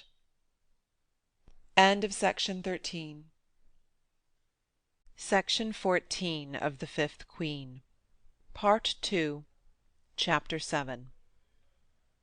The King came to the revels at the Bishop of Winchester's, for these too were given in honour of the Queen, and he had altered in his mind to let the Emperor and Francis know that he was inclined to weaken his new alliances.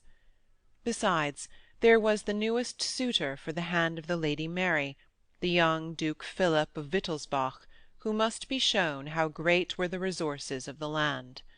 Young, gay, dark, a famous warrior and a good Catholic, he sat behind the Queen, and speaking German of a sort, he made her smile at times. The play was the Menechmi of Plautus, and Duke Philip interpreted it to her. She seemed at times so nearly human that the King, glancing back over his shoulder to note whether she disgraced him, could settle down into his chair and rest both his back and his misgivings. Seeing the frown leave his brow, all the courtiers grew glad behind him. Cromwell talked with animation to Baumbach, the ambassador from the Schmalkaldner League, since he had not seen the King so gay for many days, and Gardiner in his bishop's robes smiled with a black pleasure because his feast was so much more prosperous than Privy Seal's had been. There was no one there of the Lady Mary's household, because it was not seemly that she should be where her suitor was before he had been presented to her. The large hall was lit with tapers at dusk, and hung with ivy and with holly. Dried woodruff, watermint, and other sweet herbs were scattered about the floors to give an agreeable odour.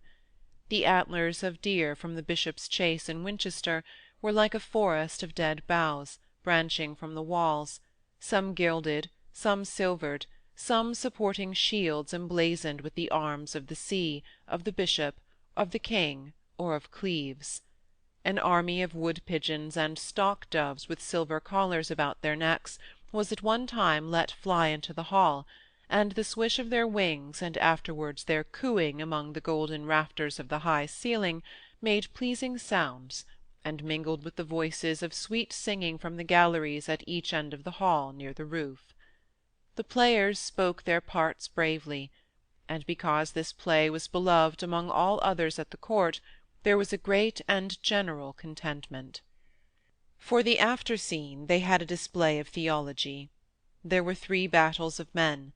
In black with red hats, horns branching above them, and in the centre a great devil with a triple tiara, who danced holding up an enormous key. These stood on the right. On the left were priests in fustian, holding enormous flagons of Rhenish wine and dancing in a drunken measure with their arms round more drunken doxies dressed like German women. In the centre stood grave and reverend men wearing horsehair beards and the long gowns of English bishops and priests. Before these there knelt an angel in flame-coloured robes with wings like the rainbow. The angel supported a great volume on the back of which might be read in letters of gold, Regis Nostri Sapientia. The great devil, dancing forward, brandishing his key, roared that these reverend men should kneel to him. He held out a cloven foot and bade them kiss it. But a venerable bishop cried out, "You be Antichrist, I know you. You be the arch-devil. But from this book I will confound you. Thank God that we have one that leads us aright." Coming forward, he read in Latin from the book of the king's wisdom, and the great devil fell back fainting into the arms of the men in red hats. The king called out, "By God, goodman bishop, you have spoken well," and the court roared. Then one from the other side danced out, holding his flagon and grasping his fat wife round the waist. He sang in a gross and German way, smacking his lips, that these reverend Englishmen should leave their godly ways and come down among the Lutherans. But the old bishop cried out, "Ay, Dr. Martinus, I know thee. Thou despisest the body of God. Thou art a fornicator. God forbid that our English priest should go among women as ye do. Listen to wisdom. For, thank God, we have one to lead us aright." These words spread a sudden shiver into the hall, for no man there knew whether the king had commanded them to be uttered. The king sat back in his chair, half frowning. Anne blinked. Philip of Wittelsbach laughed aloud.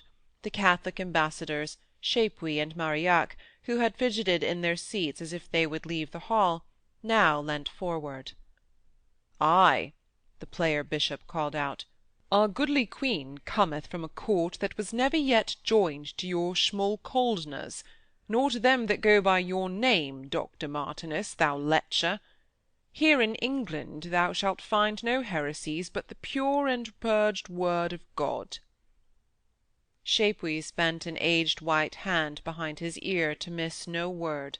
His true and smiling face blinked benevolently. Cromwell smiled too, licking his lips dangerously.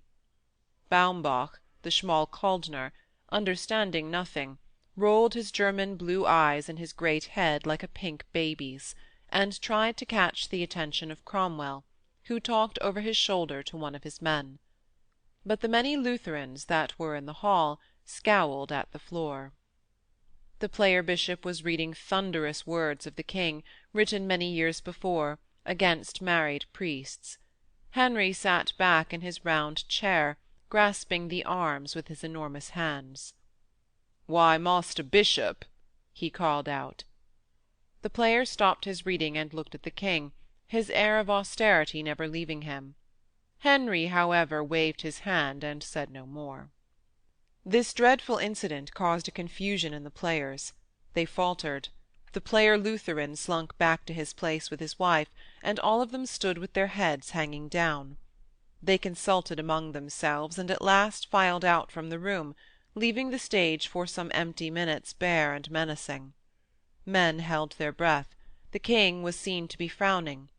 But a quick music was played from the galleries, and a door opened behind. There came in many figures in white to symbolify the deities of ancient Greece and Rome, and in black, with ashes upon her head, there was Ceres lamenting that Persephone had been carried into the realms of Pluto. No green thing should blow or grow upon this earth, she wailed in a deep and full voice, until her daughter trod again there. The other deities covered their heads with their white skirts. No one heeded this show very much in the hall, for the whispers over what had gone before never subsided again that day. Men turned their backs upon the stage in order to talk with others behind them, and it was generally agreed that if this refurbishing of old doctrines were no more than a bold stroke of Bishop Gardiner's, Henry at least had not scowled very harshly upon it. So that, for the most part, they thought that the old faith might come back again, whilst others suddenly remembered, much more clearly than before, that Cleves was a principality not truly Lutheran, and that the marriage with Anne had not tied them at all to the Schmalkaldner's League. Therefore this shadow of the old ways caused new uneasiness, for there was hardly any man there that had not some of the monastery lands. The king was the man least moved in the hall. He listened to the lamentations of Mother Ceres, and gazed at a number of naked boys who issued suddenly from the open door. They spread green herbs in a path from the door to the very feet of Anne, who blinked at them in amazement, and they paid no heed to Mother Ceres, who asked indignantly how any green thing could grow upon the earth that she had bidden lie barren till her daughter came again. Persephone stood framed in the doorway. She was all in white, very slim and tall. In among her hair she had a wreath of green Egyptian stones, called feridets, of which many remained in the treasuries of Winchester, because they were soft and of so little value that the visitors of the monasteries had left them there. And she had these green feridets cut like leaves, worked into the white lawn over her breasts. In her left arm there lay a cornucopia filled with gold coins, and in her right a silver coronet of olive leaves. She moved in a slow measure to the music, bending her knees to right and to left, drawing her long dress into white lines and curves, until she stood in the centre of the green path.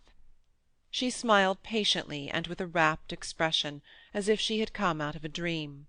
"The wreath of olive leaves," she said, "the gods sent to their most virtuous, most beauteous queen, who had brought peace in England. The cornucopia filled with gold was the offering of Plutus to the noble and benevolent king of these parts."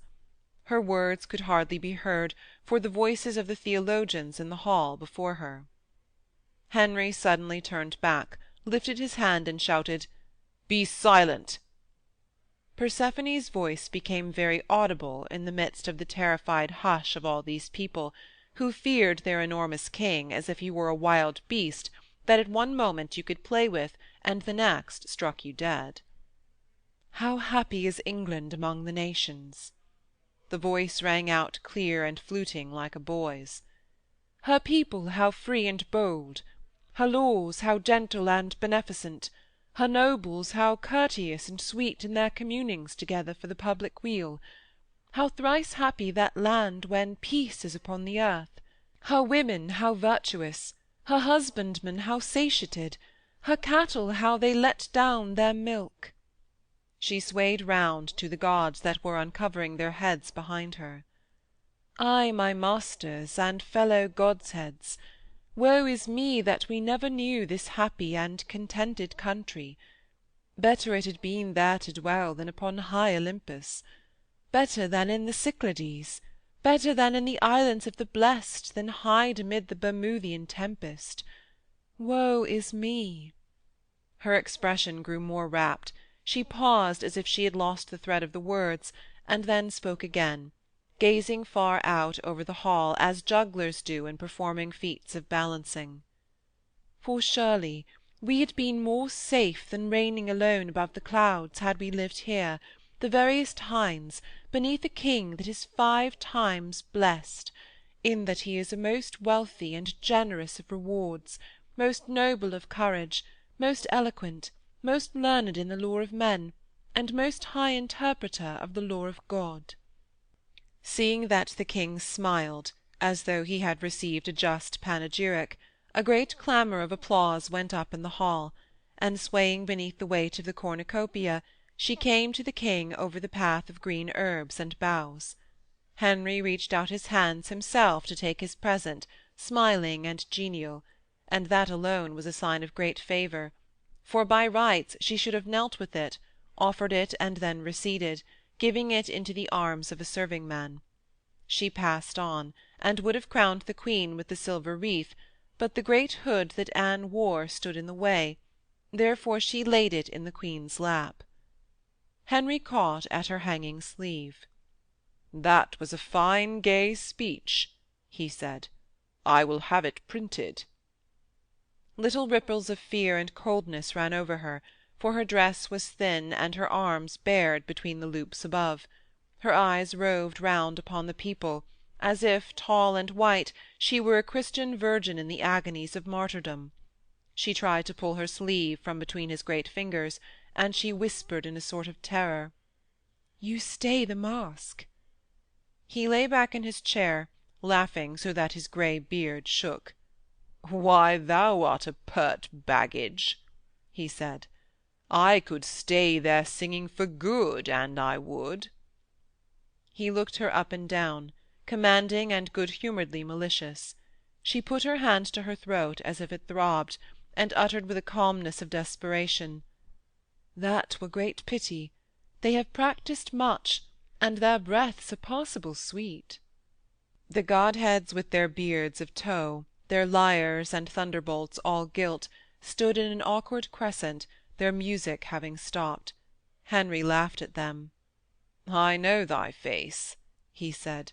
"It would be less than a king to forget it." "I am Katharine Howard," she faltered, stretching out her hands beseechingly. "Let me go back to my place." "Oh, ay," he answered. "But thou'st shed thy rags since I saw thee on a mule." He loosed her sleeve. "Let the good men sing a God's name."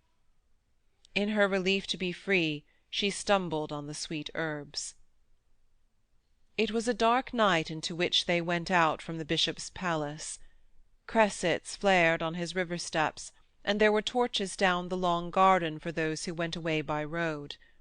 Because there would be a great crowd of embarkers at the bishop's landing-place, so that there might be many hours to wait until their barge should come, Katharine, by the office of old Sir Nicholas, had made a compact with some of the maids of honour of the Lady Elizabeth.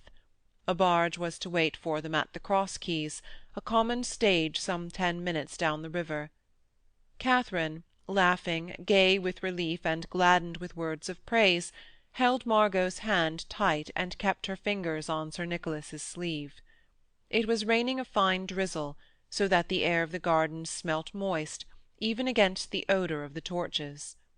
The old knight pulled the hood of his gown up over his head, for he was hoarse with a heavy cold. It was pitch black beyond the gatehouse.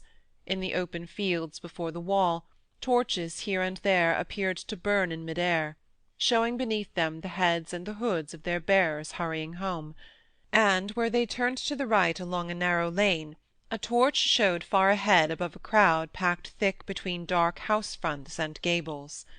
They glistened with wet and sent down from their gutters spouts of water that gleamed, catching the light of the torch, like threads of opal fire on the pallid dove-colour of the towering house-fronts.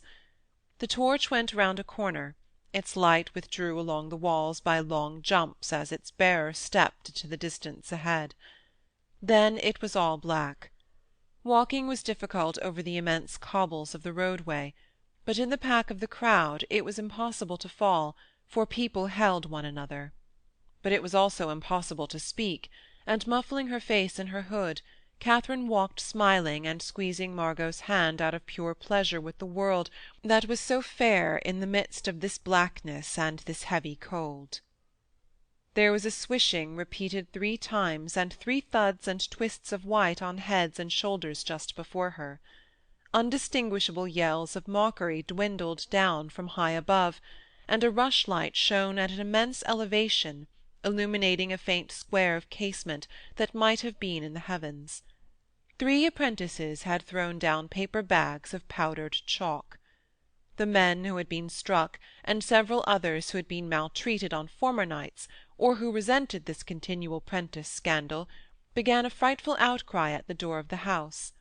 More bags came bursting down, and foul water.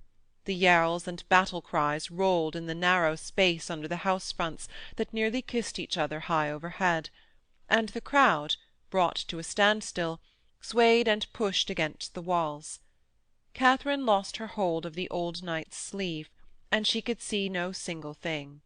She felt round her in the blackness for his arm, but a heavy man stumbled against her. Suddenly his hand was under her arm, drawing her a little. His voice seemed to say, "Down this gully is a way about." In the passage it was blacker than the mouth of hell, and her eyes still seemed to have in them the dazzle of light and triumph she had just left. There was a frightful stench of garbage, and it appeared to be a vault, because the outcry of the men besieging the door volleyed and echoed the more thunderously. There came the sharp click of a latch, and Katharine found herself impelled to descend several steps into a blackness from which came up a breath of closer air and a smell of rotting straw. Fear suddenly seized upon her, and the conviction that another man had taken the place of the old knight during the scuffle. But a heavy pressure of an arm was suddenly round her waist, and she was forced forward. She caught a shriek from Margot. The girl's hand was torn from her own, a door slammed behind, and there was a deep silence in which the heavy breathing of a man became audible. "If you cry out," a soft voice said, "I will let you go, but probably you will lose your life."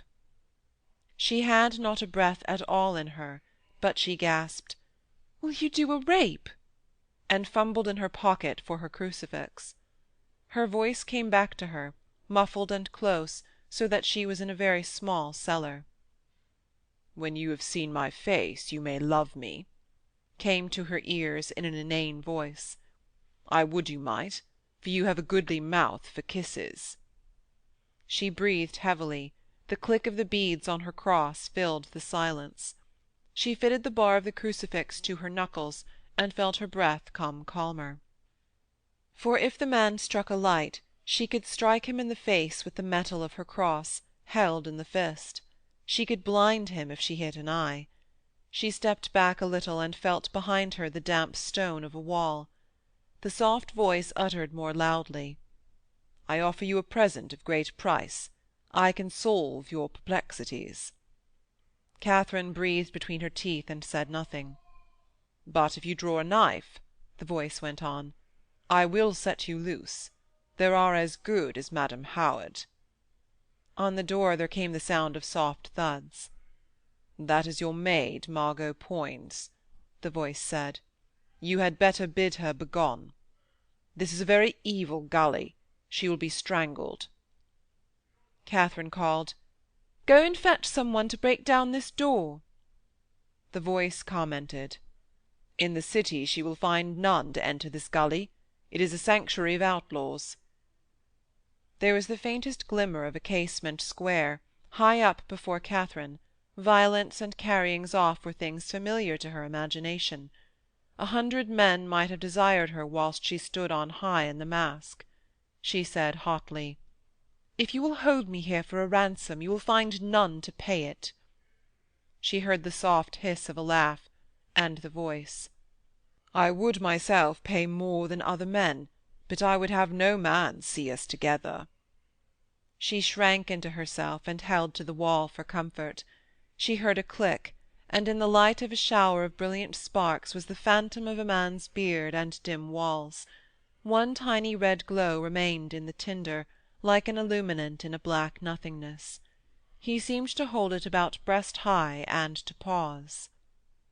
"You had best be rid of Margot Poins," the musing voice came out of the thick air. "Send her back to her mother's people. She gets you no friends." Katharine wondered if she might strike about 18 inches above the tiny spark, or if in these impenetrable shadows there were a very tall man. "Your Margot's folk miscall you in shameful terms. I would be your servant. But it is distasteful to a proper man to serve one that hath about her an atmosphere of lewdness." Katharine cursed at him to relieve the agony of her fear. The voice answered composedly, "One greater than the devil is my master. But it is good hearing that you are loyal to them that serve you. So you shall be loyal to me, for I will serve you well." The spark in the tinder moved upwards. The man began to blow on it. In the dim glimmer there appeared red lips, a hairy moustache, a straight nose, gleaming eyes that looked across the flame, a high narrow forehead, and the gleam of a jewel in a black cap. This glowing and dusky face appeared to hang in the air. Katharine shrank with despair and loathing. She had seen enough to know the man. She made a swift step towards it, her arm drawn back, but the glow of the box moved to one side, the ashes faded, there was already nothing before she could strike. "You see I am Throckmorton, a goodly knight," the voice said, laughing. This man came from Lincolnshire, near her own home. He had been the brother of a gentleman who had a very small property, and he had had one sister. God alone knew for what crime his father had cursed Throckmorton and left his patrimony to the monks at Ely, but his sister had hanged herself. Throckmorton had disappeared. In that black darkness she had seemed to feel his gloating over her helplessness, and his laughing over all the villainies of his hateful past. He was so loathsome to her that merely to be near him had made her tremble, when the day before he had fawned over her and shown her the side door to Privy Seal's room. Now the sound of his breathing took away all her power to breathe. She panted, "Infamous dog! I will have you shortened by the head for this rape." "It is true I am a fool to play cat and mouse," he answered. "But I was ever thus from a child. I have played silly pranks. Listen to gravity. I bring you here because I would speak to you where no ear dare come to listen. This is a sanctuary of night-robbers." His voice took on fantastically and grotesquely the nasal tones of doctors of logic when they discuss abstract theses. "I am a bold man to dare come here, but some of these are in my pay. Nevertheless, I am a bold man, though indeed the step from life into death is so short and so easily passed that a man is a fool to fear it. Nevertheless, some do fear it. Therefore, as men go, I am bold. Though, since I set much store in the intervention of the saints on my behalf, maybe I am not so bold. Yet I am a good man, or the saints would not protect me. On the other hand, I am fain to do their work for them. So maybe they would protect me whether I were virtuous or no. Maybe they would not, however, for it is a point still disputed as to whether a saint might use an evil tool to do good work. But in short, I am here to tell you what Privy Seal would have of you." "God help the pair of you," Katharine said. "Have ye descended to cellar work now?" "Madam Howard," the voice came, "for what manner of man do you take me? I am a very proper man that do love virtue. There are few such philosophers as I since I came out of Italy." It was certain to her now that Privy Seal, having seen her thick with the Bishop of Winchester, had delivered her into the hands of this vulture. "If you have a knife," she said, "put it into me soon.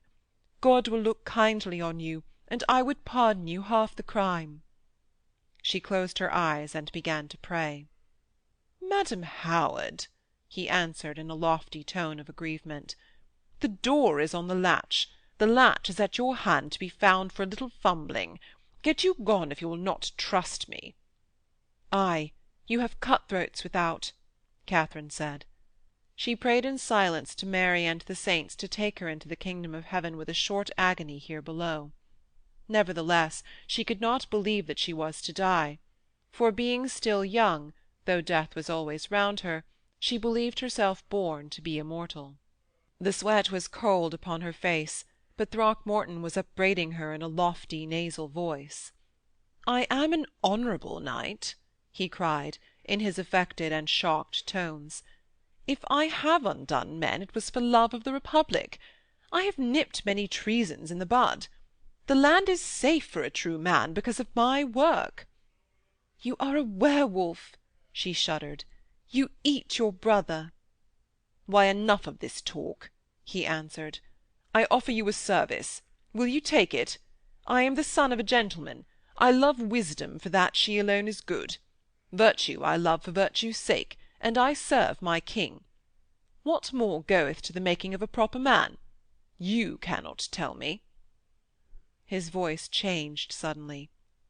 "If you do hate a villain, now is the time to prove it. Would you have him down? Then tell your gossip Winchester that the time approaches to strike, and that I am ready to serve him. I have done some good work for the King's Highness through Privy Seal. But my nose is a good one. I begin to smell out that Privy Seal worketh treasonably." "You are a mad fool to think to trick me," Katharine said. "Neither you nor I nor any man believes that Privy Seal would work a treason. You would trick me into some foolish utterances. It needed not a cellar in a cutthroat's gully for that." "Madam Spitfire," his voice answered, "you are a true woman, I a true man. We may walk well together. Before the Most High God, I wish you no ill." "Then let me go," she cried. "Tell me your lies some otherwhere." "The latch is near your hand still," he said, "but I will speak to you no otherwhere.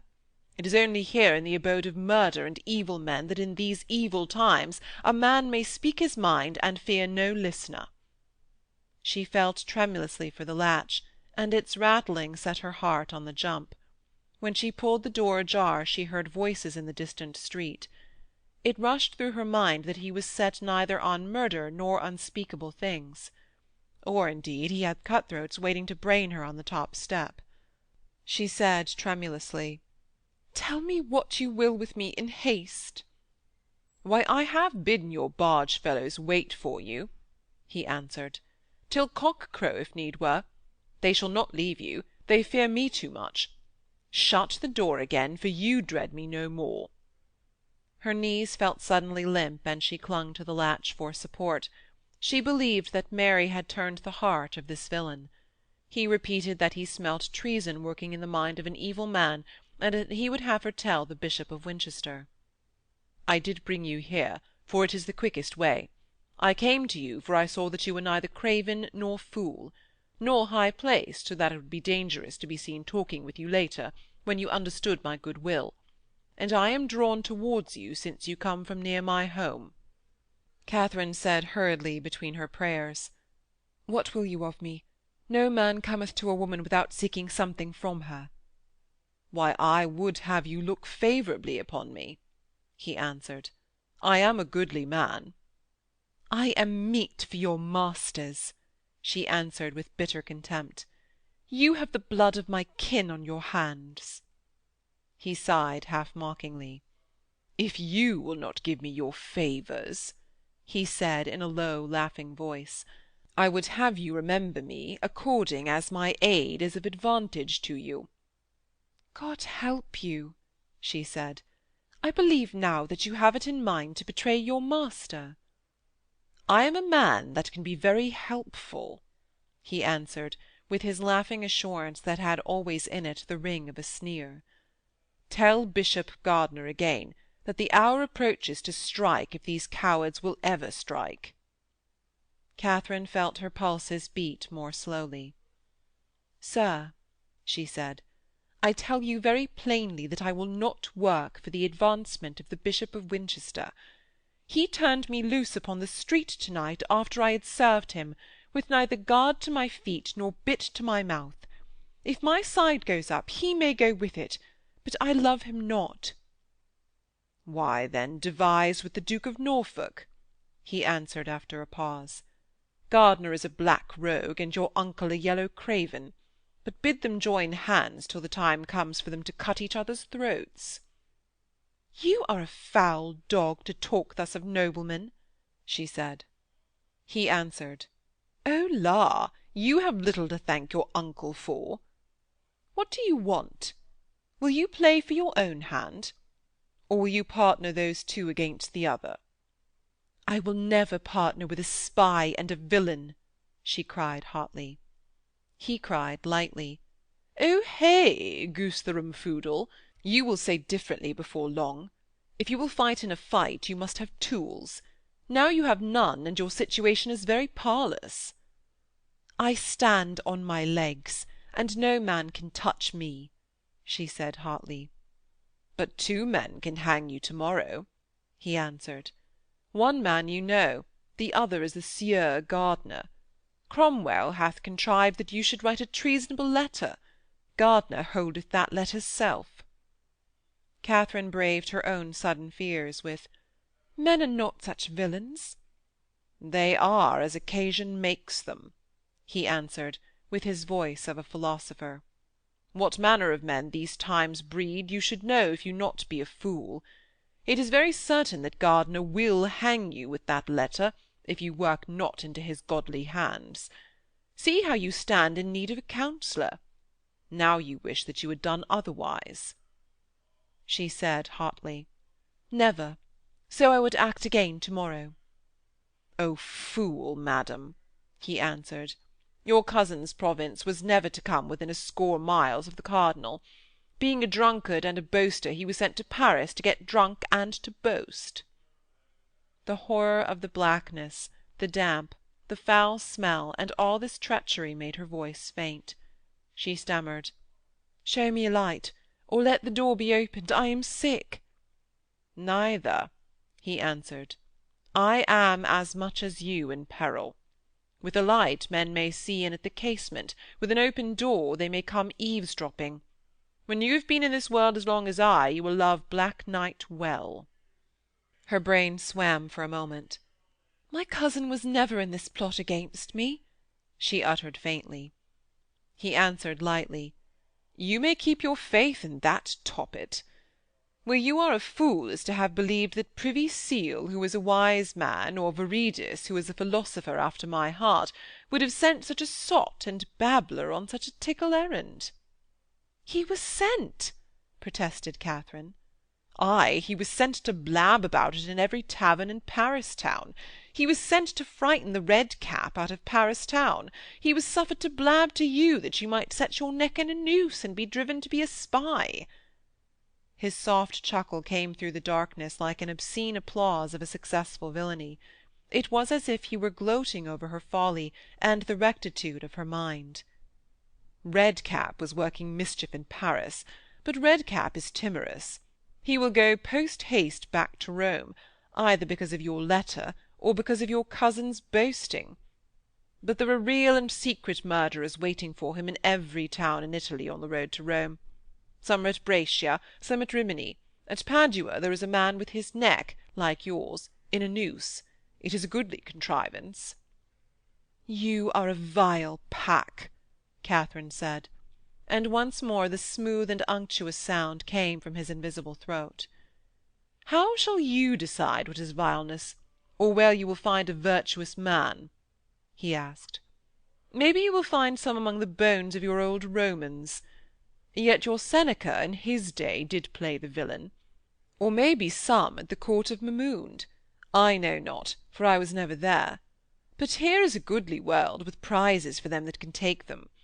Yet virtue may still flourish, for I have done middling well by serving my country.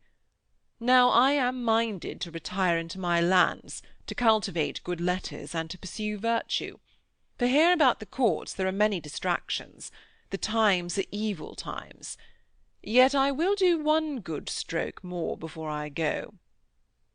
Katharine said hotly, "If you go down into Lincolnshire, I will call upon every man there to fall upon you and hang you." "Why?" he said. "That is why I did come to you. since you are from where my lands are. If I serve you, I would have you to smooth my path there. I ask no more, for now I crave rest and a private life. It is very assured that I should never find that here or in few parts of the land so well I have served my king. Therefore, if I serve you, you and yours shall cast above my retired farms and my honourable leisure the shadow of your protection. I ask no more. He chuckled almost inaudibly. I am set to watch you, he said. Viridus will go to Paris to catch another traitor called Brancetor, for the world is full of traitors. Therefore, in a way, it rests with me to hang you. He seemed to be seated upon a cask, for there was a creaking of old wood, and he spoke very leisurely. Katharine said, "Good night, and God send you better thoughts." "Why, stay, and I will be brief," he pleaded. "I dally because it is sweet talking to a fair woman in a black place." "You are easily content, for all the sweet words you get from me," she scorned him. "See you," he said earnestly, "it is true that I am set to watch you. I love you because you are fair. I might bend you, since I hold you in the hollow of my hand. But I am a continent man, and there is here a greater stake to be had than any amorous satisfaction. I would save my country from a man who has been a friend, but is grown a villain. Listen." He appeared to pause to collect his words together. "Baumbach, the Saxon ambassador, is here seeking to tack us to the Schmalkaldner heresies. Yesterday he was with Privy Seal, who loveth the Lutheran alliance. So Privy Seal takes him to his house, and shows him his marvellous armoury, which is such that no prince nor emperor hath elsewhere. So says Privy Seal to Baumbach, 'I love your alliance, but his Highness will naught of it.'" And he fetched a heavy sigh. Katharine said, "What does this here say to me?" "He fetched a heavy sigh," Throckmorton continued. "And your uncle or Gardiner knew how heavy a sigh it was, their hearts would be very glad." "This means that the King's Highness is very far from Privy Seal?" Katharine asked. "His Highness hateth to do business with small princelings." Throckmorton seemed to laugh at the King's name. "His high and princely stomach loveth only to deal with his equals, who are great kings. I have seen the letters that have passed about this Cleves wedding. Not one of them is from his Highness's hand. It is Privy Seal alone that shall bear the weight of the blow when rupture cometh." "Well, she is a foul slut," Katharine said, and her heart was full of sympathy for the heavy King. "Nay, she is none such," Throckmorton answered. "If you look upon her with an unjaundiced eye, she will pass for a Christian to be kissed. It is not her body that his Highness hateth, but her fathering. This is a very old quarrel betwixt him and Privy Seal. His Highness hath been wont to see himself the arbiter of the Christian world. Now Privy Seal hath made of him an ally of German princelings. His Highness loveth the old faith and the old royal ways. Now Privy Seal doth seek to make him take up the faith of Schmalkaldners, who are a league of bakers and unfrocked monks. Madam Howard, I tell you that if there were but one man that could strike after the new Parliament is called together—" Katharine cried, "The very stones that Cromwell hath soaked with blood will rise to fall upon him when the King's feet no longer press them down." Throckmorton laughed almost inaudibly. "Norfolk feareth Gardiner for a spy. Gardiner feareth the ambition of Norfolk. Bonner would sell them both to Privy Seal for the price of an archbishopric. The King himself is loath to strike, since no man in the land could get him together such another truckling Parliament as can Privy Seal." He stopped speaking, and let his words soak into her in the darkness, and after a long pause her voice came back to her. "It is true that I have heard no man speak as you do. I can see that his dear Highness must be hatefully inclined to this filthy alliance." "Why, you are minded to come into my hut with me," he chuckled. "There are few men so clear in the head as I am. So listen again to me. If you would strike at this man, it is of no avail to meddle with him at home. It shall in no way help you to clamour of good monks done to death, of honest men ruined, of virgins thrown on to dung-heaps. The king hath had the pence of these good monks, the lands of these honest men, and the golden neck-collars off these virgins.' She called out, 'Keep thy tongue off this sacred king's name. I will listen to no more lewdness.' A torch passing outside sent a moving square of light through the high grating across the floor of the cellar. The damp walls became dimly visible with shining snail-tracks on them, and his great form leaning negligently upon a cask, his hand arrested in the pulling of his long beard, his eyes gleaming upon her, sardonic and amused. The light twisted round abruptly and was gone. 'You are monstrous fair,' he said, and sighed. She shuddered. 'No,' his mocking voice came again. 'Speak not to the king, not to whomsoever you shall elect to speak to the king, of this man's work at home. The king shall let him go very unwillingly, since no man can so pack a parliament to do the king's pleasure. And he hath a nose for treasons that his highness would give his own nose to possess.' 'Keep thy tongue off the king's name,' she said again. He laughed and continued pensively. 'A very pretty treason might be made up of his speech before his armoury to Baumbach. Mark again how it went. Says he, "Here are such weaponings as no king, nor prince, nor emperor hath in Christendom. And in this country of ours are 20 gentlemen, my friends, have armouries as great or greater." Then he sighs heavily and saith, "But our king will never join with your Schmalkaldners. Yet I would give my head that he should." Your madamship marks that this was said to the ambassador from the Lutheran League?' 'You cannot twist that into a treason,' Katharine whispered. 'No doubt,' he said reasonably.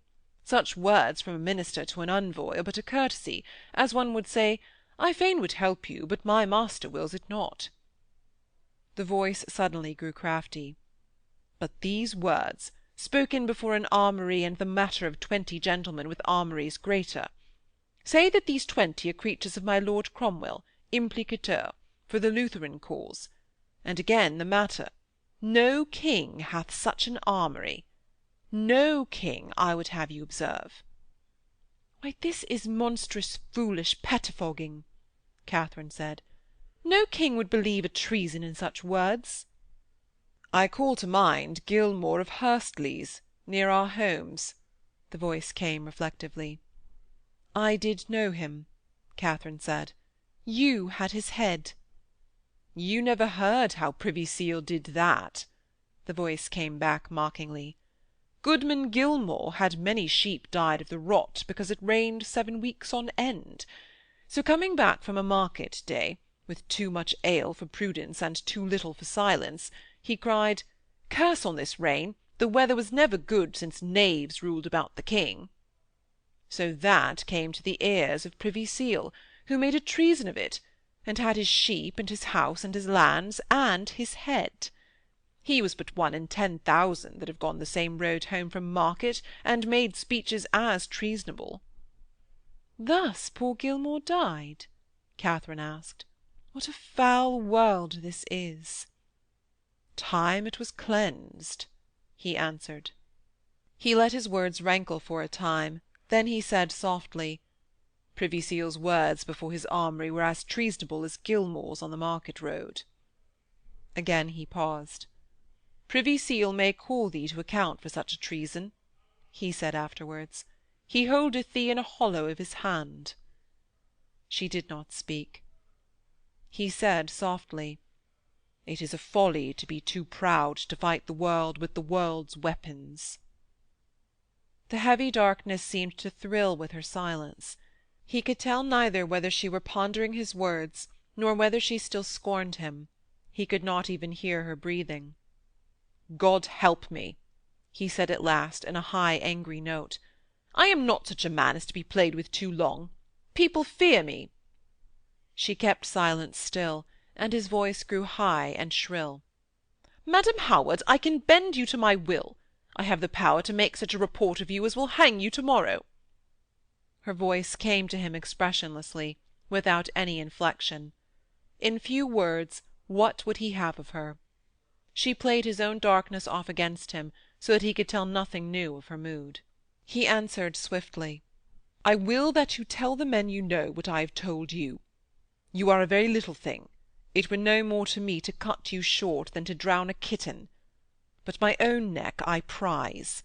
What I have told you I would have come to the ears of my Lord of Winchester. I may not be seen to speak with him myself. If you will not tell him, another will. But I would rather it were you." "Evil dreams make thy nights hideous," she cried out so suddenly that his voice choked in his throat. "Thou art such dirt as I would avoid to tread upon, and shall I take thee into my hand?" She was panting with disgust and scorn. "I have listened to thee. Listen thou to me. Thou art so filthy that if thou couldst make me a queen by the touch of a finger, I had rather be a goose-girl and eat grass. If by thy forged tales I could cast down Mahmud, I had rather be his slave than thy accomplice. Could I lift my head if I had joined myself to thee? Thou Judas to the fiend! Junius Brutus, when he did lay siege to a town, had a citizen come to him that would play the traitor. He accepted his proffered help, and when the town was taken, he did flay the betrayer. But thou art so filthy that thou shouldst make me do better than that noble Roman, for I would flay thee, disdaining to be aided by thee, and upon thy skin I would write a message to thy master, saying that thou wouldst have betrayed him." His laugh rang out discordant and full of black mirth. For a long time his shoulders seemed to shake. He spoke at last quite calmly. "You will have a very short course in this world," he said. A hoarse and hollow shouting reverberated from the gully. The glow of a torch grew bright in the window-space. Katharine had been upon the point of opening the door, but she paused, fearing to meet some night villains in the gully.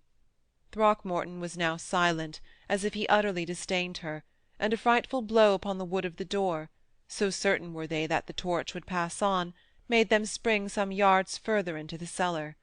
The splintering blows were repeated, the sound of them was deafening. Glaring light entered suddenly through a great crack, and the smell of smoke.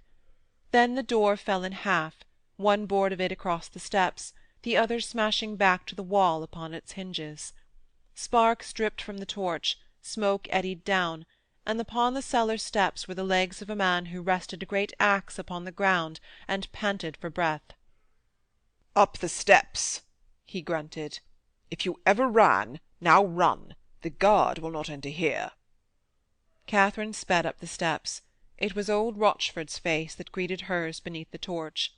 He grunted again, "Run you. I am spent," and suddenly dashed the torch to the ground. At the entry of the tunnel, some make of creature caught at her sleeve. She screamed and struck at a gleaming eye with the end of her crucifix. Then nothing held her, and she ran to where, at the mouth of the gully, there were a great many men with torches and swords peering into the darkness of the passage. In the barge Margot made an outcry of joy and relief, and the other ladies uttered civil speeches. The old man, whose fur near the neck had been slashed by a knife thrust as he came away, explained pleasantly that he was able to strike good blows still. But he shook his head none the less. It was evil, he said, to have such lovers as this new one. Her cousin was bad, but this rapscallion must be worse indeed to harbour her in such a place. Margot, who knew her London, had caught him at the barge, to which he had hurried.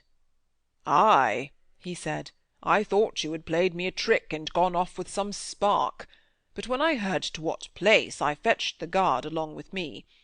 Well for you that it was I, for they had not come for any other man, and then you had been stuck in the street.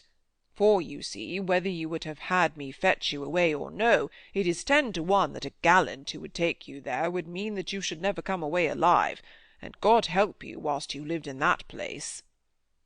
Katharine said, "Why, I pray God that you may die on the green grass yet, with time for a priest to shrive you. I was taken there against my will." She told him no more of the truth, for it was not every man's matter, and already she had made up her mind that there was but one man to whom to speak. She went into the dark end of the barge and prayed until she came to Greenwich, for the fear of the things she had escaped still made her shudder, and in the company of Mary and the saints of Lincolnshire alone could she feel any calmness. She thought they whispered round her in the night, amid the lapping of the water. Section 15 of the Fifth Queen. Part II. Chapter 8. The stables were esteemed the most magnificent that the king had. 3 times they had been pulled down and again set up after designs by Holbein the painter. The buildings formed 3 sides of a square. The 4th gave into a great paddock, part of the park, in which the horses galloped or the mares ran with their foals. That morning there was a glint of sun in the opalescent clouds. Horseboys in grey with double roses worked on their chests were spreading sand in the great quadrangle, fenced in with white palings, between the buildings where the chargers were trained to the manage. Each wing of the buildings was 1/4 of a mile long, of grey stone thatched with rushwork that came from the great beds all along the river and rose into curious peaks like bushes along each gable. On the right were the mares, the riding jennets for the women, and their saddle-rooms. On the left the pack-animals, mules for priests and the places for their housings. In the centre, on each side of a vast barn that held the provender, were the stables of the coursers and stallions that the king himself rode or favoured. Of these huge beasts there were 200, each in a cage within the houses, for many were savage terrors both of men and of each other. On the door of each cage there was written the name of the horse, as Sir Brian, Sir Bors, or Old Leo, and the sign of the constellation under which each was born, the months in which in consequence it was propitious or dangerous to ride them, and pentagons that should prevent witches, warlocks, or evil spirits from casting spells upon the great beasts.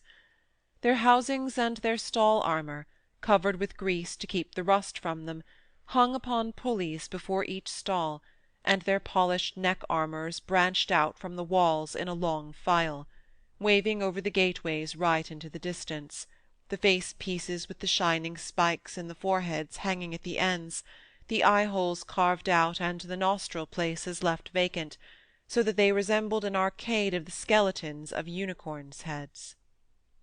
It was quiet and warm in the long and light aisles. There was a faint smell of stable hartshorn and the sound of beans being munched leisurely. From time to time there came a thunder from distant boxes, as 2 untrained stallions that Privy Seal the day before had given the king kicked against the immense baulks of the sliding doors in their cage-stalls. The old knight was flustered, because it was many days since the king had deigned to come in the morning, and there were many beasts to show him. In his steel armour, from which his old head stood out benign and silvery, he strutted stiffly from cage to cage, talking softly to his horses and cursing at the harnessers. Cicely Elliot sat on a high stool from which she could look out of window, and gibed at him as he passed. "Let me grease your pot-lids, goodly servant. You creak like a roasting-jack." He smiled at her with an engrossed air, and hurried himself to pull tight the head-strap of a great barb that was fighting with 4 men. A tucket of trumpets sounded, silvery and thin through the cold grey air. A page came running with his sallet helmet. "Why, I will lace it for him," Cicely cried, and ran, pushing away the boy. She laced it under the chin and laughed. "Now you may kiss my cheek, so that I know what it is to be kissed by a man in pot-lids." He swung himself, grunting a little, into the high saddle, and laughed at her with the air of a man very master of himself. The tucket thrilled again. Katharine Howard pushed the window open, craning out to see the king come. The horse, proud and mincing, appearing in its grey steel as great as an elephant, stepped yet so daintily that all its weight of iron made no more sound than the rhythmic jingling of a sabre, and man and horse passed like a flash of shadow out of the door. Cicely hopped back on to the stool and shivered. "We shall see these 2 old fellows very well without getting such a rheumatism as Lady Rochford's." and she pulled the window to against Katharine's face, and laughed at the vacant and far-away eyes that the girl turned upon her. "You are thinking of the centaurs of the Isles of Greece," she jeered. "Not of my knight and his old fashions of ironwork and horse-dancing. Yet such another will never be again, so perfect in the old fashions."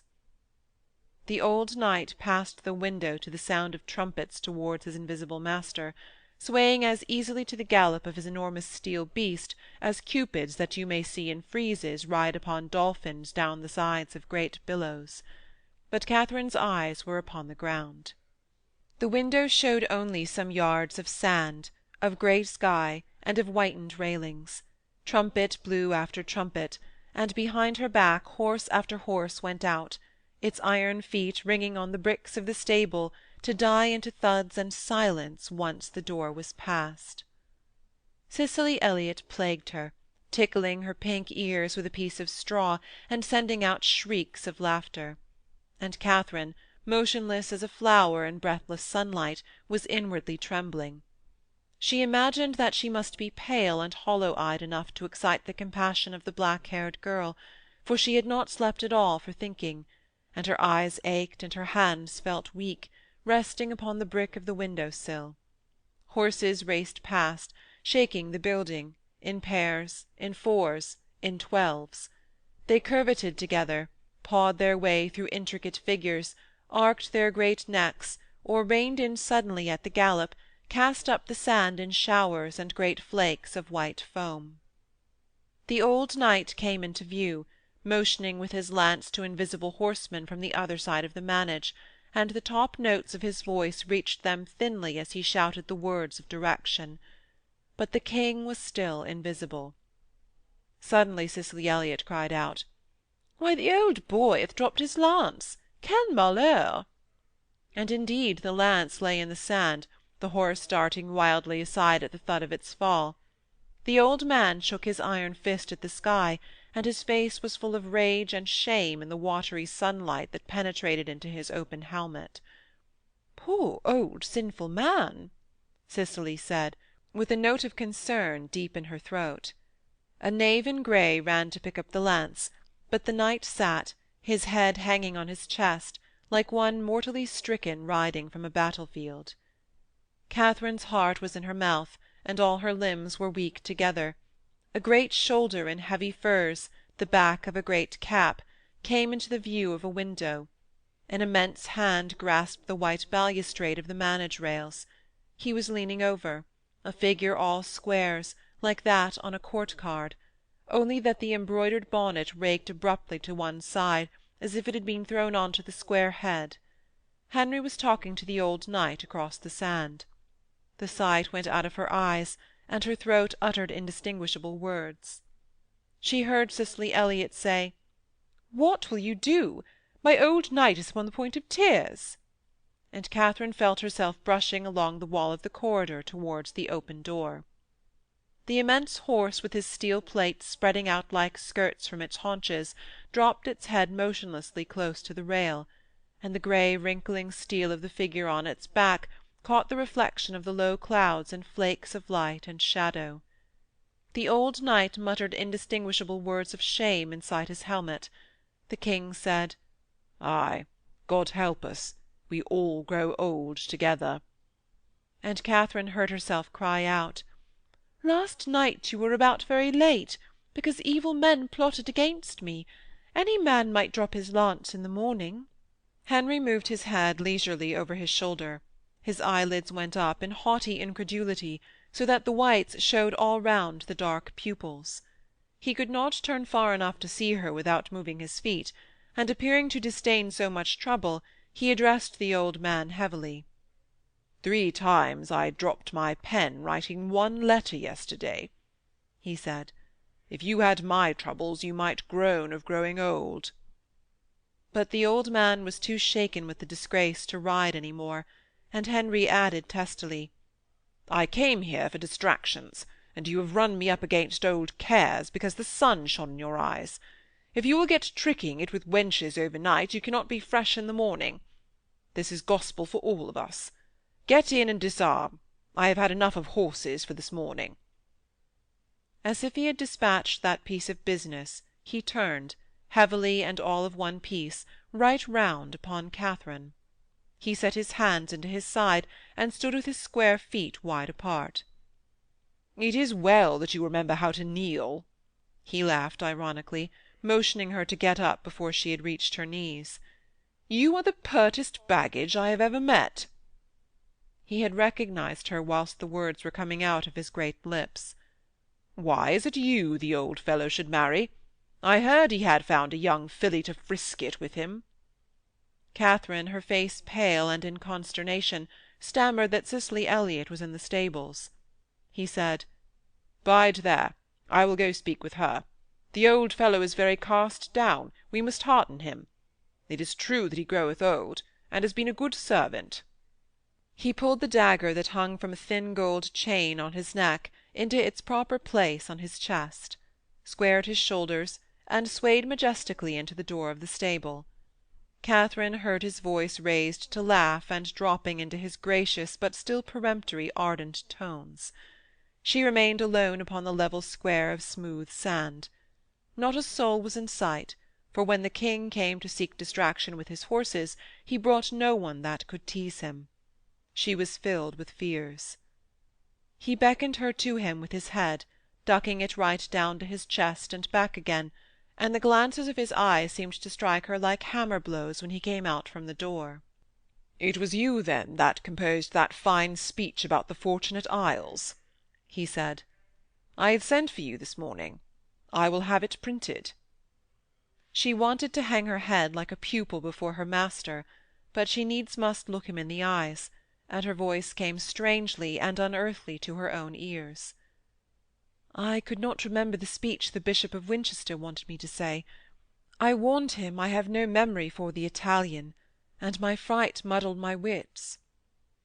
Internal laughter shook him, and once again he set his feet far apart, as if that aided him to look at her. "Your fright?" he said. "I am even now so frightened," she uttered, "that it is as if another spoke with my throat." His great mouth relaxed as if he accepted his due a piece of skilful flattery. Suddenly she sank down upon her knees, her dress spreading out beneath her, her hands extended and her red lips parted as the beak of a bird opens with terror. He uttered lightly, "Why, get up. You should kneel so only to your God." And he touched his cap, with his habitual heavy gesture at the sacred name. "I have somewhat to ask," she whispered. He laughed again. "They are always asking. But get up. I have left my stick in my room. Help me to my door." She felt the heavy weight of his arm upon her shoulder as soon as she stood beside him. He asked her suddenly what she knew of the Fortunate Islands that she had talked of in her speech. "They lie far in the Western Ocean.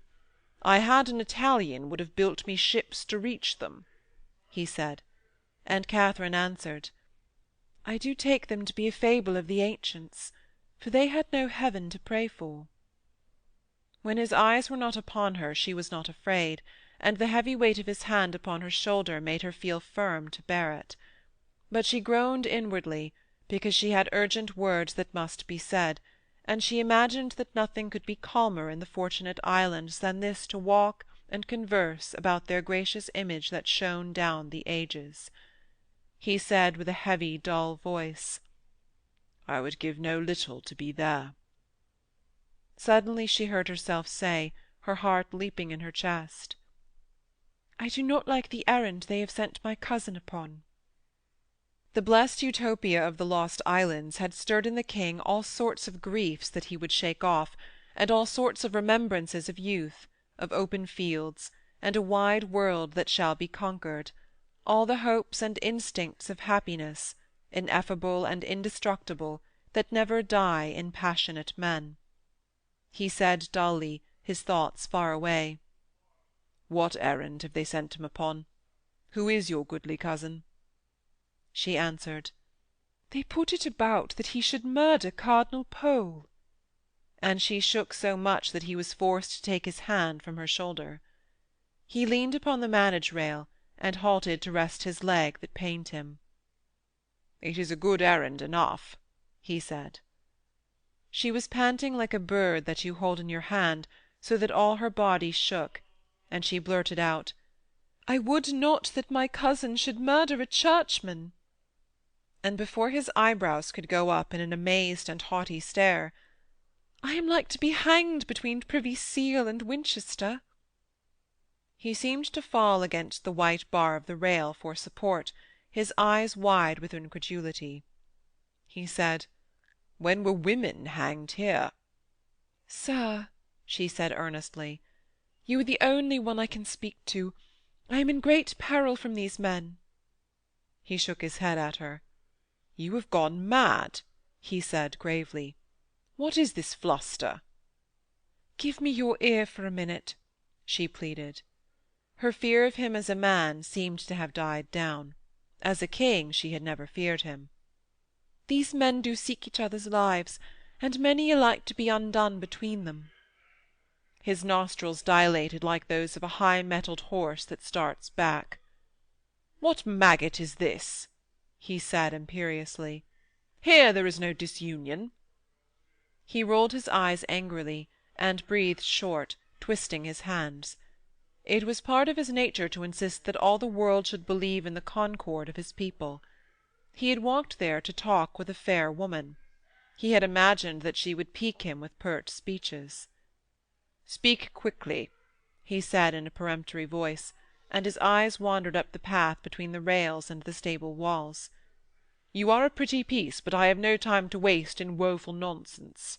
"Alas," she said, "this is the very truth of the truth. Privy Seal hath tricked me." He laughed heavily and incredulously, and he sat right down upon the rail. She began to tell him her whole story. All through the night she had been thinking over the coil into which she had fallen. It was a matter of desperate haste, for she had imagined that Throckmorton would go at once or before dawn and make up a tale to Privy Seal, so that she should be put out of the way. To her no counter-plotting was possible. Gardiner she regarded with a young disdain. He was a man who walked in plots. And she did not love him because he had treated her like a servant after she had walked in his mask. Her uncle Norfolk was a craven who had left her to sink or swim. Throckmorton, a werewolf who would defile her if she entered into any compact with him. He would inform against her with the first light of the morning, and she had trembled in her room at every footstep that passed the door. She had imagined guards coming with their pikes down to take her. She had trembled in the very stables. The king stood above these plots and counterplots. She imagined him breathing a calmer air that alone was fit for her. To one of her house the king was no more than a man. At home she had regarded him very little. She had read too many chronicles. He was first among such men as her menfolk because her menfolk had so willed it. He was their leader, no more majestic than themselves, and less sacred than most priests. But in that black palace she felt that all men trembled before him. It gave her for him a respect. He was at least a man before whom all these cravens trembled. And she imagined herself such another being, strong, confident, unafraid. Therefore to the king alone she could speak. She imagined him sympathizing with her on account of the ignoble trick that Cromwell had played upon her, as if he too must recognize her such another as himself. Being young, she felt that God and the saints alike fought on her side. She was accustomed to think of herself as so assured and so buoyant that she could bear alike the commands of such men as Cromwell, as Gardiner, and as her cousin, with a smile of wisdom. She could bide her time. Throckmorton had shocked her, not because he was a villain who had laid hands upon her, but because he had fooled her so that unless she made haste those other men would prove too many for her. They would hang her. Therefore she must speak to the king. Lying still, looking at the darkness, listening to the breathing of Margot Poins, who slept across the foot of her bed, she felt no fear whatsoever of Henry. It was true that she had trembled before him at the mask, but she swept that out of her mind. She could hardly believe that she had trembled and forgotten the Italian words that she should have spoken. Yet she had stood there transfixed, without a syllable in her mind. And she had managed to bring out any words at all only by desperately piecing together the idea of Ovid's poem and Aulus Gellius's eulogy of Marcus Crassus, which was very familiar in her ears, because she had always imagined for a hero such a man, munificent, eloquent, noble, and learned in the laws. The hall had seemed to blaze before her. It was only because she was so petrified with fright that she had not turned tail or fallen on her knees. Therefore she must speak to him when he came to see his horses. She must bring him to her side before the tall spy with the eyes and the mouth that grinned as if at the thought of virtue could give Cromwell the signal to undo her. She spoke vehemently to the king. She was indignant, because it seemed to her she was defiled by these foul men who had grasped at her. "They have brought me down with a plot," she said. She stretched out her hand and cried earnestly, "Sir, believe that what I would have I ask for without any plotting." He leant back upon his rail. His round and boding eyes avoided her face. "You have spoilt my morning betwixt you," he muttered. "First it was old Rochford who failed. Could a man not see his horses gallop without being put in mind of decay and death? Had he need of that? Why, I asked you for pleasant converse," he finished. She pleaded, "Sir, I knew not that Pole was a traitor. Before God, I would now that he were caught up. But assuredly a way could be found with the Bishop of Rome."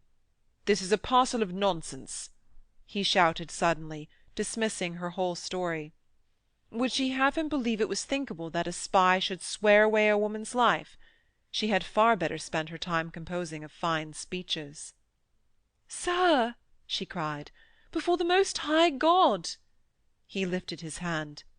"I am tired of perpetual tears," he muttered, and looked up the perspective of stable walls and white rails as if he would hurry away. She said desperately, "You will meet with tears perpetual so long as this man—" He lifted his hand, clenched right over his head. "By God," he bade, "may I never rest from cat-and-dog quarrels! I will not hear you. It is to drive a man mad when he most needs solace." He jerked himself down from the rail and shot over his shoulder. "You will break your head if you run against a wall. I will have you in gaol ere nightfall." And he seemed to push her backward with his great hand stretched out. Section 16 of the Fifth Queen, Part 2, Chapter 9. "Why, sometimes," Throckmorton said, "a very perfect folly is like a very perfect wisdom." He sat upon her table. "So it is in this case. He did send for me. No happening could have been more fortunate." He had sent away the man from her door, and had entered without any leave, laughing ironically in his immense fan-shaped beard. "Your ladyship thought to have stolen a march upon me," he said. "You could have done me no better service." She was utterly overcome with weariness. She sat motionless in her chair and listened to him. He folded his arms and crossed his legs. "So he did send for me," he said. "You would have had him belabour me with great words. But his Highness is a politician like some others. He beat about the bush. And be sure I left him openings to come in to my tidings." Katharine hung her head, and thought bitterly that she had had the boldness, this other man had reaped the spoils. He leaned forward and sighed. Then he laughed. "You might wonder that I love you," he said. "But it is in the nature of profound politicians to love women that be simple, as it is in the nature of sinners to love them that be virtuous. Do not believe that an evil man loveth evil. He contemns it. Do not believe that a politician loveth guile. He makes use of it to carry him into such a security that he may declare his true nature. Moreover, there is no evil man, since no man believeth himself to be evil. I love you. Katharine closed her eyes and let her head fall back in her chair. The dusk was falling slowly, and she shivered. "You have no warrant to take me away?" she asked expressionlessly. He laughed again. "Thus," he said, "devious men love women that be simple, and for a profound, devious, and guileful politician you shall find none to match his Highness." He looked at Katharine with scrutinizing and malicious eyes. She never moved. "I would have you listen," he said. She had had no one to talk to all that day. There was no single creature with whom she could discuss. She might have asked counsel of old Rochford. But apart from the disorder of his mind, he had another trouble. He had a horse for sale, and he had given the refusal of it to a man called Stay, who lived in Warwickshire. In the meantime, 2 Frenchmen had made him a greater offer, and no answer came from Warwickshire. He was in a fume. Cicely Elliot was watching him and thinking of nothing else.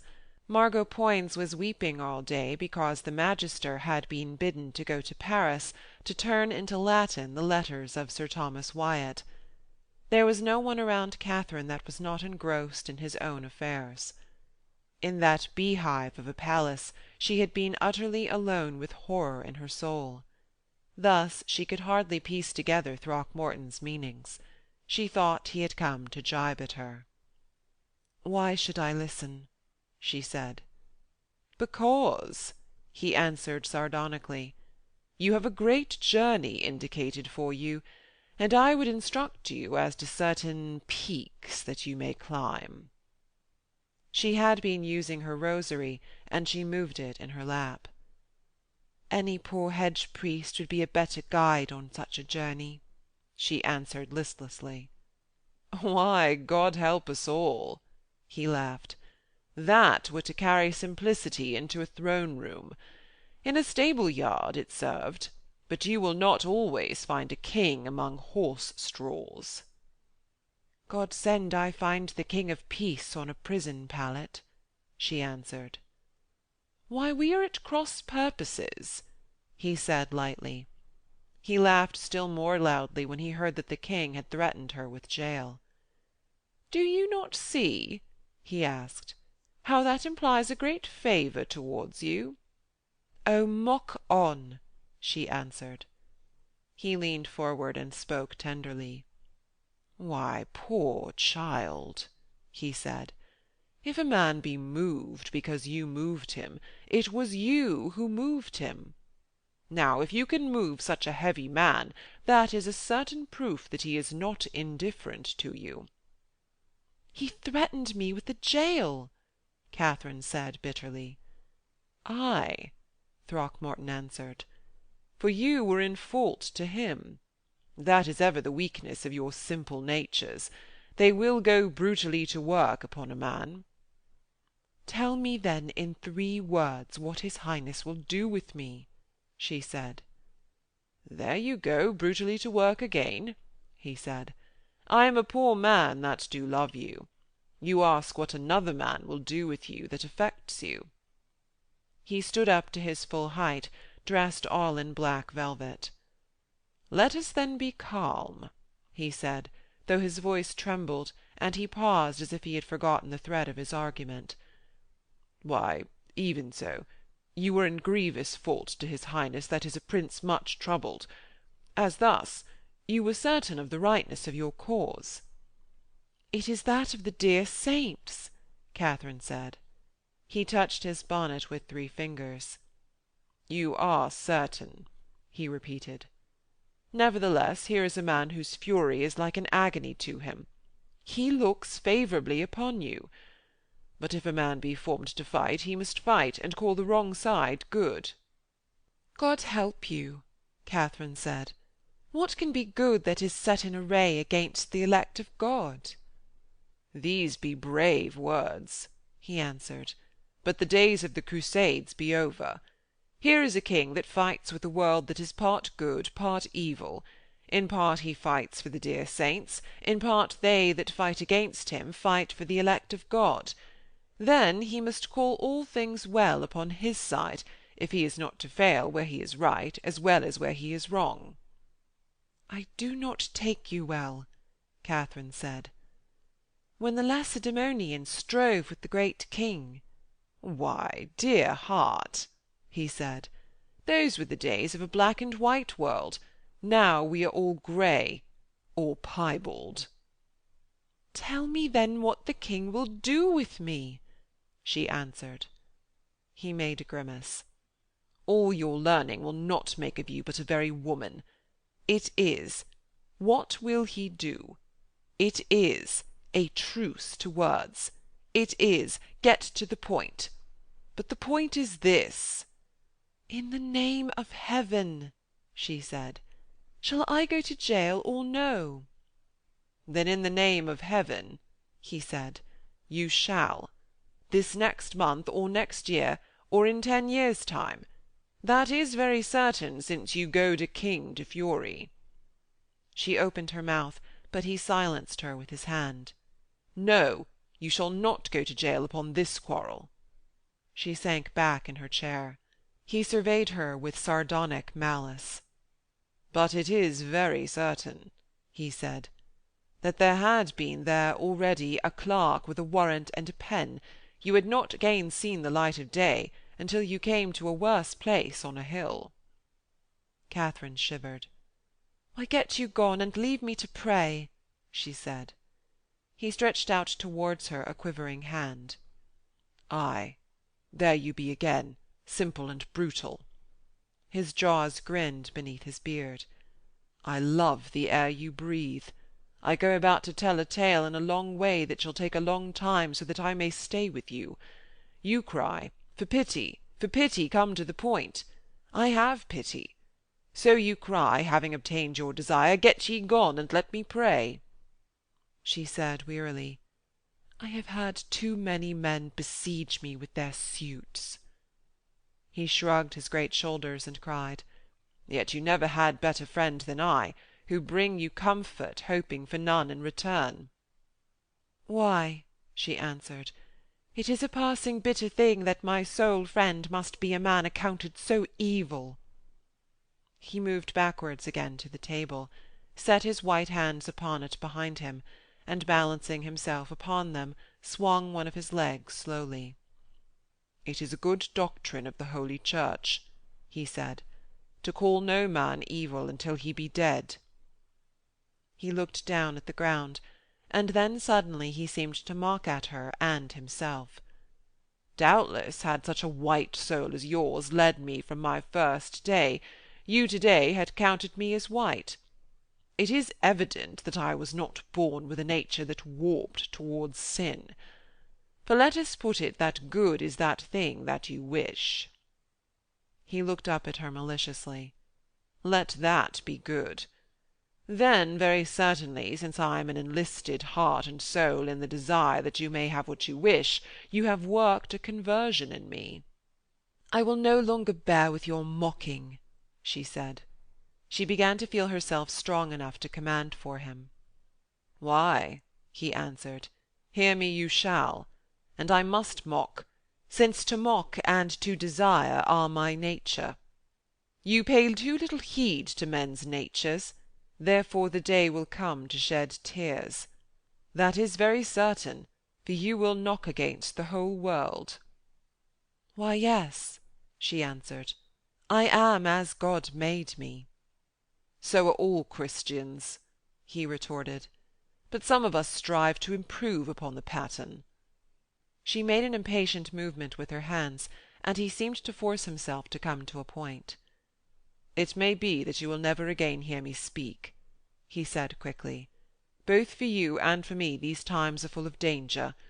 Let me then leave you this legacy of advice. Here is a picture of the King's Highness. I shall never go near his Highness again, Katharine said.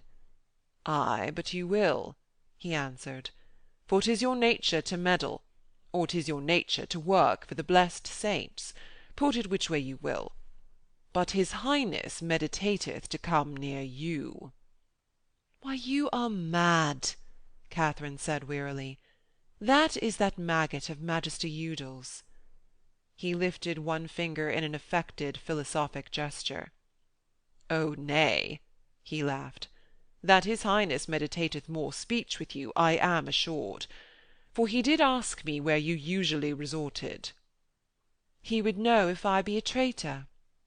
Ay, but from your own word of mouth he would know it. He grinned once more at her. Do you think that I would forbear to court you if I were not afraid of another than you? She shrugged her shoulders up to her ears, and he sniggered, stroking his beard. You may take that as a proof very certain, he said. None of your hatred should have prevented me, for I am a very like-worthy man. Ladies that have hated afore now, I have won to love me. With you too I would essay the adventure. You are most fair, most virtuous, most simple, ay, and most lovable. But for the moment I am afraid. From now on for many months I shall not be seen to frequent you, for I have known such matters of old. A great net is cast, smaller fish than I, who am a proper man, are taken up. It is good hearing that you will no more frequent me, Katharine said. He nodded his great head. Why, I speak of what is in my mind, he answered. Think upon it, and it will grow clear when it is too late. But here I will draw you a picture of the King. I have seen his Highness with mine own eyes, she caught him up. But your eyes are so clear, he sighed. They see the black and the white of a man, the grey they miss, and you are slow to learn. Nevertheless, already you have learned that here we have no yea-nay world of evil and good. No, she said, that I have not learned, nor never shall. Oh, ay, he mocked at her. You have learned that the Bishop of Winchester, who is on the side of your hosts of heaven, is a knave and a fool. You have learned that I, whom you have accounted a villain, am for you, and a very wise man. You have learned that Privy Seal, for whose fall you have prayed these 10 years, is, his deeds apart, the only good man in this quaking place. His acts are most hateful, Katharine said stoutly. But these are not the days of Plutarch, he answered, and I doubt the days of Plutarch never were. For already you have learned that a man may act most evilly, even as Privy Seal, and yet be the best man in the world. And, he ducked his great head sardonically at her, you have learned that a man may be most evil and yet act passing well for your good. So I will draw the picture of the King for you. Something seductive in his voice, and the good humour with which he called himself villain, made Katharine say no more than, "Why, you are an incorrigible babbler." Whilst he had talked, she had grown assured that the King meditated no imprisoning of her. The conviction had come so gradually that it had merely changed her terrified weariness into a soft languor. She lay back in her chair, and felt a comfortable limpness in all her limbs. "His Highness," Throckmorton said, "God preserve him and send him good fortune, is a great and formidable club. His Highness is a most great and most majestic bull. He is a thunderbolt and a glorious light. He is a storm of hail and a beneficent sun. There are few men more certain than he when he is certain. There is no one so full of doubts when he doubteth. There is no wind so mighty as when he is inspired to blow. But God alone, who directeth the wind in its flight, knoweth when he will storm through the world. His Highness is a balance on a pair of scales. Now he is up, now down. Those who have ruled him may have taken account of this. If you had known the Sieur Cromwell as I have, you would have known this very well. The excellent Privy Seal hath been benaved by the hour, and hath borne it with a great composure. For well he knew that the King, standing in midst of a world of doubts, would in the next hour, the next week, or the next month, come in the midst of doubts to be of Privy Seal's mind. Then Privy Seal hath pushed him to action. Now his Highness is a good lover, and being himself a great doubter, he loveth a simple and convinced nature. Therefore he hath loved Privy Seal. In the name of the saints, Katharine laughed, call you Privy Seal's a simple nature? He answered imperturbably, call you Cato's a complex one? He who for days and years said always one thing alone, Carthage must be destroyed. But this man is no noble Roman, Katharine cried indignantly. There never was a nature more Roman, Throckmorton mocked at her. For if Cato cried for years, Delenda est Carthago, Cromwell hath contrived for years, Floreat rex meus. Cato struck at no means, Privy Seal hath struck at none. Madam Howard, Privy Seal wrote to the King in his first letter, when he was but a simple servant of the Cardinal, I, Thomas Cromwell, if you will give ear to me, will make your Grace the richest and most puissant king there ever was. So he wrote 10 years agone, so he hath said and written daily for all those years. This it is to have a simple nature. But the vile deeds, Katharine said. Madam Howard, Throckmorton laughed, I would ask you how many broken treaties, how many deeds of treachery went to the making of the Roman state, since Sinon a traitor brought about the fall of Troy, since Aeneas betrayed Queen Dido and brought the Romans into Italy, until Sylla played false with Marius, Caesar with the friends of Sylla, Brutus with Caesar, Antony with Brutus, Octavius with Antony, ay, and until the blessed Constantine played false to Rome herself. Foul man! Ye blaspheme, Katharine cried. God keep me from that sin, he answered gravely. And of all these traitors, she continued, not one but fell. Ay, by another traitor, he caught her up. It was then as now. Men fell, but treachery prospered, ay, and Rome prospered. So may this realm of England prosper exceedingly. For it is very certain that Cromwell hath brought it to a great pitch, yet Cromwell made himself by betraying the great cardinal. Katharine protested too ardently to let him continue. The land was brought to a low and vile estate, and it was known that Cromwell had been, before all things, and to his own peril, faithful to the great cardinal's cause. Throckmorton shrugged his shoulders. Without doubt you know these histories better than I, he answered. But judge them how you will, it is very certain that the king, who loveth simple natures, loveth Privy Seal. Yet you have said that he lay under a great shadow, Katharine convicted him. Well, he said composedly, the balance is down against him. This league with Cleves hath brought him into disfavour. But well he knoweth that, and it will be but a short time ere he will work again, and many years shall pass ere again he shall misjudge. Such mistakes hath he made before this, but there hath never been one to strike at him in the right way and at the right time. Here there is an opening. Katharine regarded him with a curiosity that was friendly and awakened. He caught her expression and laughed. Why, you begin to learn, he said. When you speak clearly, I can take your meaning, she answered. Then believe me, he said earnestly. Tell all with whom you may come together, and you may come to your uncle very easily. Tell him that if he may find France and Spain embroiled within these 5 months, Privy Seal and Cleves may fall together. But if he delay till Privy Seal hath shaken him clear of Cleves, Cromwell shall be our over-king for 20 years. He paused and then continued. Believe me again, every word that is spoken against Privy Seal shall tell its tale, until he has shaken himself clear of this Cleves coil. His Highness shall rave, but the words will rankle.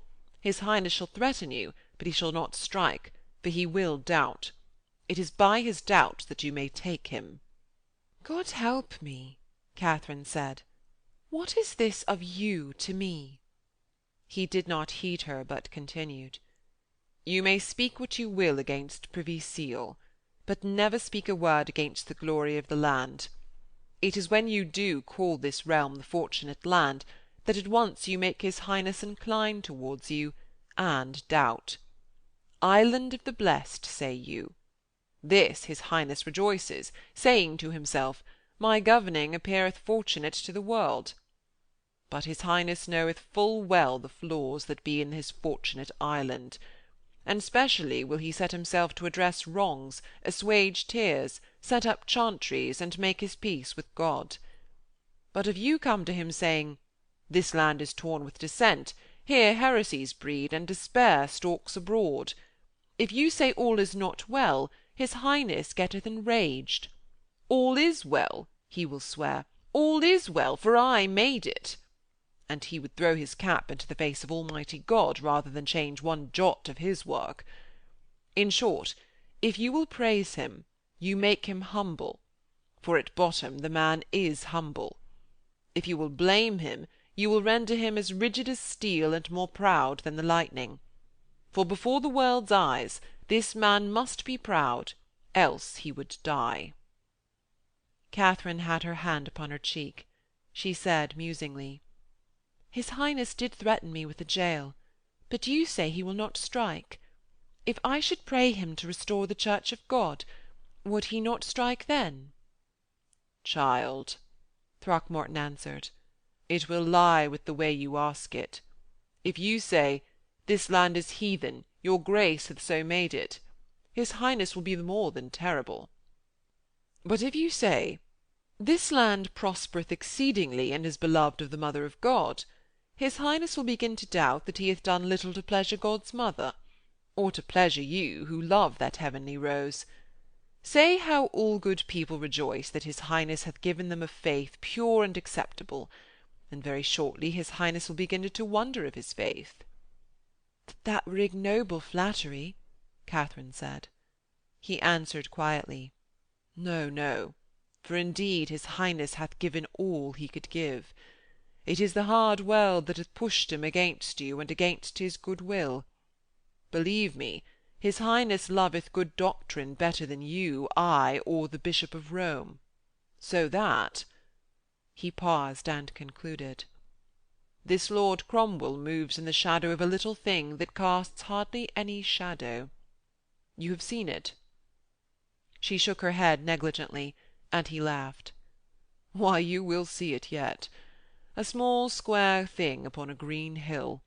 The noblest of our land kneel before it by his Highness's orders. Yet the worship of idols is condemned now." He let his malicious eyes wander over her relaxed, utterly resting figure. "I would you would suffer me to kiss you on the mouth," he sighed. "Why, get you gone," she said, without anger. "Oh, ay," he said, with some feeling. "It is pleasant to be desired as I desire you. But it is true that ye be meat for my masters." "I will take help from none of your lies." She returned to her main position. He removed his bonnet, and bowed so low to her that his great and shining beard hung far away from his chest. "Madam Howard," he mocked, "my lies will help you well when the time comes." End of Part 2. End of Section 16. Section 17 of The Fifth Queen, Part 3. The King Moves. Chapter 1. March was a month of great storms of rain in that year, and the river walls of the Thames were much weakened. April opened fine enough for men to get about the land, so that on a day towards the middle of the month there was a meeting of 7 Protestant men from Kent and Essex, of 2 German servants of the Count of Oberstein, and of 2 other German men in the living-room of Badge, the printer, in Austin Friars. It happened that the tide was high at 4 in the afternoon, and after a morning of glints of sun, great rain fell. Thus when the Lord Oberstein's men set out into the weather, they must needs turn back, because the water was all out between Austin Friars and the river. They came again into the house, not very unwillingly, to resume their arguments about justification by faith, about the estate of the Queen Anne, about the King's mind towards her, and about the price of wool in Flanders. The printer himself was gloomy and abstracted. Arguments about justification interested him little, and when the talk fell upon the price of wool, he remained standing, absolutely lost in gloomy dreams. It grew a little dark in the room, the sky being so overcast, and suddenly, all the voices having fallen, there was a gurgle of water by the threshold, and a little flood. Coming in between sill and floor, reached, as it were, a tiny finger of witness towards his great feet. He looked down at it uninterestedly, and said, "Talk how you will, I can measure this thing by words and by print. Here hath this queen been with us a matter of 4 months. Now in my chronicle the pageants have been made in her honour fill but 5 pages, whereas the chronicling of the jousts, pageants, merry nights, masques, and hawkings that had been given in the first 4 months of the Queen Jane had occupied 16 pages, and for the Queen Anne Boleyn 64. What sort of honour is it, then, that the King's Highness showeth the Queen?" He shook his head gloomily. "Why, goodman," a wool-stapler from the Tower Hamlets cried at him, "when they shot off the great guns against her coming to Westminster in February, all my windows were broken by the shrinking of the earth. Such ordnance was never yet shot off in a queen's honour." The printer remained gloomily silent for a minute. The wind howled in the chimney-place, and the embers of the fire spat and rustled. "Even as ye are held here by the storm, so is the faith of God in these lands," he said. "This is the rainy season." More water came in beneath the door, and he added, "Pray God we be not all drowned in our holes." A motionless German, who had no English, shifted his feet from the wet floor to the crossbar of his chair. Gloom, dispiritude, and dampness brooded in the low dark room. But a young man from Kent, who, being used to ill weather, was not to be cast down by gloomy skies, cried out in his own dialect that they had arms to use and leaders to lead them. "Ay, and we have racks to be stretched on and hangmen to stretch them," the printer answered. "Is it with the sound of ordnance that a queen is best welcomed? When she came to Westminster, what welcome had she? Sirs, I tell you, the Mayor of London brought only barges and pennons and targets to her honour. The King's Highness ordered no better state, therefore the King's Highness honoureth not this queen." A scrivener, who had copied chronicles for another printer, answered him. "Master Printer John Badge, ye are too much in love with velvet, ye are too avid of gold. Earlier records of this realm told of blows struck, of ships setting sail, of godly ways of life in towns in France taken by storm. But in your books of the new reign be read all day of cloths of estate, of cloth of gold, of blue silk full of eyes of gold, of garlands of laurels set with brims of gold, of gilt bars, of crystal corals, of black velvet set with stones, of how the king and his men do shift their suit 6 times in one day. The 5th Harry never shifted his harness for 14 days in the field." The printer shrugged his enormous shoulders. "O ignorant!" he said. "100 years ago kings made war with blows. Now it is done with black velvets, or the lack of black velvets. And I love laurel with brims of gold, if such garlands crown a queen of our faith. And I lament their lack of it, by the King's Highness maketh war upon our faith. And Privy Seal shall dine with the Bishop of Winchester, and righteousness kiss with the whoredom of abomination. And my Lord Cromwell knew how many armed men he had to his beck, he had never made peace with Winchester," the man from Kent cried. He rose from his bench and went to stand near the fire.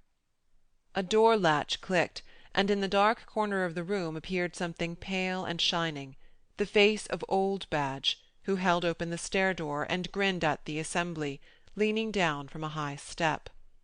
"Weather-bound all," he quavered maliciously. "I will tell you why." He slipped down the step, pulling behind him the large figure of his grandchild Margot. "Get you gone back," the printer snarled at her.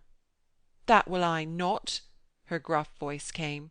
"See where my back is wet with the drippings through the roof."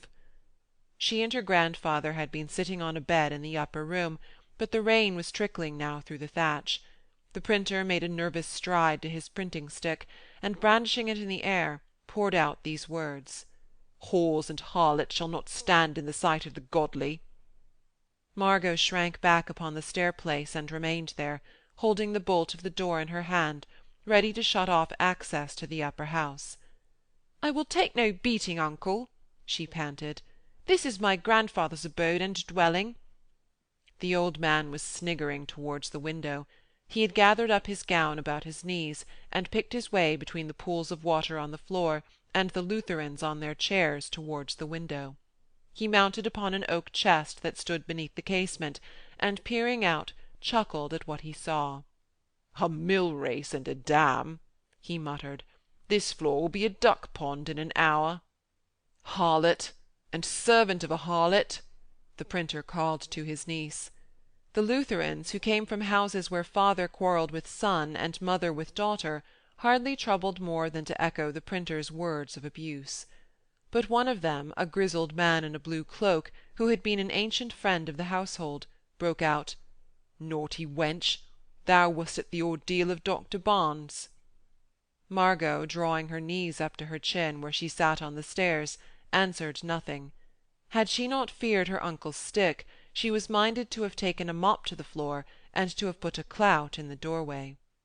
"Abominable naughty wench," the grizzled man went on, "how had ye the heart to aid in that grim scene?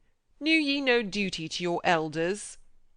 Margot closed the skirts round her ankles to keep away the upward draught, and answered reasonably, "Why, neighbour Ned, my mistress made me go with her to see a heretic swinged, and so dull is it in our service that I would go to a puppet show far less fine, and thank thee for the chance."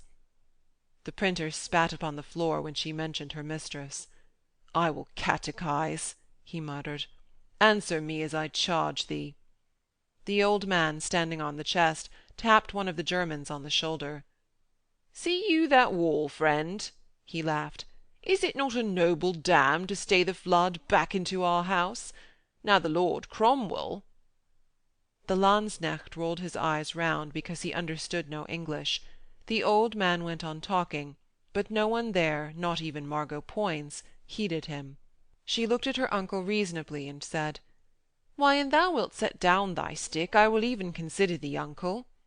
He threw the stick into the corner, and immediately she went to fetch a mop from the cooking-closet, where there lived a mumbling old housekeeper. The printer followed her with gloomy eyes. "Is not thy mistress a naughty woman?" he asked, as a judge talks to a prisoner condemned. She answered, "Nay," as if she had hardly attended to him. "Is she not a papist?" She answered, "Ay," in the same tone, and mopped the floor beneath a man's chair. Her grandfather, standing high on the oak chest, so that his bonnet brushed the beams of the dark ceiling, quavered at her. "Would she not bring down this crummock, whose wall hath formed a dam, so that my land space is now a stream, and my house floor a frog pond?" She answered, "Ay, grandfer," and went on with her mopping.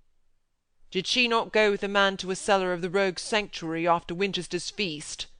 neighbour Ned barked at her.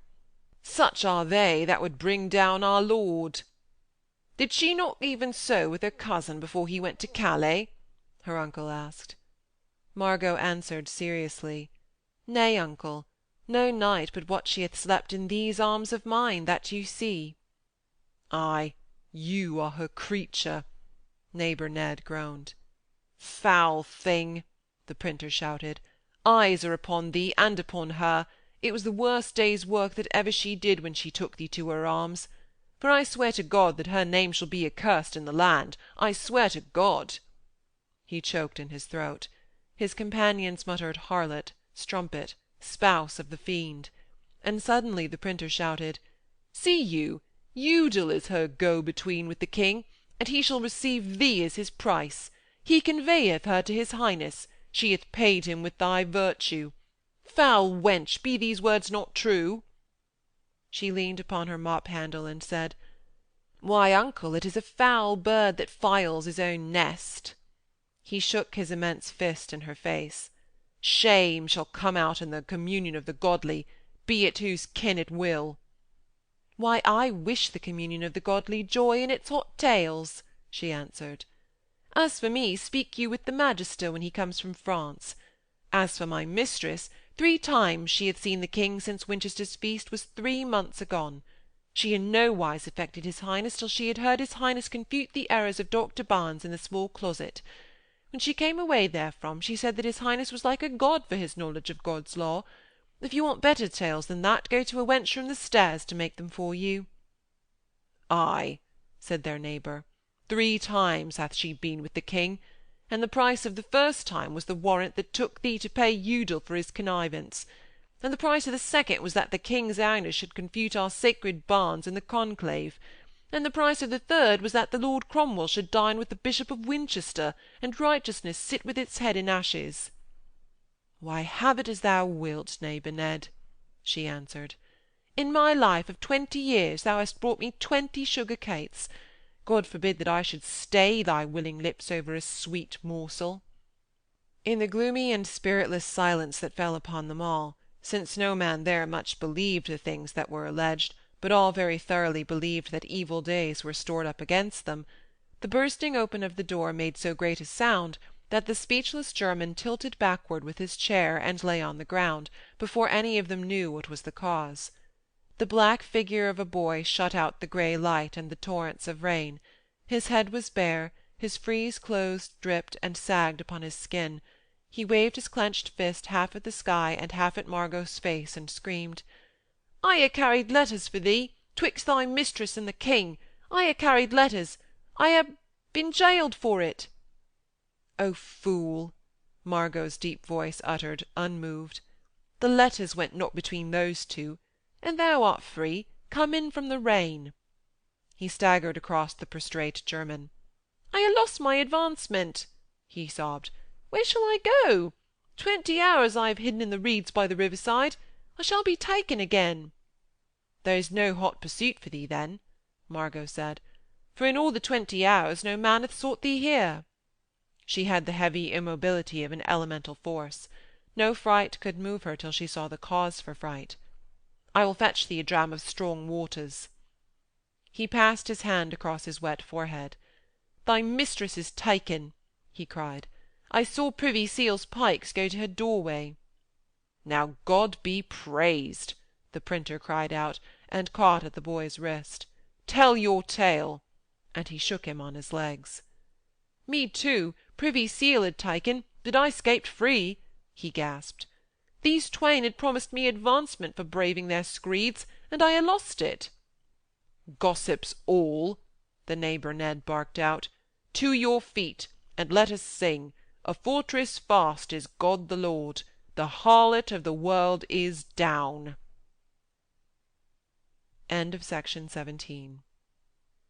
Section 18 of The Fifth Queen, Part 3, Chapter 2.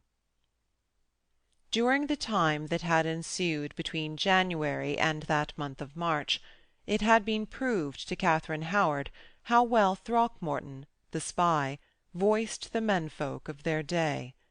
He had left her alone, but she seemed to feel his presence in all the air.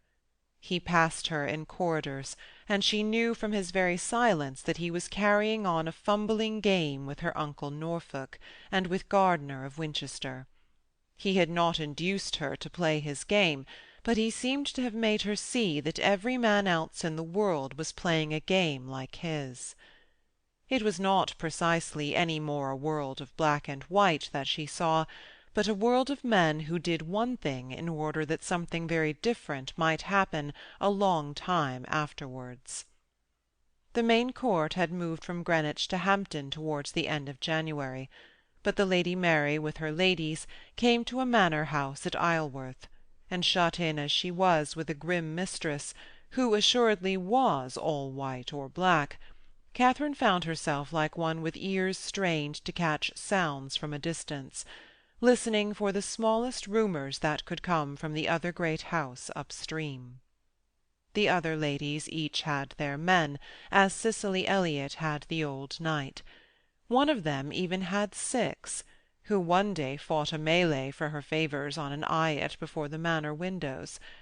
These men came by barge in the evenings, or rode over the flats with a spare horse to take their mistresses a-hawking after the herons in the swampy places, so that each of them had her channel by which true gossip might reach her.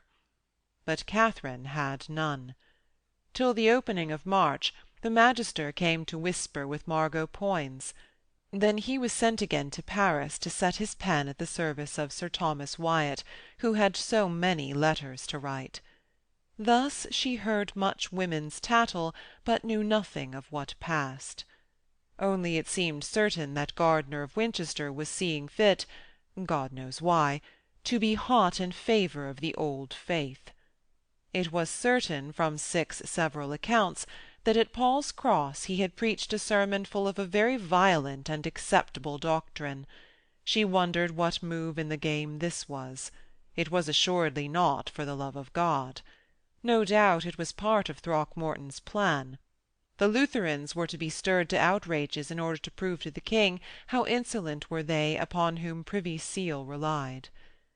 It gratified her to see how acute her prescience had been when Dr. Barnes made his furious reply to the bishop, for Dr. Barnes was one of Privy Seal's most noted men, an insolent fool whom he had taken out of the gutter to send ambassador to the Schmalkaldners.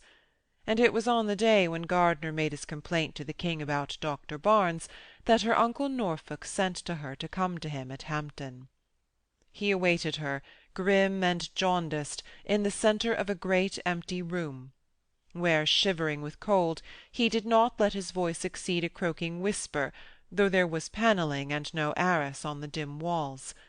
But to his queries she answered clearly, "Nay, I serve the Lady Mary with her Latin. I hear no tales, and I bear none to any man."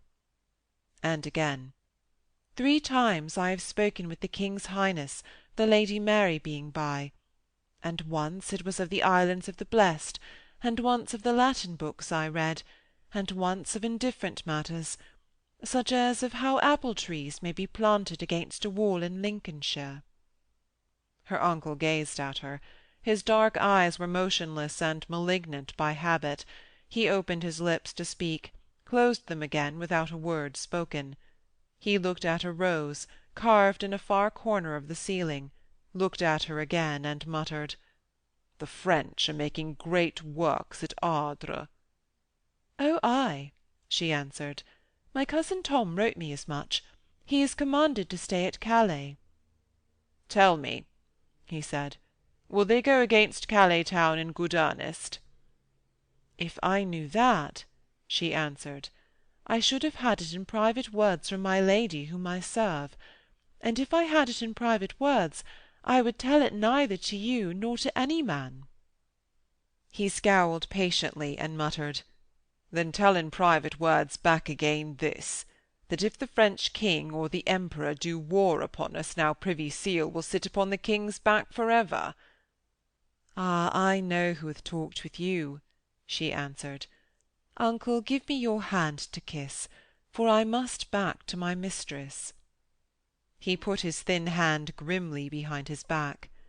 "Ye spy, then, for others," he said. "Go, kiss their feet." She laughed in a nettled voice.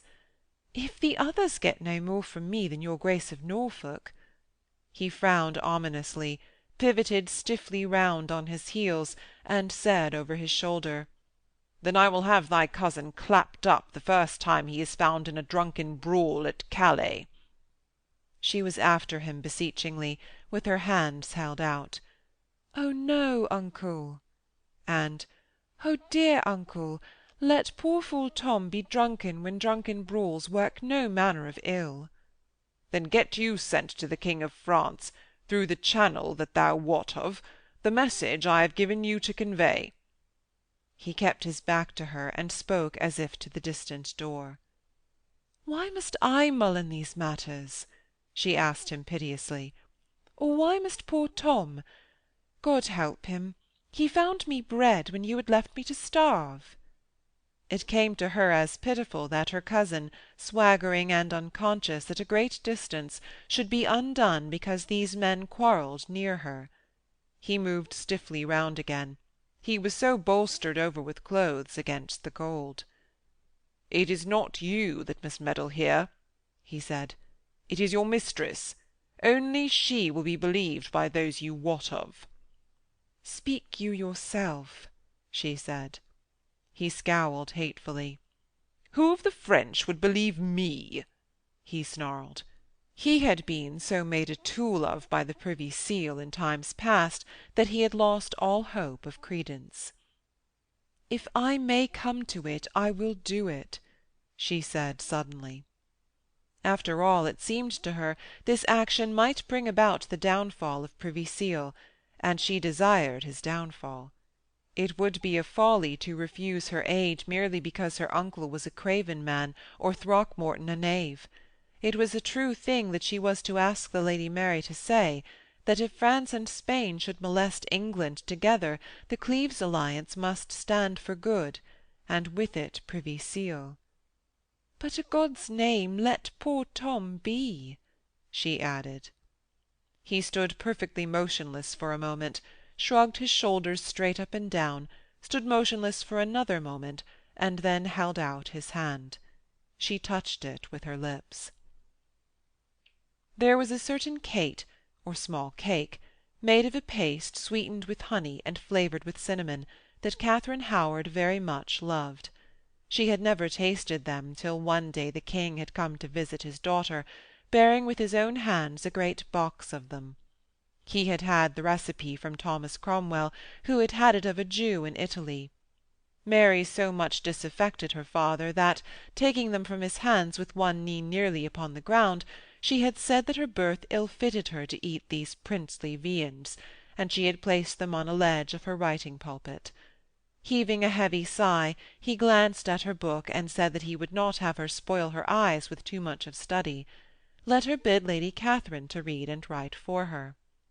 "She will have greater need of her eyes than ever I of mine," Mary answered with her passionless voice. "I will not have you spoil your eyes," he said heavily, and she gave him back the reply, "My eyes are your Highness's." He made with his shoulders a slow movement of exasperation, and turning to Katharine Howard, he began once more to talk of the islands of the blest.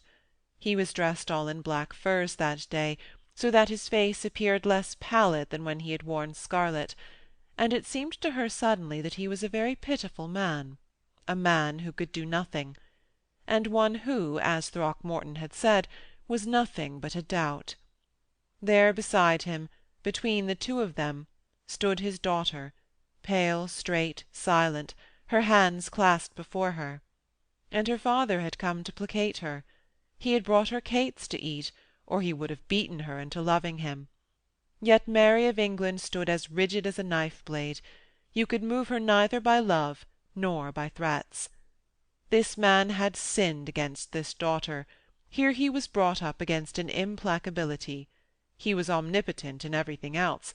This was his Pillars of Hercules. So she exerted herself to be pleasant with him, and at one moment of the afternoon he stretched out a great hand to the cinnamon cakes and placed one in his own mouth.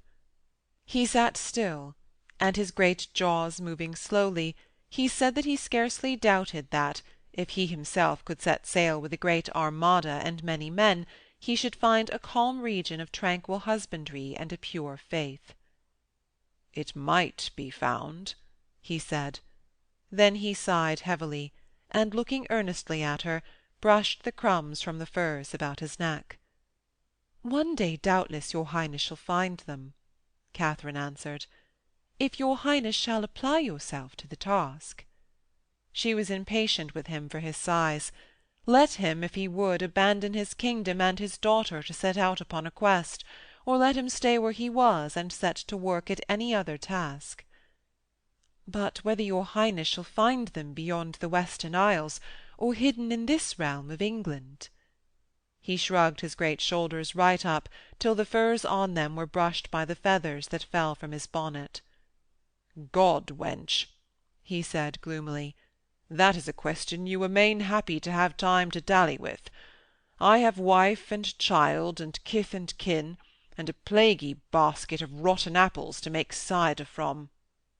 He pulled himself out of his chair with both hands on the arms, stretched his legs as if they were cramped, and rolled towards the door.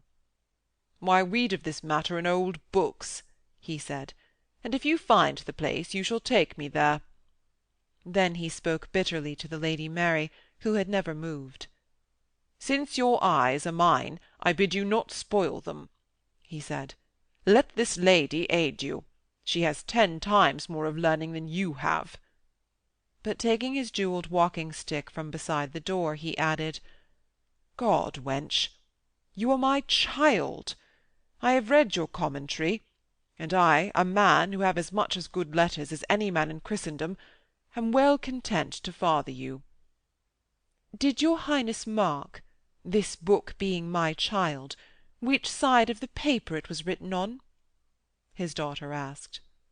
Katharine Howard sighed, for it was the Lady Mary's bitter jest that she wrote on the rough side of the paper, having been born on the wrong side of the blanket. "Madam Howard," she said to Katharine with a cold sneer, as of a very aged woman, "my father, who has taken many things from me to give to other women, takes now my commentary to give to you. Pray you finish it, and I will save mine eyes." As the King closed the door behind him, she moved across to the chair and set herself down to gaze at the coals. Katharine knelt at her feet and stretched out her hands. She was, she said, her mistress's woman. But the Lady Mary turned obdurately the side of her face to her suppliant, only her fingers picked at her black dress. "I am your woman," Katharine said. "Before God and St. Anthony, the King is naught to me. Before God and the Mother of God, no man is aught to me. I swear that I am your woman. I swear that I will speak as you bid me speak, or be silent. May God do so to me if in aught I act other than may be of service to you." "Then you may sit motionless, till the green mole is over your cheeks," Mary answered. But 2 days later, in the afternoon, Katharine Howard came upon her mistress with her jaws moving voraciously. Half of the cinnamon cates were eaten from the box on the writing-pulpit. A convulsion of rage passed over the girl's dark figure. Her eyes dilated and appeared to blaze with a hot and threatening fury. "If I could have thy head, before God I would shorten thee by the neck," she said. "Stay now. Go not. Take thy hand from the door-latch." Sudden sobs shook her, and tears dropped down her furrowed and pallid cheeks. She was tormented always by a gnawing and terrible hunger that no meat and no bread might satisfy, so that, being alone with the cates in the cold spring afternoon, she had, in spite of the donor, been forced always nearer and nearer to them. "God help me," she said at last. "Udal is gone, and the scullion that supplied me in secret has the small-pox. How may I get me things to eat?" "To have stayed to ask me!" Katharine cried. "What a folly was here!" For as a daughter of the King, the Lady Mary was little more than herself, but because she was daughter to a queen that was at once a saint and martyr, Katharine was ready to spend her life in her service. "I would stay to ask a service of any man or woman," Mary answered, "save only that I have this great hunger." She clutched angrily at her skirt, and so calmed herself. "How may you help me?" she asked grimly. "There are many that would put poison in my food. My mother was poisoned." "I would eat myself of all the food that I bring you," said Katharine. "And if thou wast poisoned, I must get me another, and yet another after that. You know who it is that would have me away." At that hint of the presence of Cromwell, Katharine grew more serious. "I will save of my own food," she answered simply. "Till your bones stick through your skin?" Mary sneered. "See you, do you know one man you could trust?" The shadow fell the more deeply upon Katharine, because her cousin, as she remembered every day, the one man that she could trust, was in Calais town. "I know of 2 women," she said. "My maid Margot, And Cicely Elliot? Mary of England reflected for a long time. Her eyes sunk deep in her head, grey and baleful, had the look of her father's. "Cicely Elliot is too well known for my woman," she said. "Thy maid Margot is a great lump, too. Hath she no lover?" The magister was in Paris. "But a brother she hath," Katharine said. "One set upon advancement." Mary said moodily, "Advancement then may be in this. God knoweth his own good time. But you might tell him, or it were better you should bid her tell him, in short words and wait."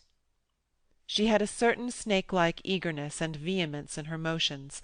She opened swiftly an aumbrey in which there stood a tankard of milk.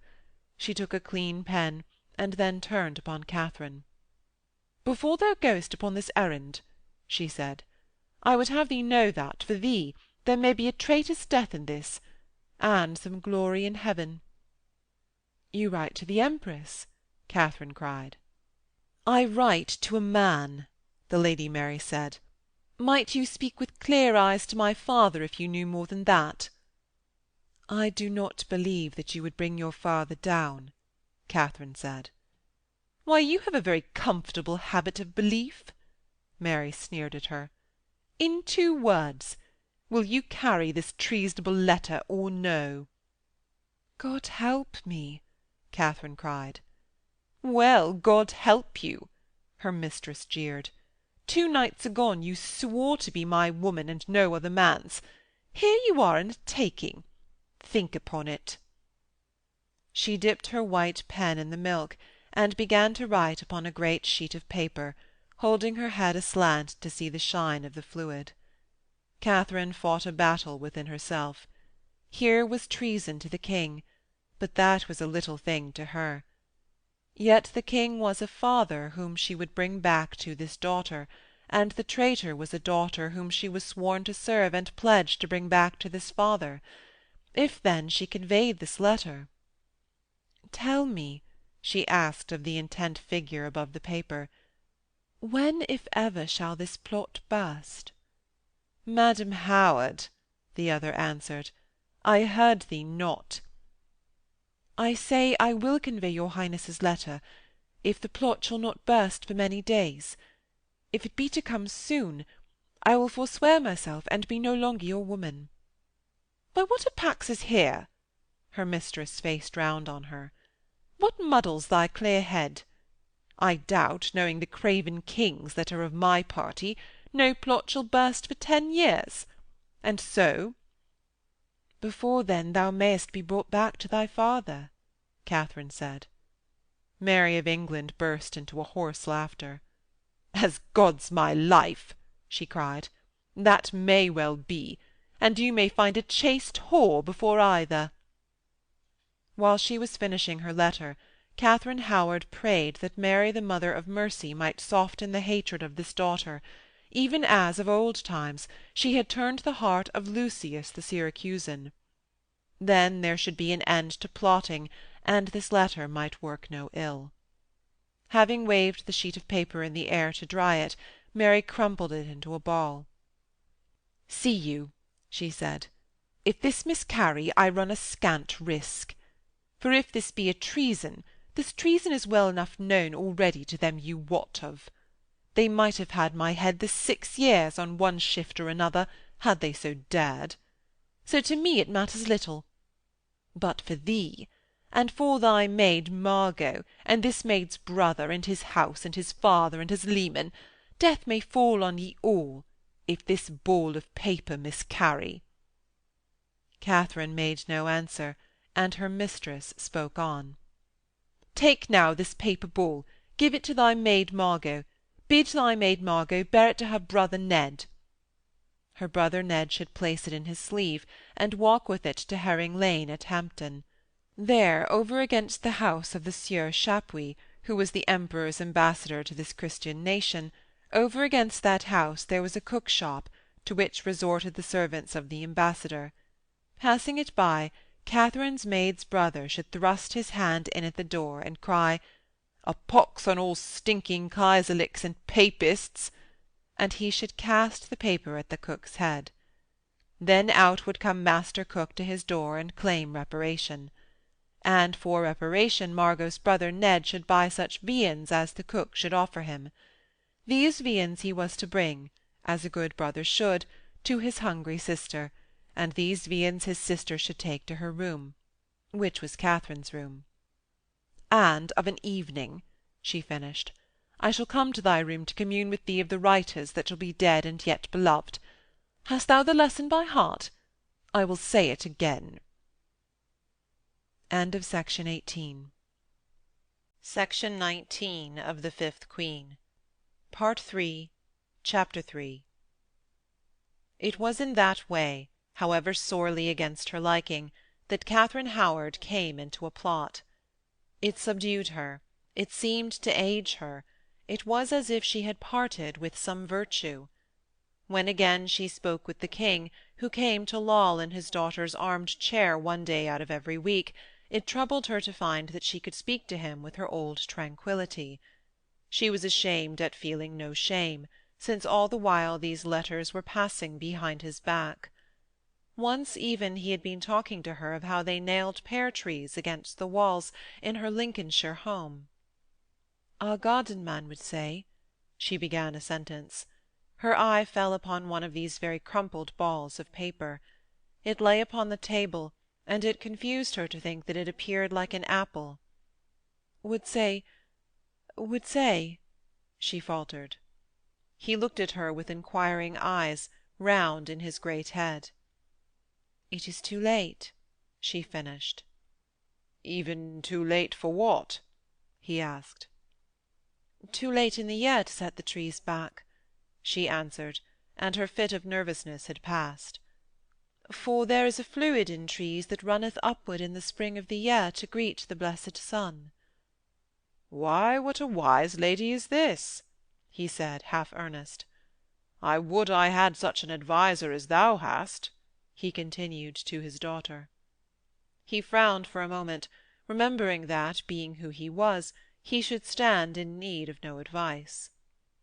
"See you," he said to Katharine, "you have spoken of many things, and wisely, after a woman's fashion of book-learning. Now I am minded that you should hear me speak upon the word of God, which is a man's matter and a king's. This day se'nnight I am to have brought to my closet a heretic, Dr. Barnes.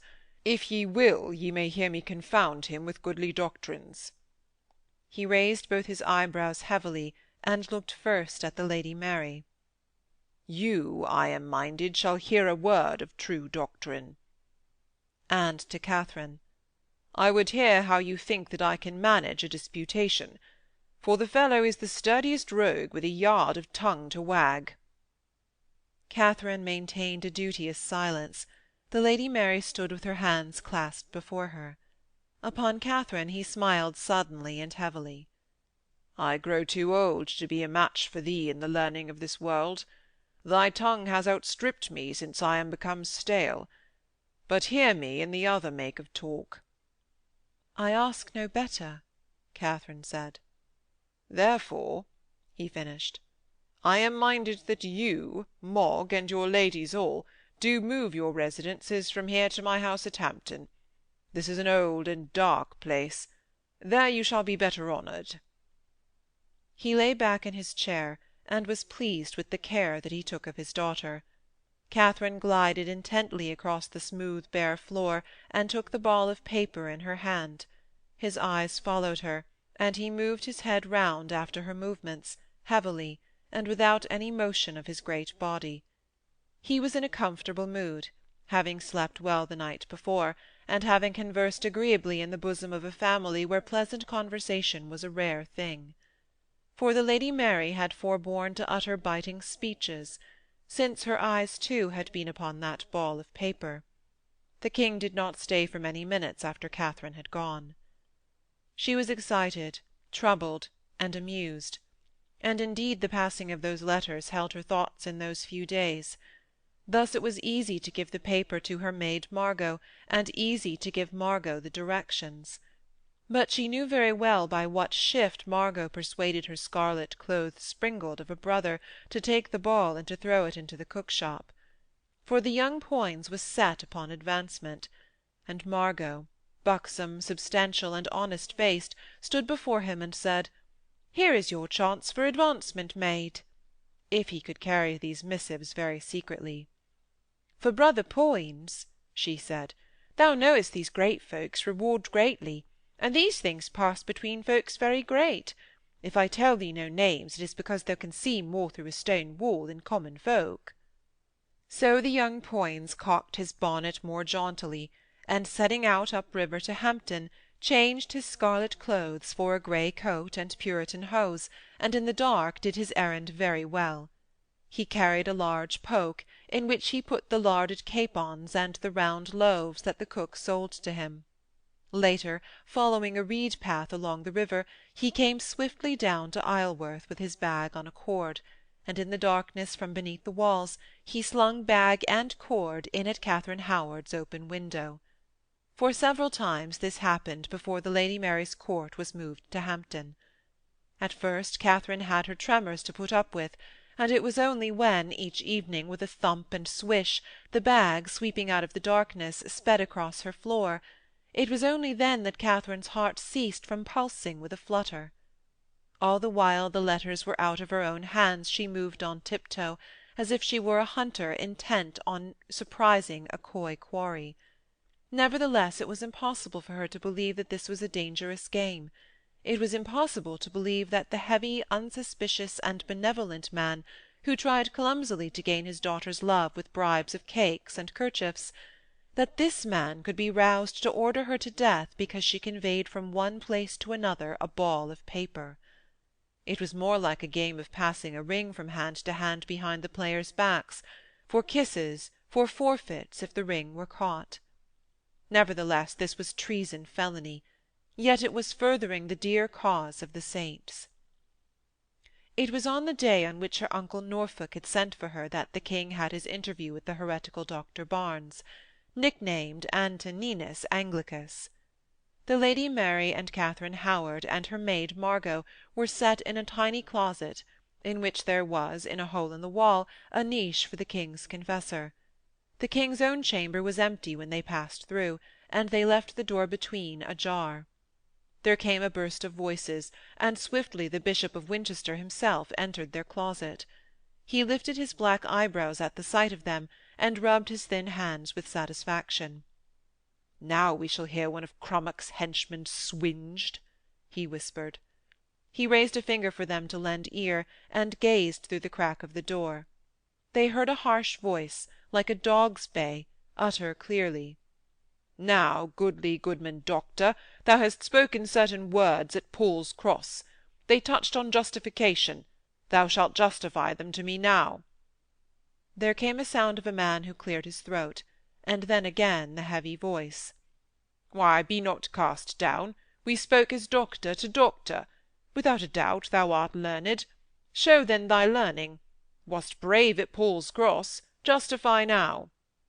Gardiner, turning from gazing through the door-crack, grinned at the three women. "He rated me at Paul's Cross," he said. "He thumped me as I had been a thrashing-floor." They missed the doctor's voice, but the king's came again. "Why, this is a folly. I am supreme head, but I bid thee to speak." There was a long pause till they caught the words. "Your Highness, I do surrender my learning to your Highness." Then indeed there was a great roar. "Unworthy knave! Surrender thyself to none but God. He is above me as above thee. To none but God." There was another long silence, and then the king's voice again. "Why, get thee gone. Shalt to gaol for a craven." And then came a hissing sound of vexation, a dull thud, and other noises. The king's bonnet lay on the floor, and the king himself alone was padding down the room when they opened their door. His face was red with rage. "Why, what a clever fiend is this Cromwell!" the Lady Mary said. But the Bishop of Winchester was laughing. He pushed Margot Poins from the closet, and caught Katharine Howard tightly by the arm. "Thou shalt write what thy uncle asked of thee," he commanded in a low voice. "An thou do it not, thy cousin shall to jail. I have a letter thou didst write me." A black despair settled for a moment upon Katharine, but the king was standing before her. He had walked with inaudible swiftness up from the other end of the room. "Didst not hear me argue?" he said, with the vexation of a great child. "That poxy knave outmarched me." "Why," the Lady Mary sniggered at him, "thy brewer's son is too many for your highness." Henry snarled round at her, but she folded her hands before her and uttered, "The brewer's son made your highness supreme head of the church, therefore the brewer's son hath tied your highness' tongue. For who may argue with your highness?" He looked at her for a moment with a bemused face. "Very well," he said. "The brewer's son should have made your highness the lowest suppliant at the church doors. Then, if, for the astounding of certain beholders, your highness were minded to argue, your highness should find adversaries." The bitter irony of her words made Katharine Howard angry. This poor heavy man had other matters for misgiving than to be badgered by a woman. But the irony was lost upon the king. He said very simply, "Why, that is true. If I be the head, the tail shall fear to bandy words with me." He addressed himself again to Katharine. "I am sorry that thou didst not hear me argue. I am main good at these arguments." He looked reflectively at Gardiner, and said, "Friend Winchester, one day I will cast a main at arguments with thee, and Kat Howard shall hear. But I doubt thou art little skilled with thy tongue." "Why, I will make a better shift with my tongue than Privy Seal's men dare," the bishop said. He glanced under his brows at Henry, as if he were measuring the ground for a leap. "The Lady Mary is in the right," he ventured. The king, who was thinking out a speech to Katharine, said, "Anan?" and Gardiner ventured further. "I hold it for true that this man held his peace because Cromwell so commanded it. He is Cromwell's creature, and Cromwell is minded to escape from the business with a whole skin." The king bent him an attentive ear. "It is to me, in the end, that Privy Seal owes amends," Gardiner said rancorously, "since it was at me that this man, by Cromwell's orders, did hurl his foul words at Paul's cross." The king said, "Why, it is true that thou art more sound in doctrine than is Privy Seal. What wouldst thou have?" Gardiner made an immense gesture, as if he would have embraced the whole world. Katharine Howard trembled. Here they were, all the three of them, Cromwell's enemies. They were all alone with the king in a favouring mood, and she was on the point of crying out, "Give us Privy Seal's head." But in this very moment of opportunity Gardiner faltered. Even the blackness of his hatred could not make him bold. "That he should make me amends in public for the foul words that knave uttered, that they should both sue to me for pardon, that it should be showed to the world what manner of man it is that they have dared to flout." "Why, goodman bishop, it shall be done," the king said, and Katharine groaned aloud. A clock with 2 quarter boys beside the large fireplace chimed the hour of 4. "Ay," the king said to Katharine, "I thought to have had a pleasanter hour of it. Now you see what a manner of life is mine. I must go to a plaguing council." "An I were your highness," Katharine cried, "I would be avenged on them that marred my pleasures." He touched her benevolently upon the cheek. "Sweetheart," he said, "an thou wert me, thou'dst do great things." He rolled towards the door, heavy and mountainous. With the latch in his hand he cried over his shoulder, "But thou shalt yet hear me argue." "What a morning you have made of this!" Katharine threw at the bishop. The Lady Mary shrugged her shoulders to her ears and turned away. Gardiner said, "Anan?" "Oh, well your holiness knows," Katharine said. "You might have come within an ace of having Cromwell down." His eyes flashed, and he swallowed with a bitter delight. "I have him at my feet," he said. "He shall do public reparation to me. You have heard the king say so." There were tears of vexation in Katharine's eyes. "Well, I know how it is that this brewer's son has kinged it so long," she said. "An I had been a man, it had been his head or mine." Gardiner shook himself like a dog that is newly out of the water. "Madam Howard," he said, "you are mighty high. I have observed how the King spoke all his words for your ear. His passions are beyond words, and beyond shame." The Lady Mary was almost out of the room, and he came close enough to speak in Katharine's ears. "But be you certain that his Highness' passions are not beyond the reverse of passion, which is jealousy. You have a cousin at Calais." Katharine moved away from him. "Why, God help you, priest," she said. "Do you think you are the only man that knows that?" He laughed melodiously, with a great anger. "But I am the man that knoweth how best to use my knowledge.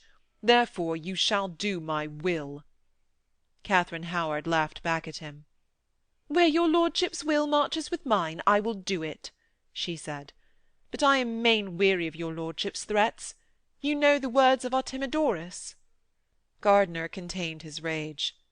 "You will write the letter we have asked you to write?"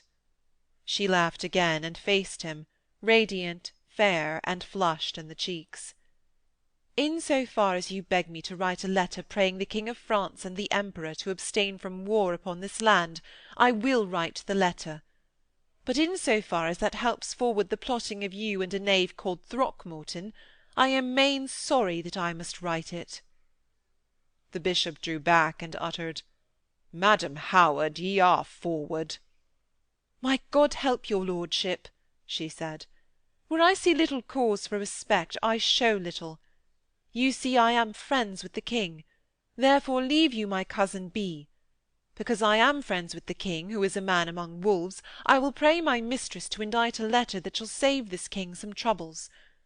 But if you threaten me with my cousin, or my cousin with me, I will use my friendship with the King as well against you as against any other." Gardiner swallowed in his throat, winked his eyes, and muttered, "Why, so you do what we will. It matters little in what spirit you shall do it." "So you and my uncle and Throckmorton keep your feet from my paths, you may have my leavings," she said. "And they will be the larger part, since I ask little for myself." He gave her his episcopal blessing as she followed the Lady Mary to her rooms.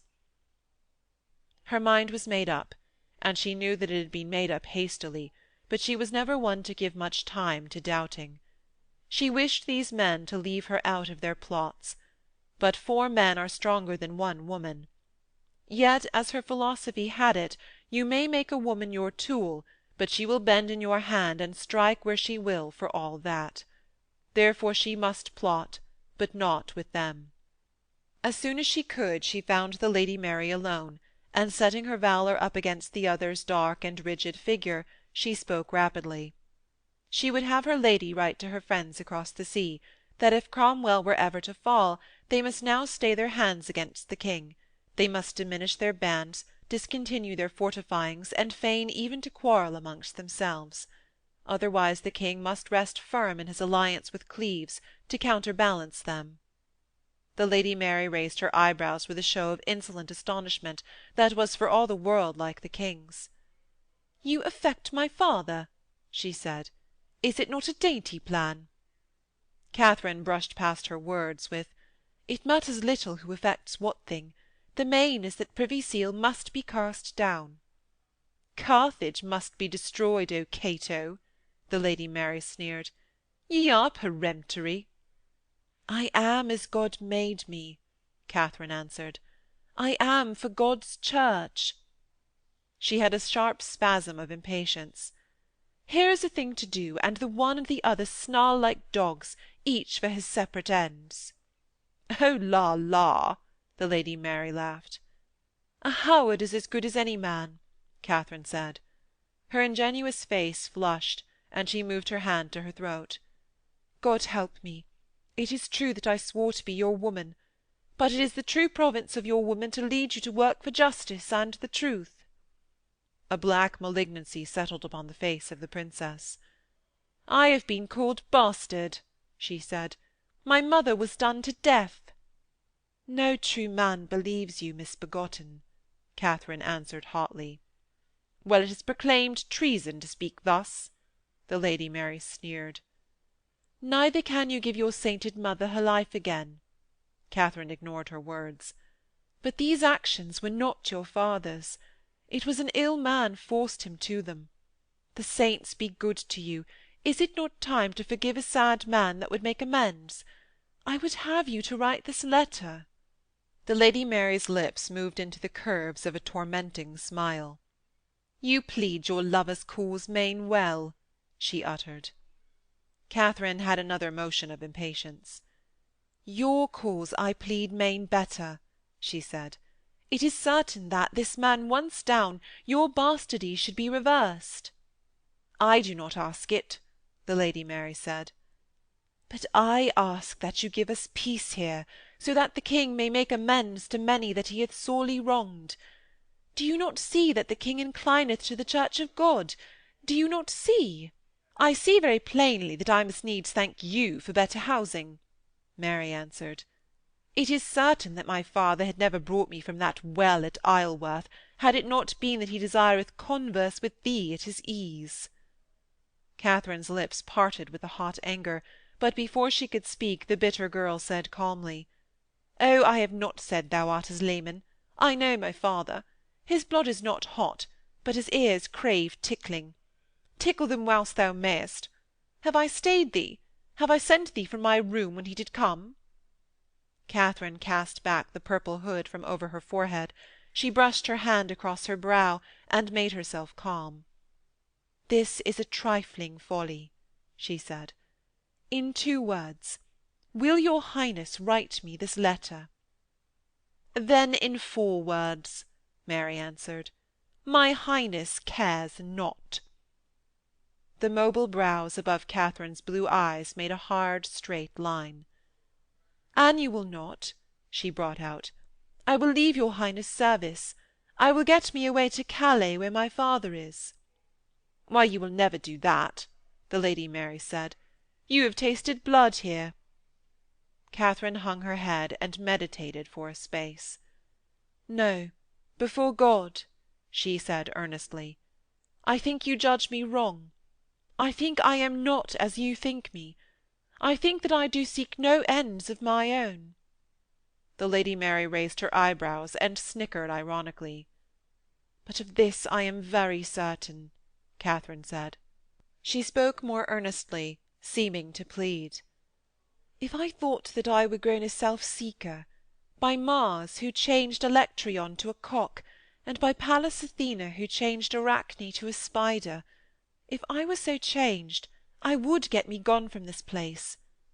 But here is a thing that I may do. If you will aid me to do it, I will stay. If you will not, I will get me gone."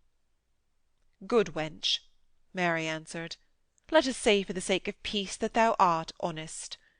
Yet I have sworn by other gods than thine that never will I do aught that shall be of aid, comfort, or succour to my father's cause." "Take back your oaths," Katharine cried.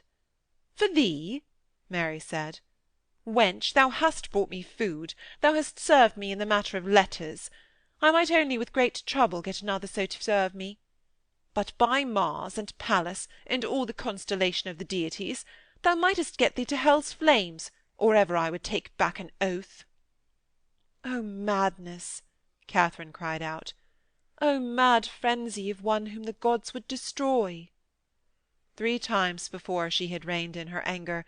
Now she stretched out her hands with her habitual gesture of pitiful despair. Her eyes looked straight before her, and as she inclined her knees, the folds of her grey dress bent round her on the floor. "Here I have pleaded with you, and you have gibed me with the love of the King. Here I have been earnest with you, and you have mocked. God help me!" she sobbed with a catch in her throat. "Here is rest, peace, and the blessing of God offered to this land. Here is a province that is offered back to the Mother of God and the dear hosts of heaven. Here might we bring an erring king back to the right way, a sinful man back under his God. But you, for a parcel of wrongs of your own—" "Now hold thy peace," Mary said, between anger and irony. "Here is a matter of a farthing or 2. Be the letter written, and kiss upon it." Katharine stayed herself in the tremor of her emotions, and the Lady Mary said dryly, "Be the letter written, but thou shalt write it. I have sworn that I will do nothing to give this king ease." "But my writing—" Katharine began. "Thou shalt write," Mary interrupted her harshly. "If thou wilt have this king at peace for a space that Cromwell may fall, why I am at one with thee.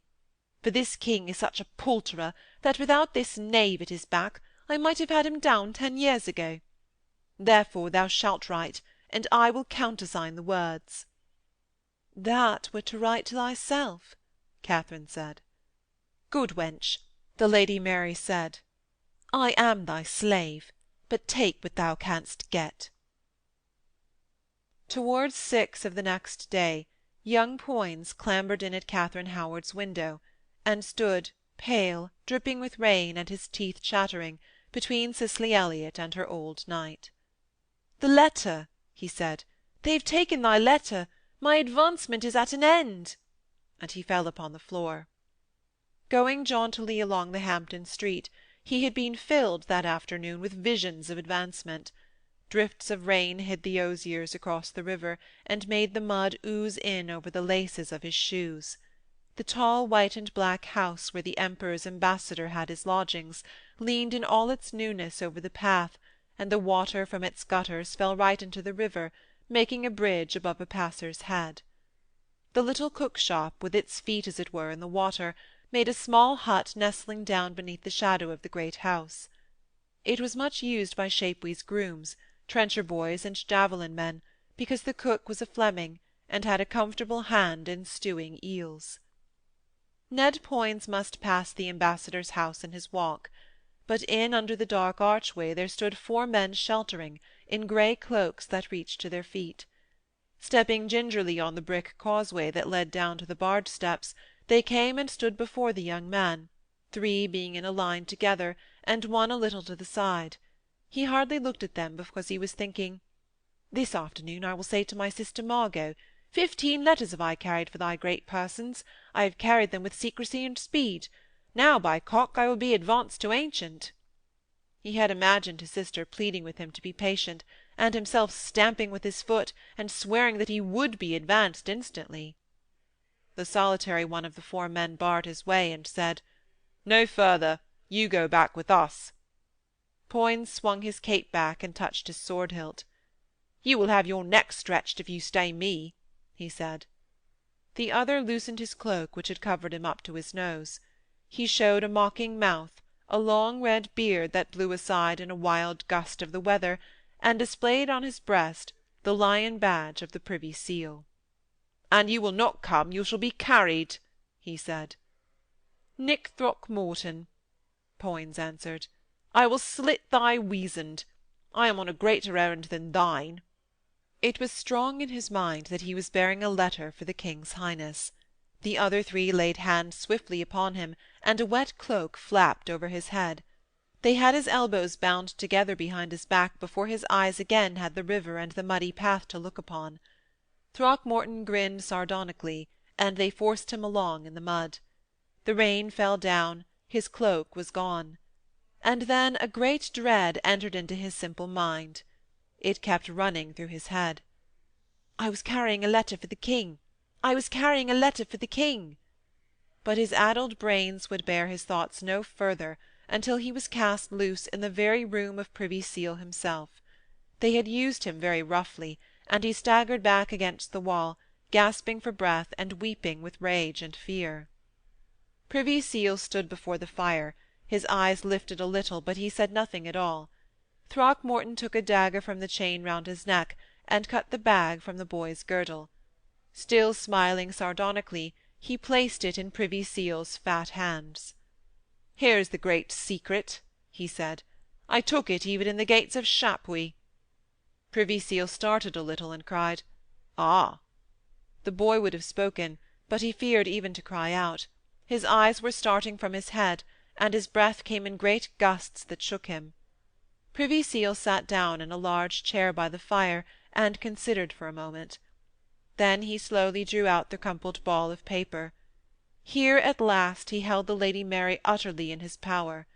Here at last, at the 11th hour, he had a new opportunity to show to the king his vigilance, his power, and how necessary he was to the safety of the realm.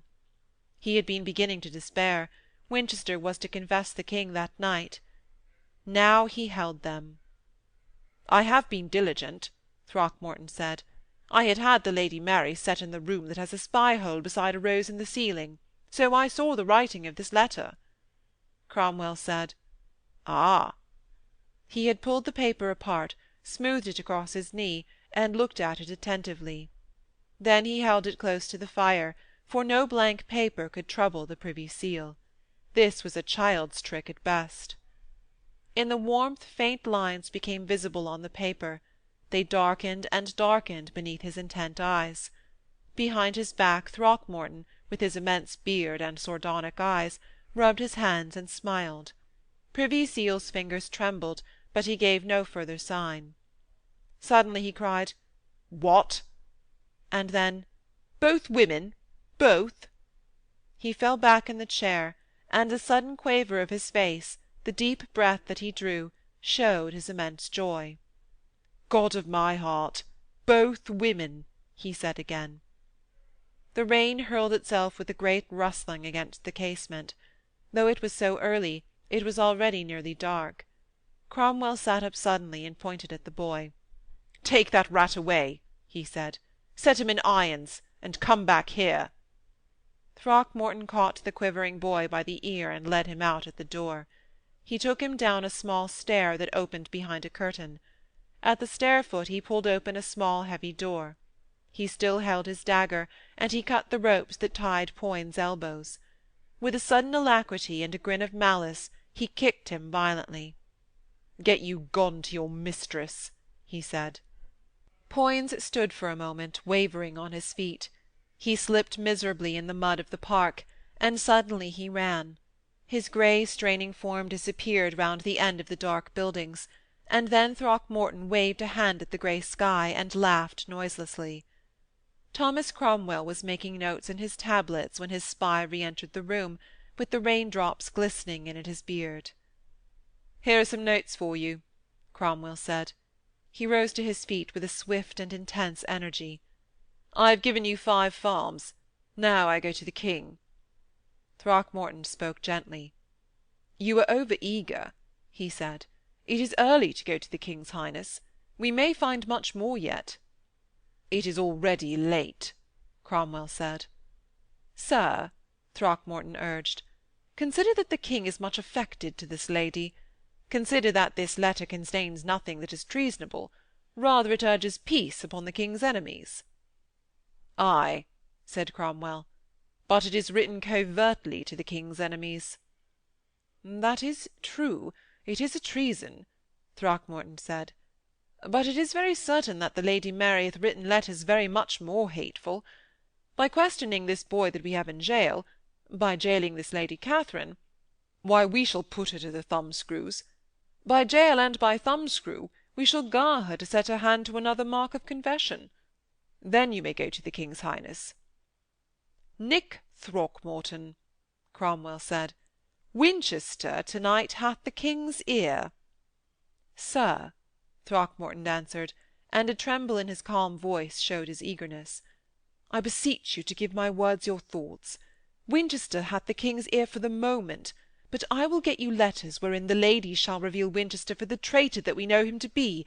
Listen to me." He paused, and let his crafty eyes run over his master's face. "Let this matter be for an hour. See you shall make a warrant to take this Lady Katharine."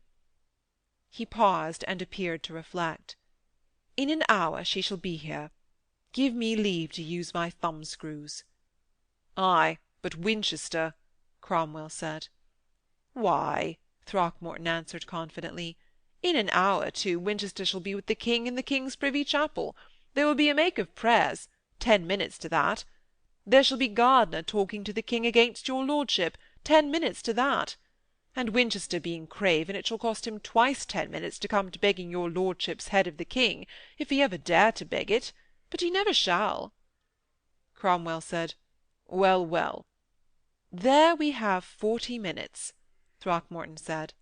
He licked his lips and held his long beard in his hand carefully, as if it had been a bird. "But give me 10 minutes to do my will upon this lady's body, and 10 to write down what she shall confess. Then if it take your lordship 10 minutes to dress yourself finely, you shall still have 10 in which you shall show the king how his Winchester is traitor to him." Cromwell considered for a minute. His lips twitched cautiously, the one above the other. "This is a great matter," he said. He paused again. "If this lady should not confess, and it is very certain that the king affects her—" "Give me 10 minutes of her company," the spy answered. Cromwell considered again. "You are very certain," he said. And then, "Wilt thou stake thy head upon it?" Throckmorton wagged his beard slowly up and down. "Thy head and beard?" Cromwell repeated. He struck his hands briskly together. "It is thine own asking. God help thee if thou failest." "I will lay nothing to your lordship's door," Throckmorton said eagerly. "God knows," Cromwell said. "no man that hath served me have I deserted. So it is that no one hath betrayed me. But thou shalt take this lady without warrant from my hand." Throckmorton nodded. "If thou shalt wring a vow from her, thou shalt be the wealthiest commoner of England," Cromwell said. "But I will not be here. Nay, thou shalt take her to thine own rooms. I will not be seen in this matter. And if thou fail—" "Sir, I stand more sure of my succeeding than ever your lordship stood," Throckmorton answered him. "It is not that I shall betray thee if thou fail," Cromwell answered. "Get thee gone swiftly." He took the jewelled badge from his cap that lay on the table. "Thou hast served me well," he said. "Take this, in case I never see thy face again." "Oh, you shall see my triumph," Throckmorton answered. He bent himself nearly double as he passed through the door. Cromwell sat down in his great chair, and his eyes gazed at nothing through the tapestry of his room.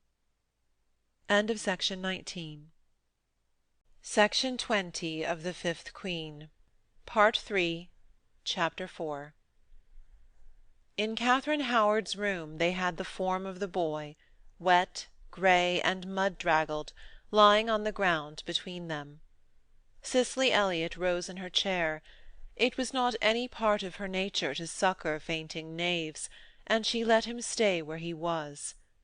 Old Rochford raised his hands and cried out to Katharine, "You have been sending letters again." Katharine stood absolutely still. They had taken her letters. She neither spoke nor stirred. Slowly, as she remembered that this was indeed a treason, that here without doubt was death, that she was outwitted, that she was now the chattel of whosoever held her letters, as point after point came into her mind, the blood fled from her face. Cicely Elliot sat down in her chair again, and whilst the two sat watching her in the falling dusk, they seemed to withdraw themselves from her world of friendship and to become spectators. 10 minutes before she would have laughed at this nightmare. It had seemed to her impossible that her letters could have been taken. So many had got in safely to their bourne. Now, "Who has my letter?" she cried. How did she know what was to arise? Who was to strike the blow? Whence it would come? What could she still do to palliate its effects? The boy lay motionless upon the floor, his face sideways upon the boards. "Who? Who?" she cried. She wrung her hands, and kneeling, with a swift violence shook him by the coat near his neck. His head struck the boards, and he fell back, motionless still, and like a dead man. Cicely Elliot looked around her in the darkening room. Beside the ambry there hung a brush of feathers, such as they used for the dusting of their indoor clothes. She glided and hopped to the brush and back to the hearth, thrust the feathers into the coals, and stood again, the brush hissing and spluttering, before Katharine on her knees. "Dust the springeld's face," she tittered. At the touch of the hot feathers and the acrid perfume in his nostrils, the boy sneezed, stirred and opened his eyes. "Who has my letter?" Katharine cried. The lids opened wide in amazement. He saw her face, and suddenly closed his eyes, and lay down with his face to the floor. A spasm of despair brought his knees up to his chin. His cropped yellow head went backwards and forwards upon the boards. "I have lost my advancement," he sobbed. "I have lost my advancement." A smell of strong liquors diffused itself from him. "O beast!" Katharine cried from her knees. "Who hath my letter?" "I have lost my advancement," he moaned. She sprang from her feet to the fireplace, and caught the iron tongs with which they were wont to place pieces of wood upon the fire. She struck him a hard blow upon the arm, between the shoulder and elbow. "Sot!" she cried. "Tell me! Tell me!" He rose to his seat, and held his arms to protect his head and eyes. When he stuttered, "Nick Throckmorton had it," her hand fell powerless to her side. But when he added, "He gave it to Privy Seal," she cast the tongs into the brands to save herself from cleaving open his head. "God," she said dryly, "you have lost your advancement, and I mine, and I mine." She wavered to her chair by the hearth-place, and covered her face with her white hands. The boy got to his knees, then to his feet. He staggered backwards into the arras beside the door. "God's curse on you," he said.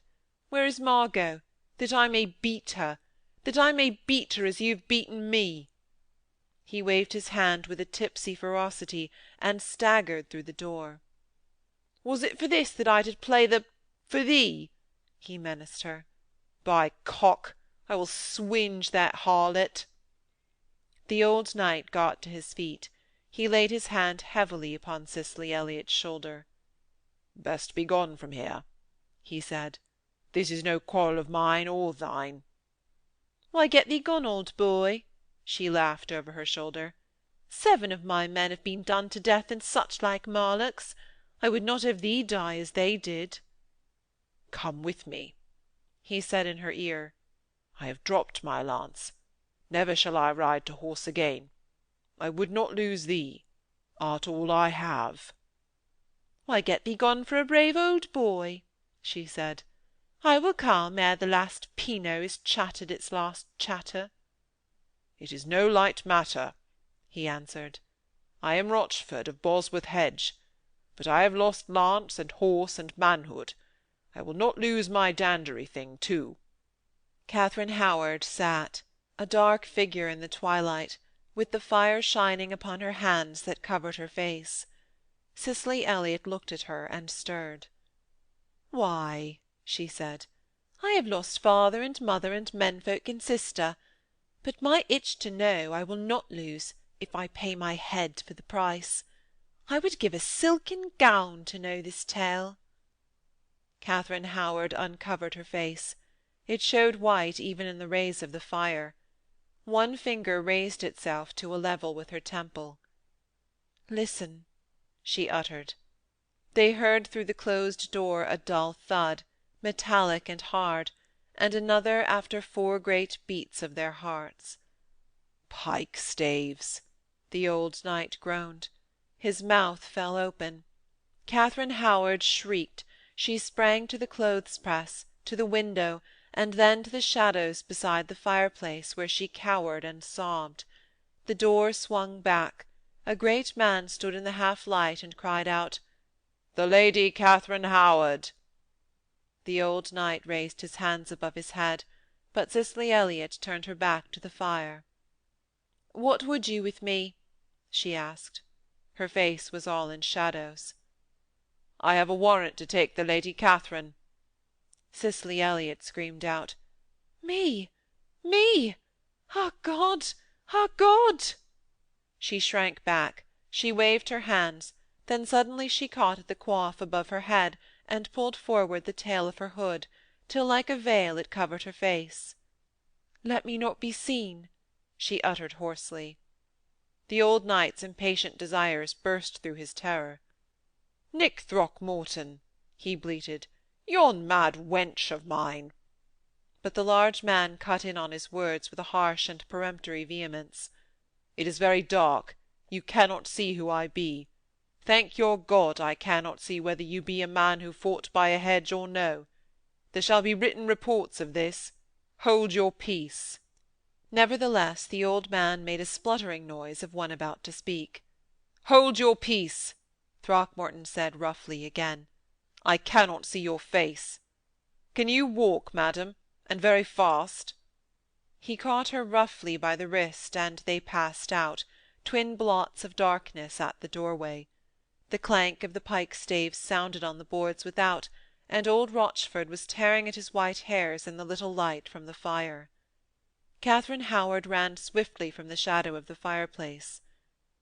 "Give me time till they have passed the stair-head," she whispered. "For pity! For pity!" "For pity!" he muttered. "This is to stake one's last years upon woman." He turned upon her, and his white face and pale blue eyes glinted at her hatefully.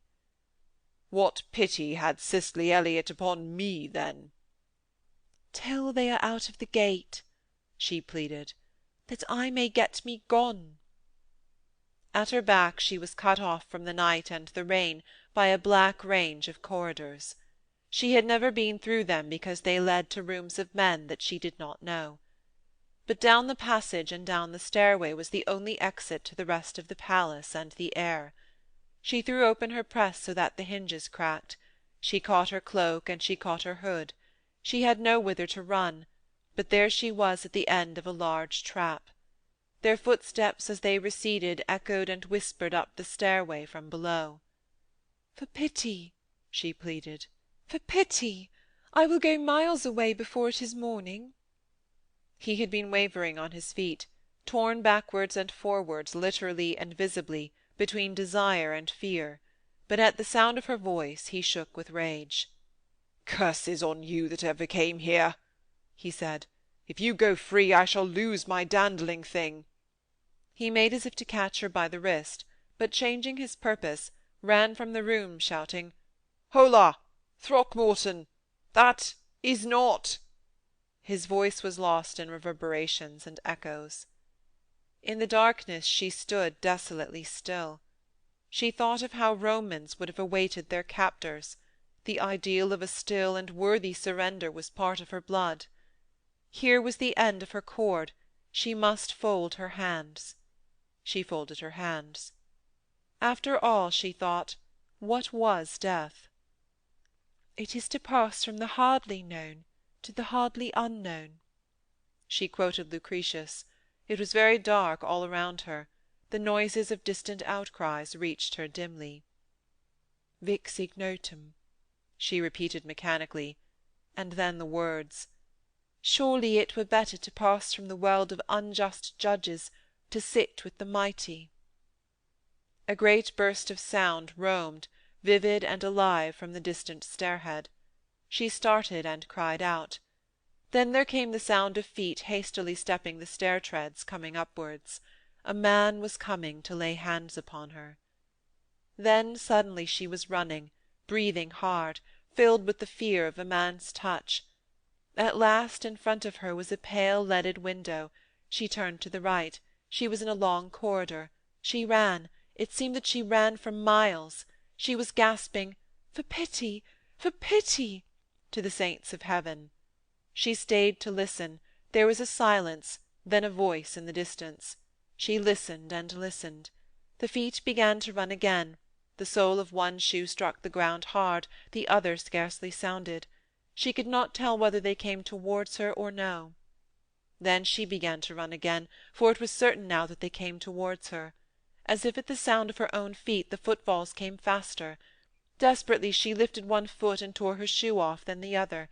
She half overbalanced, and catching at the arras to save herself, it fell with a rustling sound. She craved for darkness. When she ran there was a pale shimmer of night, but the aperture of an arch tempted her. She ran and sprang upwards, in a very black, narrow stairway. At the top there was light, and the passage ended in a window. A great way off a pine-torch was stuck in a wall, a knave in armour sat on the floor beneath it, the heavy breathing was coming up the stairway. She crept on tiptoe across the passage to the curtains beside the casement. Then a man was within touch of her hand, panting hard, and he stood still as if he were out of breath. His voice called in gasps to the knave at the end of the gallery. "Ho! There! Simon! Peter! Hath one passed that way?" The voice came back. "No one! The King comes!" He moved a step down the corridor, and as he was lifting the arras a little way, she moved to peep through a crack in the curtain. It was Throckmorton. The distant light glinted along his beard. At the slight movement she made he was agog to listen, so that his ears appeared to be pricked up. He moved swiftly back to cover the stairhead. In the distance, beneath the light, the groom was laying cards upon the floor between his parted legs.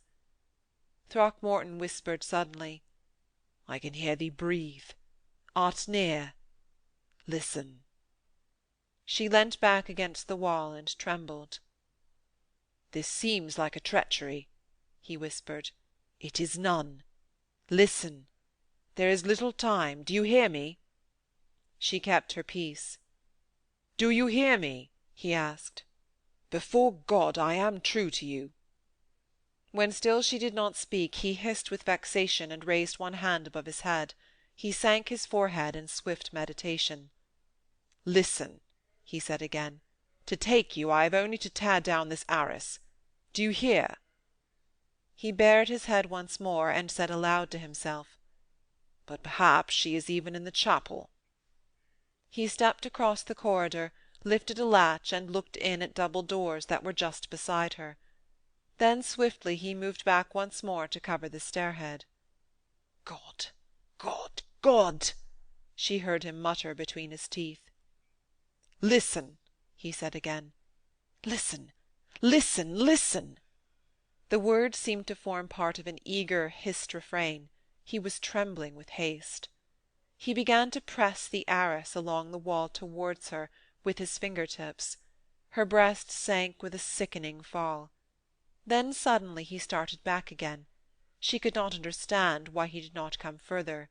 Then she noticed that he was afraid still to leave the stairhead. But why did he not call his men to him? He had a whole army at his back.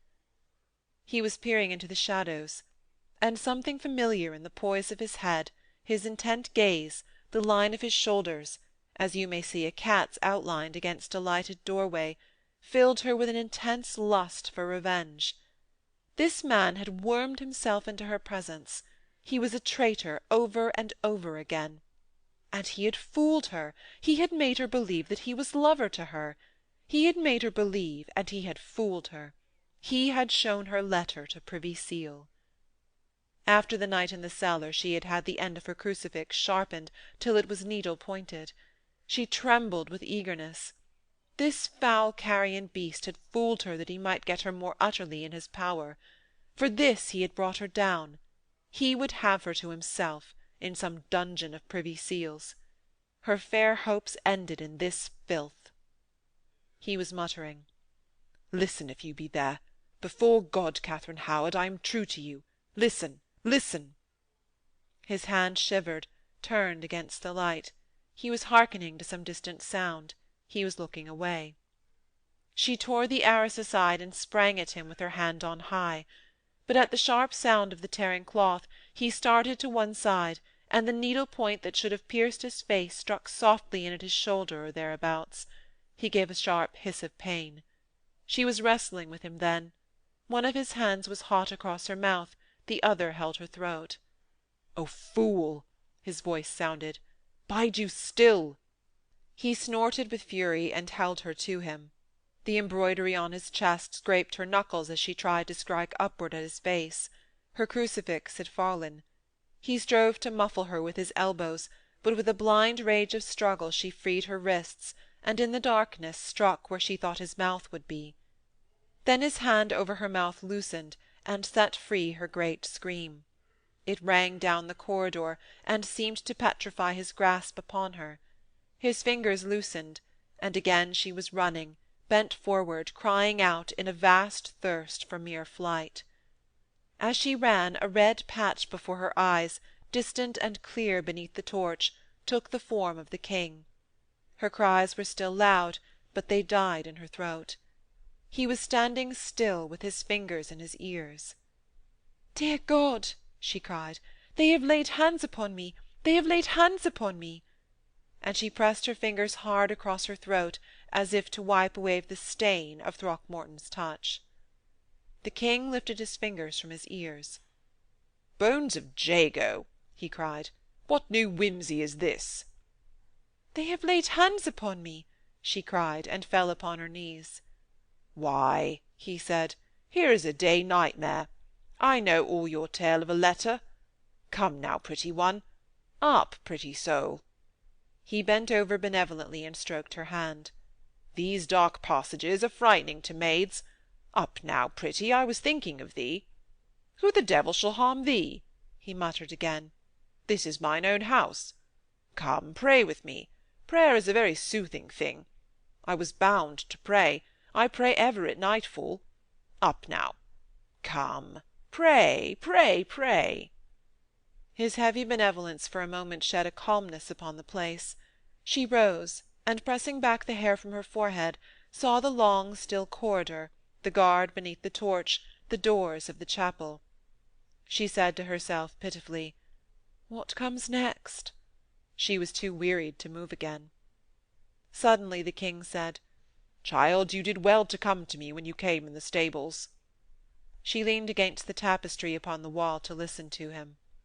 "It is true," he admitted, "that you have men that hate you and your house.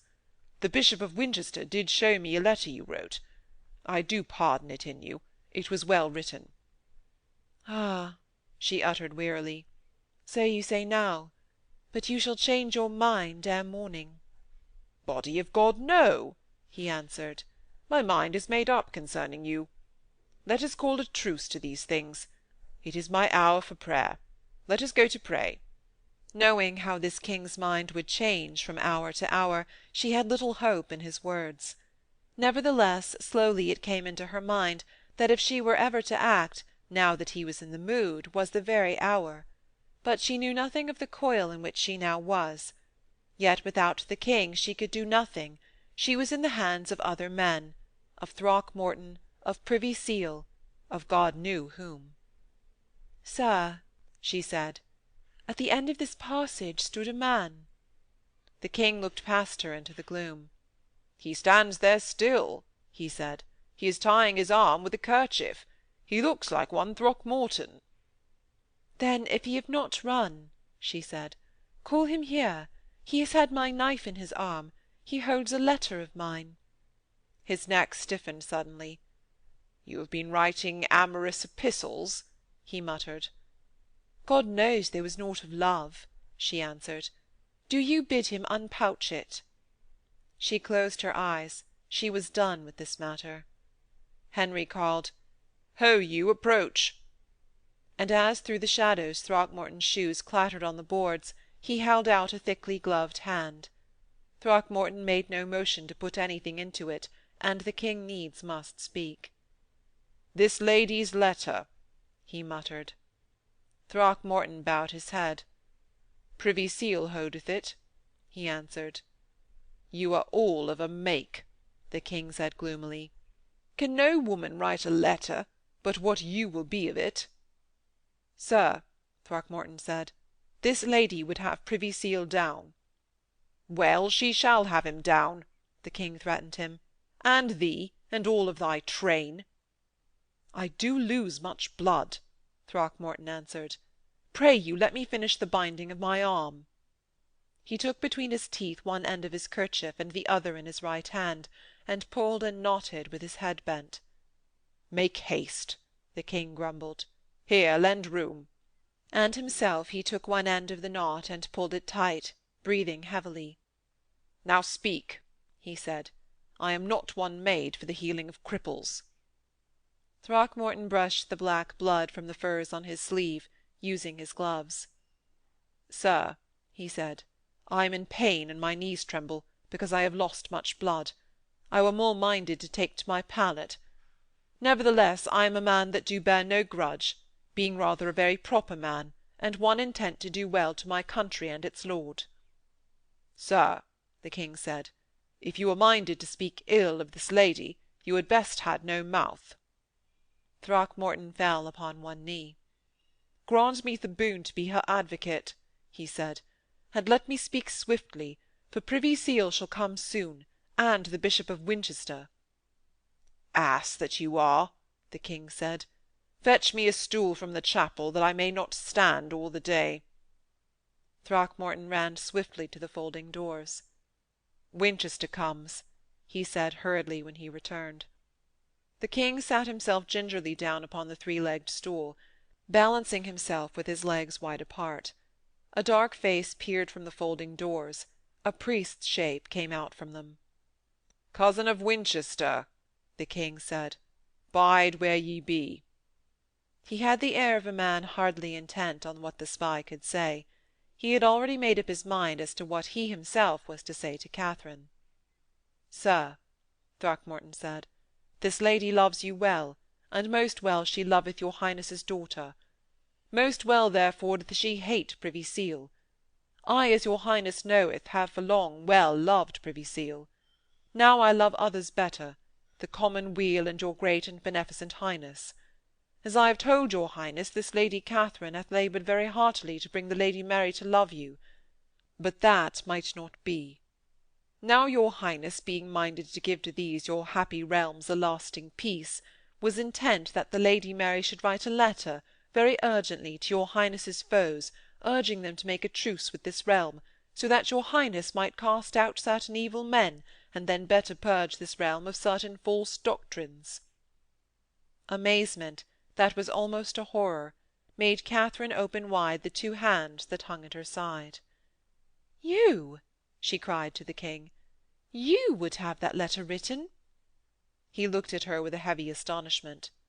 "Wherefore not?" he asked. "My God, my God!" she said, "and I have suffered." Her first feeling of horror at this endless plot hardly gave way to relief. She had been used as a tool. She had done the work, but she had been betrayed. "Ay, would I have the letter written," the king said. "What could better serve my turn?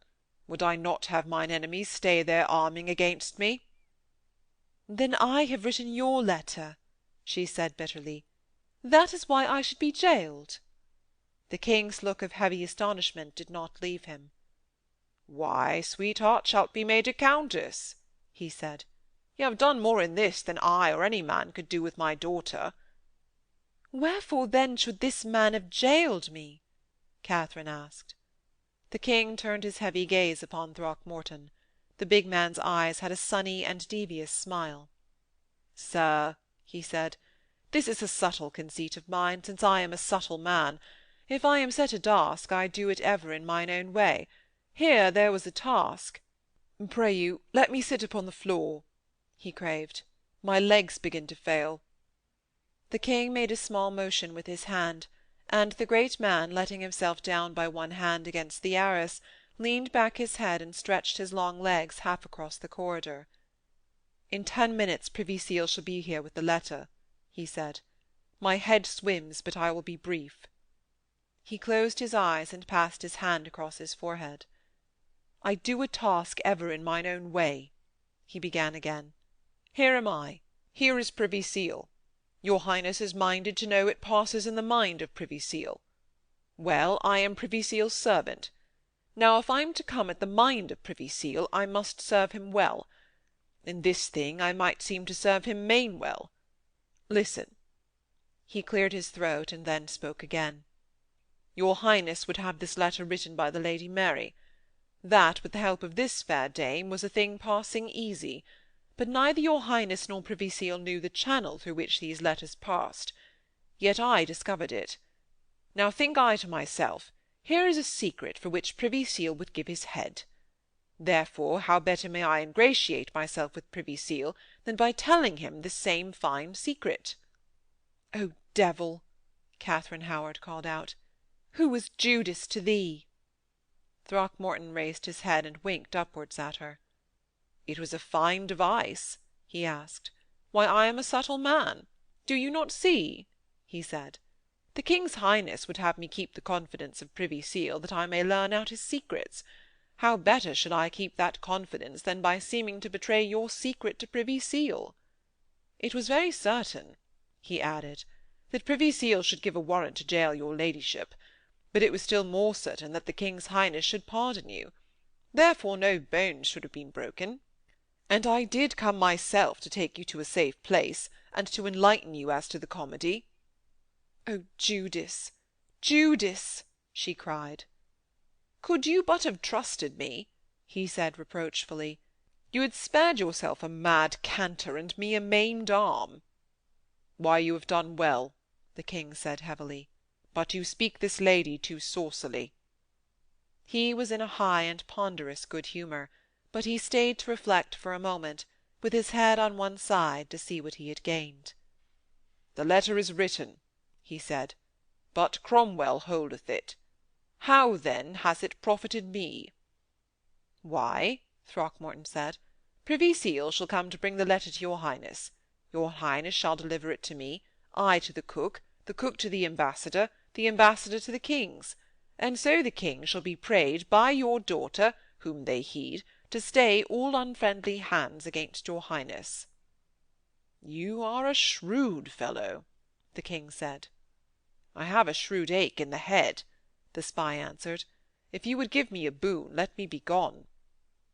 The King got stiffly up from his stool, and, bracing his feet firmly, gave the spy one hand. The tall man shook upon his legs. "Why, I have done well," he said, smiling. "Now Privy Seal shall take me for his very bedfellow, until it shall please your Highness to deal with him for good and all." He went waveringly along the corridor, brushing the hangings with his shoulder. Katharine stood out before the King. "Now I will get me gone," she said. "This is no place for me." He surveyed her amiably, resting his hands on his red-clothed thighs as he sat his legs akimbo on his stool. "Why, it is main cold here," he said, "but bide a short space." "I am not made for courts," she answered. "We will go pray anon," he quieted her, with his hand stretched out. "Give me a space for meditation. I am not yet in the mood for prayer." She pleaded, "Let me be gone." "Body of God," he said good-humouredly, "it is fitting that at this time you do not pray.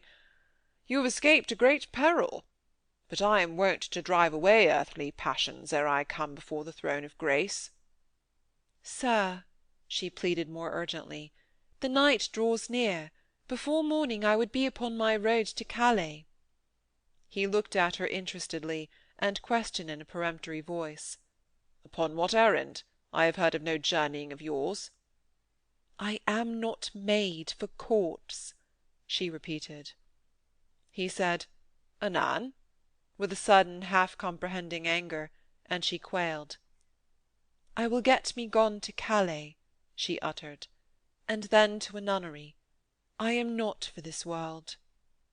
He uttered a tremendous "Body of God," and repeated it 4 times.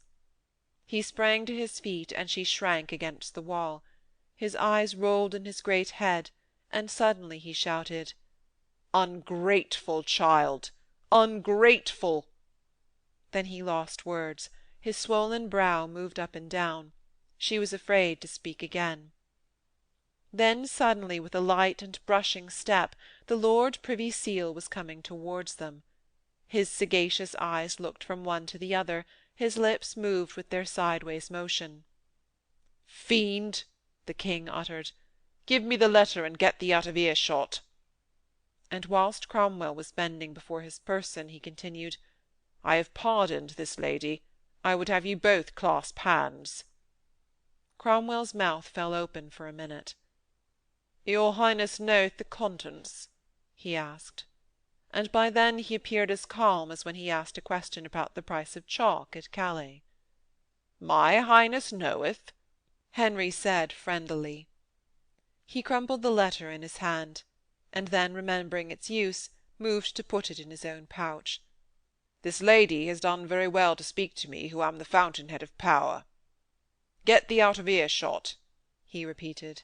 I have things as to which I would admonish this lady. Your Highness knoweth, Privy Seal began again. Then his eye fell upon Winchester, who still stayed by the chapel door at the far end of the corridor. He threw up his hands. Sir, he said, traitors have come to you. Gardner indeed was gliding towards them, drawn, in spite of all prudence, by his invincible hatred. The king watched the pair of them with his crafty eyes, deep-seated in his head. It is certain that no traitors have come to me, he uttered gently, and to Cromwell, You have a nose for them. He appeared placable, and was very quiet. Winchester, his black eyes glaring with desire, was almost upon them in the shadows. Here is enough of wrangling, Henry said. He appeared to meditate, and then uttered, As well here as elsewhere. Sir, Gardner said, if Privy Seal misleads me, I have somewhat to say of Privy Seal. Cousin of Winchester, Henry answered, stretch out your hand.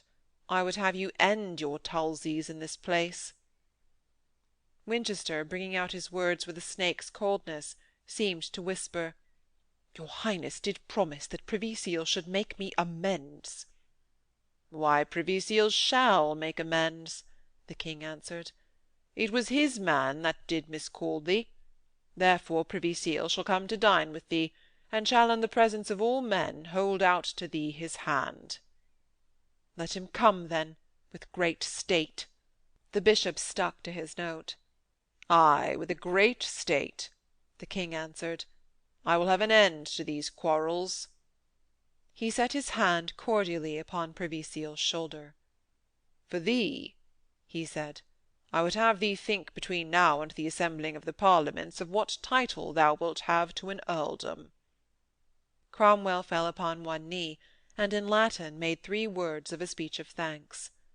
Why, good man, the king said, art a man very valuable to me. His eyes rested upon Katharine for a moment. I am well watched for by one and the other of you, he went on. Each of you by now has brought me a letter of this lady's. Katharine cried out at Gardner, You too! His eyes sought the ground, and then looked defiantly into hers. You did threaten me, he said doggedly. I was minded to be betimes. Why, end it all now and here, the king said. Here is a folly with a silly wench in it. Here was a treason that I would show your Highness, the bishop said doggedly. Sirs, the king said. He touched his bonnet. God in his great mercy has seen fit much to trouble me, but here are troubles that I may end. Now I have ended them all. If this lady would not have her cousin to murder a cardinal, God, she would not. There are a plenty others to do that work. He pressed one hand on Cromwell's chest, and pushed him backwards gently. Get thee gone now, he said, out of earshot. I shall speak with thee soon. And you, he added to Winchester. Body of God, he muttered beneath his breath as they went. Very soon now I can rid me of these knaves. And then suddenly he blared upon Katharine. Thou seest how I am plagued, and wouldst leave me. Before the Most High God, I swear thou shalt not. She fell upon her knees. With each that speaks I find a new traitor to me, she said. Let me begone. He threatened her with one hand. Wench, he said, I have had better converse with thee than with man or child these several years. Thinkest thou I will let thee go? She began to sob. What rest may I have? What rest? He mocked her. What rest may I have? What rest? My nights are full of evil dreams. God help me. Have I offered thee foul usage? Have I pursued thee with amorous suits? She said pitifully, You had better have done that than set me among these plotters. I have never seen a woman so goodly to look upon as thou art, he answered. She covered her face with her hands, but he pulled them apart and gazed at it. Child, he said, I will cherish thee as I would a young lamb. Shalt have Cromwell's head, shalt have Winchester in what jail thou wilt when I have used them. She put her fingers in her ears. "The pity," she whispered. "Let me begone." Why, he reasoned with her, I cannot let thee have Cromwell down before he has called this Parliament. There is no man like him for calling of truckling Parliaments. And rest assured, he uttered solemnly, that the man dies that comes between thee and me from this day on. "Let me be gone," she said wearily. "Let me be gone. I am afraid to look upon these happenings." Look then upon nothing, he answered. Stay you by my daughter's side. Even yet you shall win for me her obedience. If you shall earn the love of the dear saints, I will much honour you and set you on high before all the land. She said, "For pity, for pity! Here is too great a danger for my soul." Never, never, he answered. You shall live closed in. No man shall speak with you, but only I. You shall be as you were in a cloister. And you shall have great wealth. Your house shall be advanced, your father close his eyes in honour and estate. None shall walk before you in the land. She said, "No, no." See you, he said, this world goes very wearily with me. I am upon a make of husbandry that bringeth little joy. I have no rest, no music, no corner to hide in save in thy converse and the regard of thy countenance. He paused to search her face with his narrow eyes. God knows that the Queen there is no wife of mine, he said slowly. If thou wilt wait till the accomplished time. She said, "No, no," and her voice had an urgent sharpness. She stretched out both her hands, being still upon her knees. Her fair face worked convulsively, her lips moved, and her hood, falling away from her brows, showed her hair that had golden glints. "For pity, let me go," she moaned. "For pity." He answered, "When I renounce my kingdom and my life." From opposite ends of the gallery Winchester and Cromwell watched them with intent and winking eyes. "Let us go pray," the king said, "for now I am in the mood." She got upon her legs wearily, and for a moment took his hand to steady herself. End of Part 3. End of the Fifth Queen, by Ford Madox Ford.